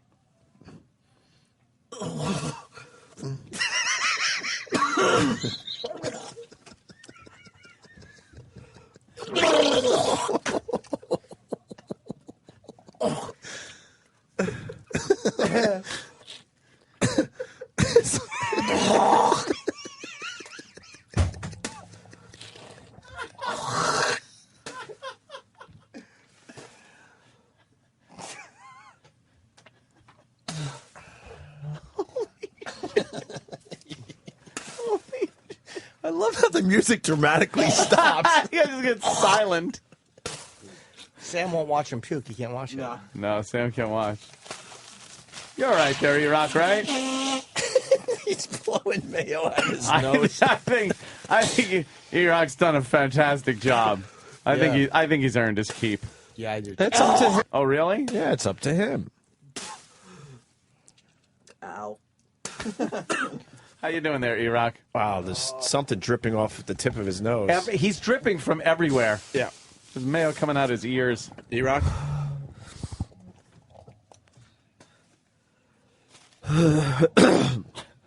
That hurt. He's collecting himself. The gurgling, E-Rock, what does that feel like coming up? Oh, it burns. Burns? I'm sure there's a lot of stomach acid mixed in with the mayo. Yeah, vinegar in it. It's very thick. Interesting note on that last one. Yeah. I guess it was the big sounding one. It came out as a bubble. This is where it popped as it left my mouth. It did sound very bubbly. Oh, he went back for the... Okay. He's just trying to spit it out. It's now lining his entire esophagus, I bet. Wow. That's tough. How much is left in there, by the way? He's kicking this jar's ass. Yeah, he really is just kicking the jar of mayonnaise ass. Is it up to the bottom of the label? I think he's hitting bottom with the spoon. We're right here. You're just about at the bottom of the... Almost to the bottom of the label. And then there's about an inch or so of jar left beneath the label. I would guess about 10 spoonfuls left. He's done 2/3 of the bottle. Or the jar. The jar.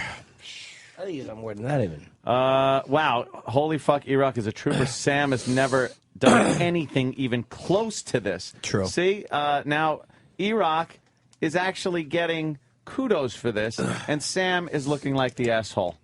That he is. See how people turn? How many mouthfuls? Could you take one mouthful of mayo? No. Why? I would be gagging and throwing up after. I mean, I wouldn't even be able to hit my lips before I started gagging and throwing up. One mouthful of mayo? There's no way I could even hold it in my mouth. I'd be throwing up within a minute. Wow. For one mayo? Yeah. I can't even. E-Rock, are we done Come close officially? Let's talk to E-Rock. Is he done? He's controlling this bit. I'll try for some more, but the next throw up, I'm done because the next throw up. I don't have. I think my voice is almost completely shot. All right. Game on. Here we go. Cinco de Mayo. Boy, this has news all over it. Celebrating Cinco de Mayo. Yeah, right, Jimmy. Oh, God. Yeah. All right. Contestant dies. I love the music. Back again. Thank God. Yes. All right. This would be heaping spoonful number 21 in, I believe. 21. 20 was very difficult. Is this bad for you? No. He's puking it up. Or is He's it fine. okay? As long as you puke it up. Yeah. Basically, he hasn't taken in any calories yet. Number 21.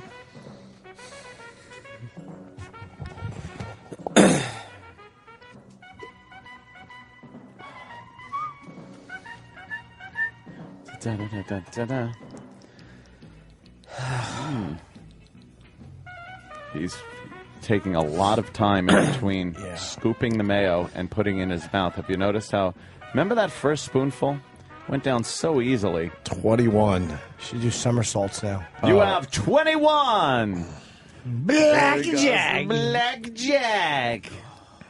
He is really having a hard time putting these down now. Is it the taste, the texture, or just the fact that your esophagus is inflamed now that is making it difficult? E-Rock? That and there's just a lot of salt. A lot of salt. Salt is really making it burn. All right. That's what makes it so tasty on a nice turkey and American cheese sandwich. How bad do you not want mayo right now, E-Rock? I think I'm done with mayo. Yeah? Yeah. I bet. Is he going for 22? Yeah. He says yeah. Okay. He says yeah. 22. Gurgling was amazing. How many people have tuned out? This sucks. Oh, well. No.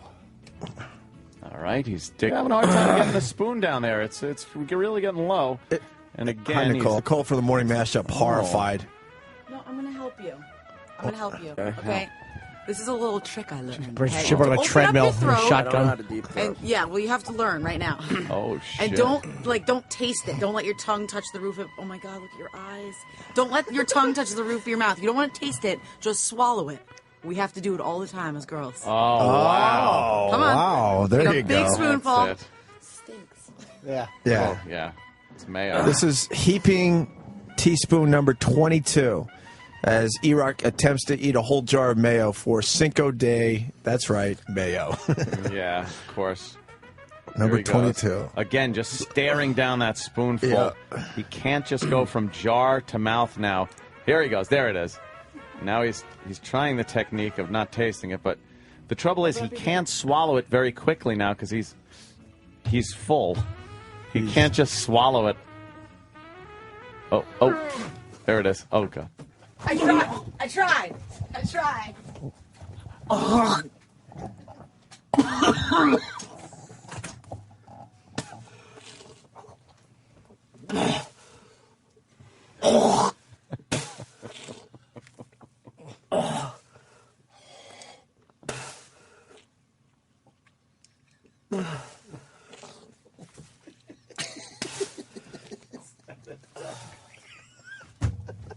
What happened? I'll show you. Okay. Slee stack. Oh, fuck. Wow, did that just...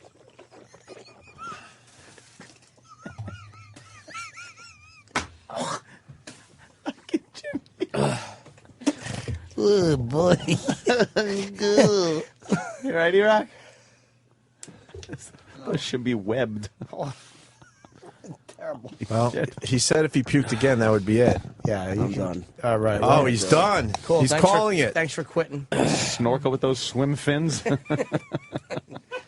No, elbows on. I know exactly what's going on. Yeah, that's great. Holy shit. Fucking, hey, Tootsie's McGillicuddy. Get out of here. Great job. You're the best, man. Someone right now is busy pouring plaster into her footprints.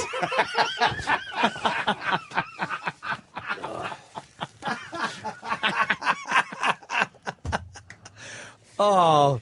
I never noticed that. Shouldn't you be looking over your shoulder in 1967 in the California woods? Some guy on horseback? Yes. Holy shit. Jesus. Goodness. I'm going to have to tweet that. Holy. Sharing's caring. Holy Toledo. Oh, God. What is it? Look at these. Oh. I've been saying that. Have you? E-Rock, any final thoughts? Over here. Any final thoughts on your mayo challenge? Fucking aliens. I'm done with mayonnaise. You'll never eat it again? That's it. Not for the foreseeable. E-Rock, you've done... What was the worst part? Amazing The throwing job, up? The second round of throwing up was actually A little more painful. Probably did some damage. Can we hear the second round of puking, the gurgling? Because I want to hear the bubble that E-Rock spoke of. He said it came up in a bubble and then burst. I have the second round of puking. Hold on, does anybody want to talk to Warren Haynes? The audio's not on. Sorry. Is it? Hey, fat girl. Oh my God. Nope.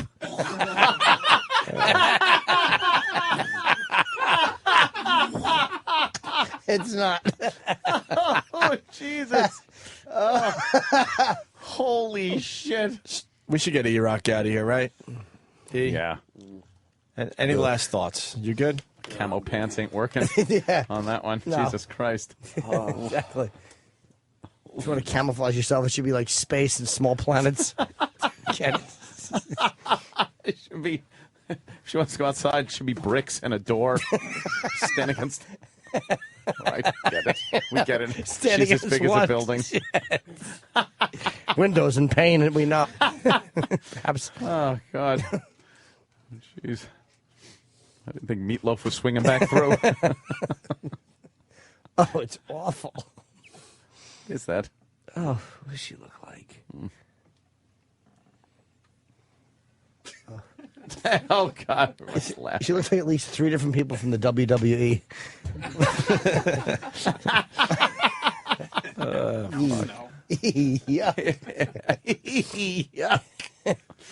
All right. Yeah. Thanks, E-Rock. E-Rock. Good job. Fantastic. Claim your winnings. Take your booty. They're right over there, I guess. Get my 100 from over there. Opie's 100 is over there. Right there in the bear trap. That's it. He almost did it. He pretty much, you know. He did a little over 2/3 of the mayo jar. That's not bad. All right, E-Rock, good job. Can we hear the, let's hear the second round of gurgling. I have the second round. I also have, if you want to go back in time to when it was all fun and games, I have his first bite when he was so excited. Oh, okay. Let's have the first bite and then the second round of puking. All right. And here it is, his first big. is about to begin. Been helping on mayonnaise. For Cinco de Mayo. Oh, there he goes. Oh, my God. Ah, what do you think, E-Rock? Your mouth looks like Steve. You want a napkin? Yes. How was that first heap First and one not helping? bad. Delicious. He went, that's delicious. You heard it. Very exciting. He was like, this is a breeze. That's delicious. Yeah, made a bag of shells. And then within a few minutes later, 15 there he goes. maybe. Oh, my God. Oh, no. He's okay. He's all right, Ant. He's all right.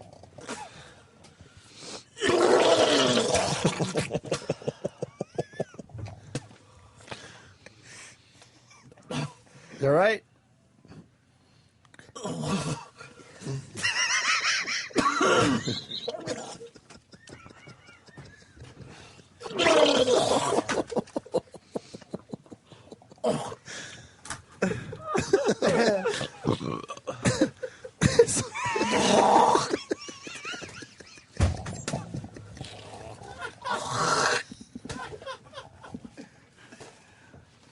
Was that E-Rock or was that girl's prom date? And he went to pick her up.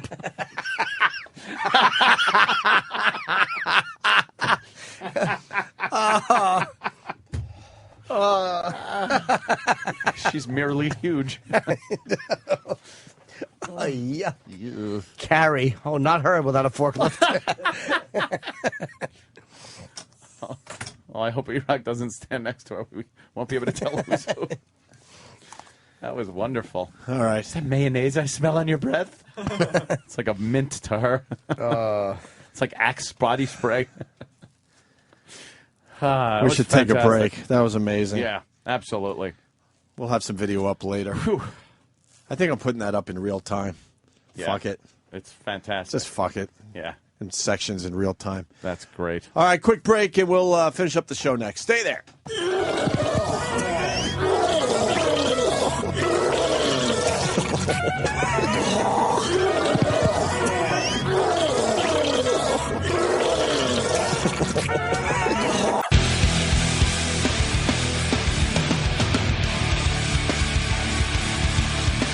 I was telling Anthony after all that E-Rock is still down $200 for just minding his own business yesterday. Yeah. Minding his own business. He's out $500. Then we come up with this thing, the E-Rock Mayo Challenge or whatever the fuck you want to call it.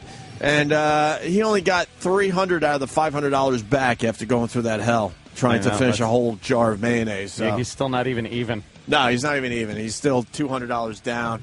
Let's say hi to Pete. Now, Pete is one of Bret Michaels' guys. Pete Evick, right? Pete? Sir, how you guys doing? Hey, how are you, buddy? How are you, man? You're real close to Bret Michaels, aren't you? I would say so. I'm a guitar player and tour manager, and we're pretty tight. Yeah, and the reason we got you on the phone, first of all, we're all friends with Bret Michaels. We love when he comes in here. He's one of the nicest guys we've ever had on the Opie and Anthony show. And everyone is saying that he's going to be making a full recovery from this brain hemorrhage that went down about 2 weeks ago. And I'm hearing maybe that's not the case, Pete.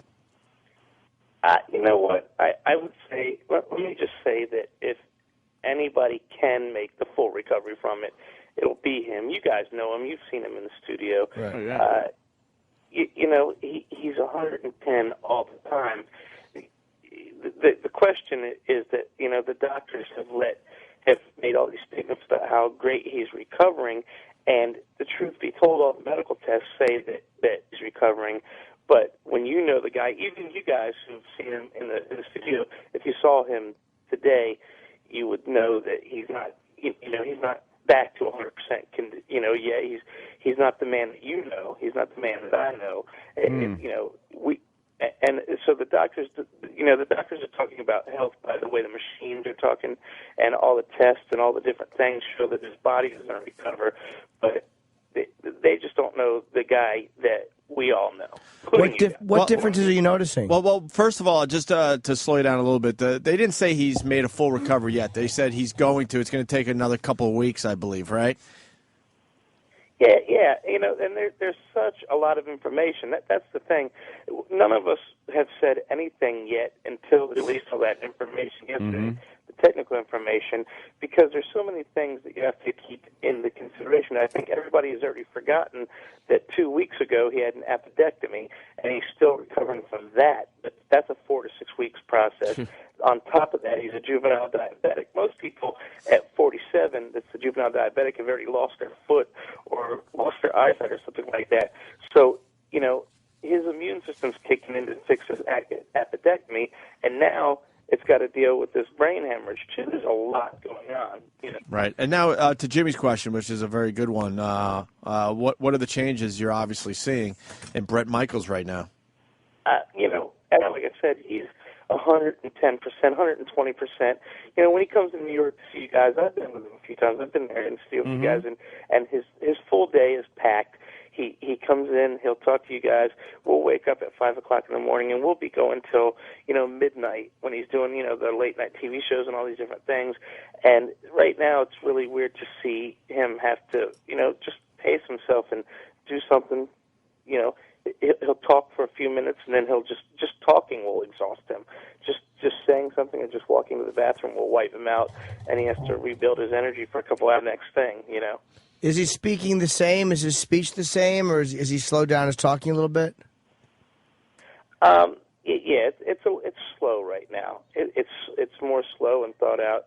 You know, there are moments where you get in the normal witty and quick-spoken Bret Michaels, and then there are moments where you get a slower kind of just thinking about what's going on around him and not even sure that he heard what you said. How about the thought process? Have you? Do you think the thought process is the same, and the body's just a little tired, or have you does it seem to take longer to process thoughts? You know what? I don't know that. That's interesting that you say that. I believe that his brain is actually running inside 100%, like it always does, 110, 120%. And I believe, to be honest with you, that's why they let him go to a rehab center instead of keeping him in the hospital right now.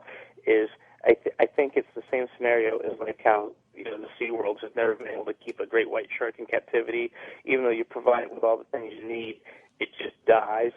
I think that Bret was, you know, dying in that room because his brain was running, and it's almost his will to live is what's going to keep him alive.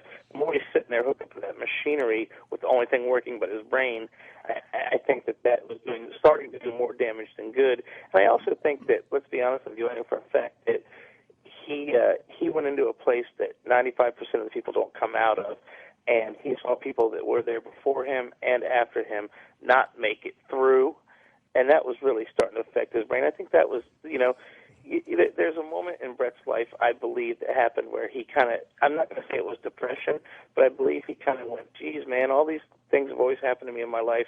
Why am I the lucky one? Because there were people not making it around him. And I think that all that stuff was on his brain, and I think his brain's 110%, like always. Sure. But a lot of people are amazed that the doctor's saying he's going to make a full recovery. Do you believe he's going to make a full recovery, Pete? You know, I just have to say that if anybody can, it's Bret. Bret, you know, we found out, to be honest with you, we found out after some of these surgeries and some of these the MRIs and stuff that if the Tony's thing would have hit him a little bit differently, it would have killed him on the spot. We found that out. The appendectomy was a serious situation. We're starting to believe that he's a miracle man, because even his car crash in '94 and the Madison Square Garden accident, he's cheated death a whole lot of times that we don't think about, that we started to add up. And I believe that if anybody can, he can. I will tell you that the doctors were blown away at his health, especially for a juvenile diabetic, for 47-year-old man who's not a professional athlete. They said they've never seen anything like that. I heard them say that myself. Is what they're telling the public a little different than what you're seeing? I didn't see the full press conference yesterday, but I will say that I see my best friend hurting a lot right now. Yeah. A lot. I see, it's weird that he explains a headache that we're told can last from 3 to 6 months. No. Can you imagine having, and it's a migraine or more painful than a migraine type of headache. Can you imagine for 3 to 6 months just having that? Of course not. No. Jesus. My 3-year divorce. And then to be honest with you, the thing that we're describing, the reason nobody close to him talked yet is because the doctors are talking some crazy stuff that we've never, I can't even comprehend, but the blood that leaked now has to be re-ingested into his system, and it goes down his spine, and he has a pain in his back and his lower body that he says he's never felt anything like that in his entire life, and sometimes that pain oversees the headache pain. So that's his description of explains anything to you. Jesus. So it's going to be a while before he's out and about again. Yeah, but you know what? I'll be honest with you. He's determined. He is full-on determined. Nobody's going to jeopardize his health. Not him, not us, his family. Today is Georgia, his youngest daughter's birthday, and family and stuff like that means something different to him now. Not that family was always absolutely important to him, but you can see it in his eyes when he sees his face right now that he's lucky he sees them. You can see that. You know what I mean? Yeah. Physically, how does he look? Does he look really drained and tired and it goes out back of it? And forth. Yeah. That's what I'm saying. There are moments where he looks like he's ready to take on the world. It just lasts a very short time. It'll be like 5 or 10 minutes, and then all of a sudden he's back out. Right. And you never see that with him. That guy is up before everybody and in bed after everybody and going 110. But I'll tell you this. Again, nobody is going to pressure him to do anything but the right thing. Nobody is telling him to get back on tour. Nobody's doing anything.